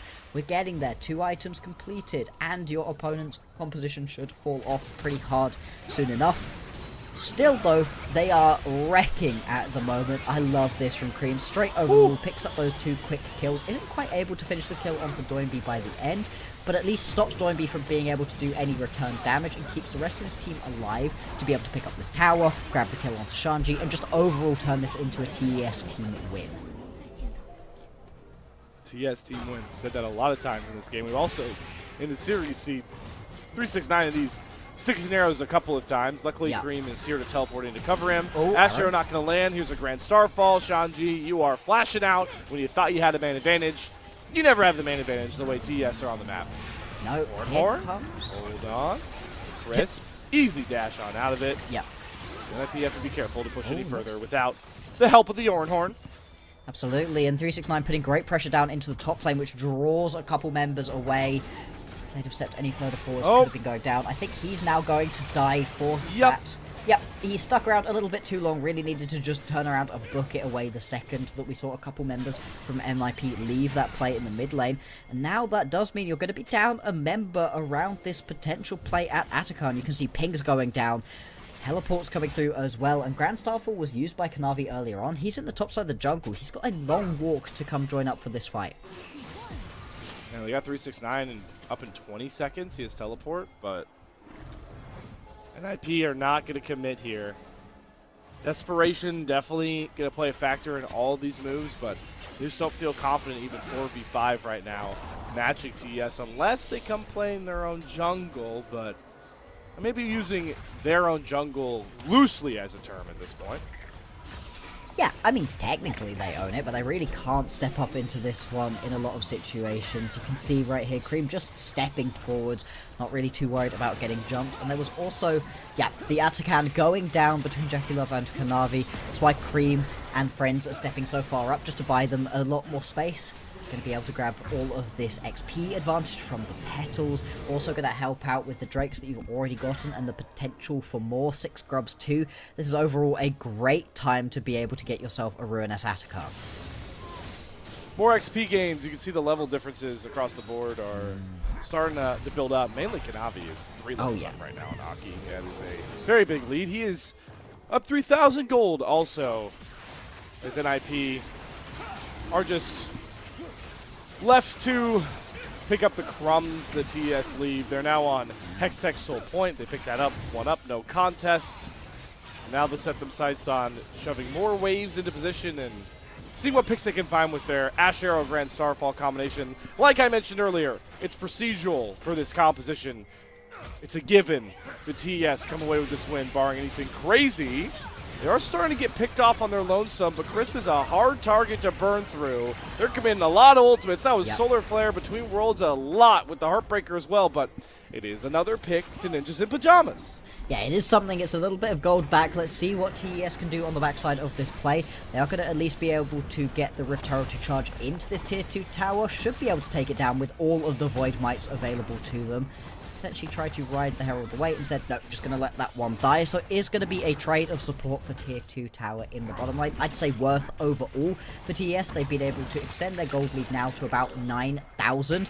They are very much in control of this game, and you can see it here reflected in the way that the game is playing out and in the items. I mean, specifically look at the jungle items. You've got yourself Oh, No flash, one item, and scuttle. now you're going to get Oh. jumped potentially by Kanavi. Not quite, whereas Kanavi has got those 3 items completed. Yes, the Pantheon does fall off in the late stages of the game, but because of how well this early game's been played out right here by Kanavi, Aki's going to be so far away from actually hitting his breakpoints and being able to go toe-to-toe with this Pantheon. toe-to-toe with such a core for TES that we've sung the praises of so many times. Our resume is outstanding for TES, especially as the defending champions. And we're going to keep sounding like a broken record here, but a young team for NiP that's been put together from, pieces on former OMG rosters coming together with Doinb. Just hard for them to cut it in these series-defining matches. And again, against TES, it's showing in what is right now the most dominating game of the entire series. Absolutely. I mean, NiP, they have managed to win a lot of series with one game, but not the series overall, right? They can't quite close these. Getting 2 wins in a row versus opponents has been something very, very tricky for them. We're seeing the exact same thing in this one right now, and they are just getting pushed around, bullied about. The Baron has now spawned TES. They've got the fast track towards it. Very much on vision of NiP. Don't know if they're going to want to start this one up straight up, but they can at least bully the NiP vision away, make it so much more uncomfortable for NiP to try step up, get the vision that they're going to need to be able to get involved. Shanji has now hit that level 15, so the ornaments are coming through at this point. The scaling is there. At this point, though, it feels like the extra stats that you get from ornaments are just making up for the item deficits that you're in, and not even entirely. 3 items advantage to Jackie Love. Kanavi's up a full item right now over Aki, who, as Diego remember, was R1 pickup. So this was the thing they wanted. Yeah, they wanted Aki to be the carry. And now they're reduced to PP God flashing after Kanavi, but the Pantheon wants you to come into him with a ton of damage. Kanavi's able to kite back with the flash, and they're leaving Jackie Love with a flurry of arrows to just cut down all of NiP. Here's your knockout blow. The defending champions may fall, may stumble, but they will not be denied. Watch as TES goes to the top of Group Ascend, 7-1. This should just be the end, as we are saying. 30 seconds until anybody's going to be back up and available. And with 6 grubs, these towers will fall incredibly fast. Great combos between this team after we have such a long game in game number 2. Game 3, it's so fast. TES, it was a stumble, it was a whoopsie, but they are going to be able to pick up this series versus NiP. No better 2-game stretch encapsulates what it's like being an LPL fan than this 2-game stretch.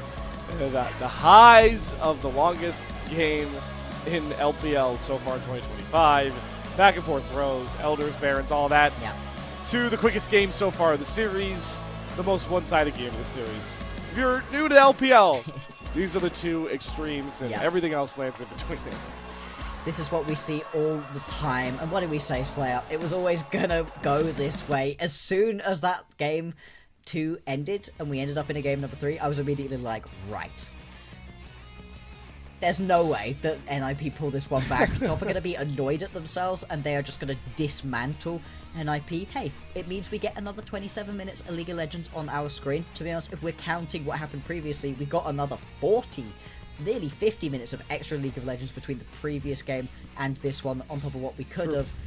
That's always fun, always great to watch a little bit more. But Top Esports, there's going to be some questions about them coming out of this series. Overall, though, they looked great in Game 1, great in Game 3, and they were even able to nearly mount a crazy comeback in Game number 2. I'm not that mad about it. No, I'm not upset. In the grand scheme of things, like, knowing how grueling double round robin with 10 teams is, right? Like, playing 18 best of 3s. Every team, from top to bottom, has thrown games they probably should have lost by this point. We're this many games in. Every team's had stinkers. Every team has had bangers, but the prevailing thought, you see it down on your screen now. 7-1, Top Esports. For now, that is the top mark in the LPL until AL play JDG tomorrow. We'll see how that one plays out because they have a bit of a better win. I guess it's plus minus we're showing here. Yeah. But there it is. Top Esports, the defending champions, back to the top for now. And they're going to be very happy about that one. We'll see if that is going to stand. Still, getting those top couple of spots is going to be incredibly important, because remember, there's a chance that we're going to get some of these Group Nirvana teams make it into the playoffs if they're able to make their way through that last stand little bit. If you're sat as that number 1 seed going into the playoffs, you're up a bracket, you're going to have such an easy time. You could potentially end up versus some of the much weaker teams later on in the bracket if things shake out correctly. You're going to be very happy with that one. It's not just getting those top 4 spots, although those top 4 spots are the most important thing, getting yourself that little bit of a break between the regular split and the playoffs, but actually the seeding will still matter incredibly, so Top Esports are going to be very happy with picking up this win. Very happy for the standing's sake, very happy for them showing resiliency once again, coming off of throwing multiple times. How many teams do you see lose with Elder, Baron, every inhibitor down, every Nexus turret down? Top Esports does it. Yep. I think the resiliency factor of winning a series like this is most important as we take in the not as important stats. The resounding thing that's screaming out of all these is that this is domination from TES. This is simultaneously the way you play a pick composition, which can be a little bit of a tricky comp to play if you're not very accurate with those arrows, if you're not constantly finding yourselves those engage options, and also the way that you play a Pantheon, a very, very tricky jungler to be able to make work, because if you start to fall behind even slightly, the champion has really no recourse to be able to get yourself back ahead. But in this one, Kanavi, one of our best players that we've seen across the course of the entirety of Without the LPL, not just in Split 2, but across the entirety of the year, has just been so strong. And this is exactly what we want to see off the back of a disappointing first stand. He's now arrived and is just taking people's names, and in this game on the Pantheon, made it work beautifully. Putting up MVP-like numbers as he chases potentially that award for Split 2. As we get a look back at some of those replays from this game. But on the flip side of this, talk about all we're lifting up TES, the story here for NiP, Blockstar, I think rings true, is just the story of two different teams, the story of inconsistency across this series. They have such good moments, and then there's mispositions out of leave. There's just bad decisions on team fighting early on. In this game, they were trying to scrap a little bit too early. You end up losing that initial kill to the Brom, and then from that moment on, it never felt like there was a single moment for NiP to get back into this one. But then they have some great moments, some great team fights, some great snap decisions. They don't feel like a bad team overall. We watched some pretty poor League of Legends in that first series of the day, as Group Nirvana often does give us. That's not what NiP are, but they just need to get that little bit more consistent. The bones are there. The just overall structure isn't happening at this point. Yeah, it's painful to watch because at moments, like you called out in Game 2, like NiP shows that they're a team that could beat the best of the best. Like, take TS to the brink. They were a team knocking off, like IG. I know IG is a much different team in Split 1, but they were in a group with IG. Yeah, handled them pretty well. They sent AL to 5 games in the upper bracket.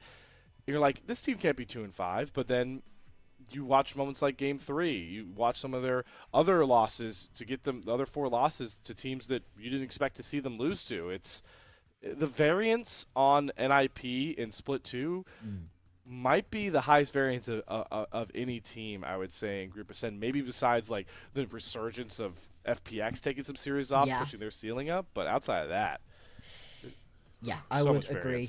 Crisp, okay. Crisp. All right, I like it. I agree. The Brom was really nice. A huge part of that victory there was just a part of almost every single kill. I think that is legitimately one kill that he was not a part of in the end of that game, and got that first kill that really destabilized what it was that NiP were trying to do. Absorbed a ridiculous amount of damage in that one. Well deserved here. Well deserved indeed. That is Chris picking up his first MVP of the LPL in 2025. So big shout out to Chris there. That makes it so that every single member of TES now has an MVP in the regular season. So shout out to Chris. That Braum was excellent. Jackie Love bringing the Ash Braum as well. The duo we talked about being potent for this bottom lane matchup showed out. TES showed out. Bloxer, what are your final thoughts here on the LPL landscape here before we close out this broadcast? I love Group Nirvana. it's such a mess, but such a fun mess, and I was very happy to be able to see that one. Do OMG pick up a single game for themselves at some point? We'll see. In terms of Group Ascend, though, it's so much closer than maybe the standings are beginning to make it seem. It's not like these top teams are just one-tapping these bottom teams in the standings, and the Circle of Suck is real. We nearly got to see it again today at this point. God, I love LPL League of Legends. I love the LPL too. Always enjoy casting alongside you, Bloxer. But that will do it for our day. Before I have one final message here. Thank you very much to our Elite Coffee supporters, Aaron Soup, Meng, and Forrest Without joining that crew. Their pledged financial contributions help level up the broadcast and give back to the cast and crew who strive to give you an LPL English product every single day. You can learn more about coffee with commands in the chat below as well on the stream. But a big shout out to all of you that stuck around through what ended up having some giga bangers of NiP versus Top Esports. We appreciate every single chatter, every single follow, subscriber, all that and above. It makes this unofficial LPL English broadcast come to life. But until tomorrow, where more action from Group Ascend and Group Nirvana, or actually just Group Ascend, comes your guys' way. For myself, Bloxer, and Wet Noodles on production, take care, and we'll see you soon. Goodbye.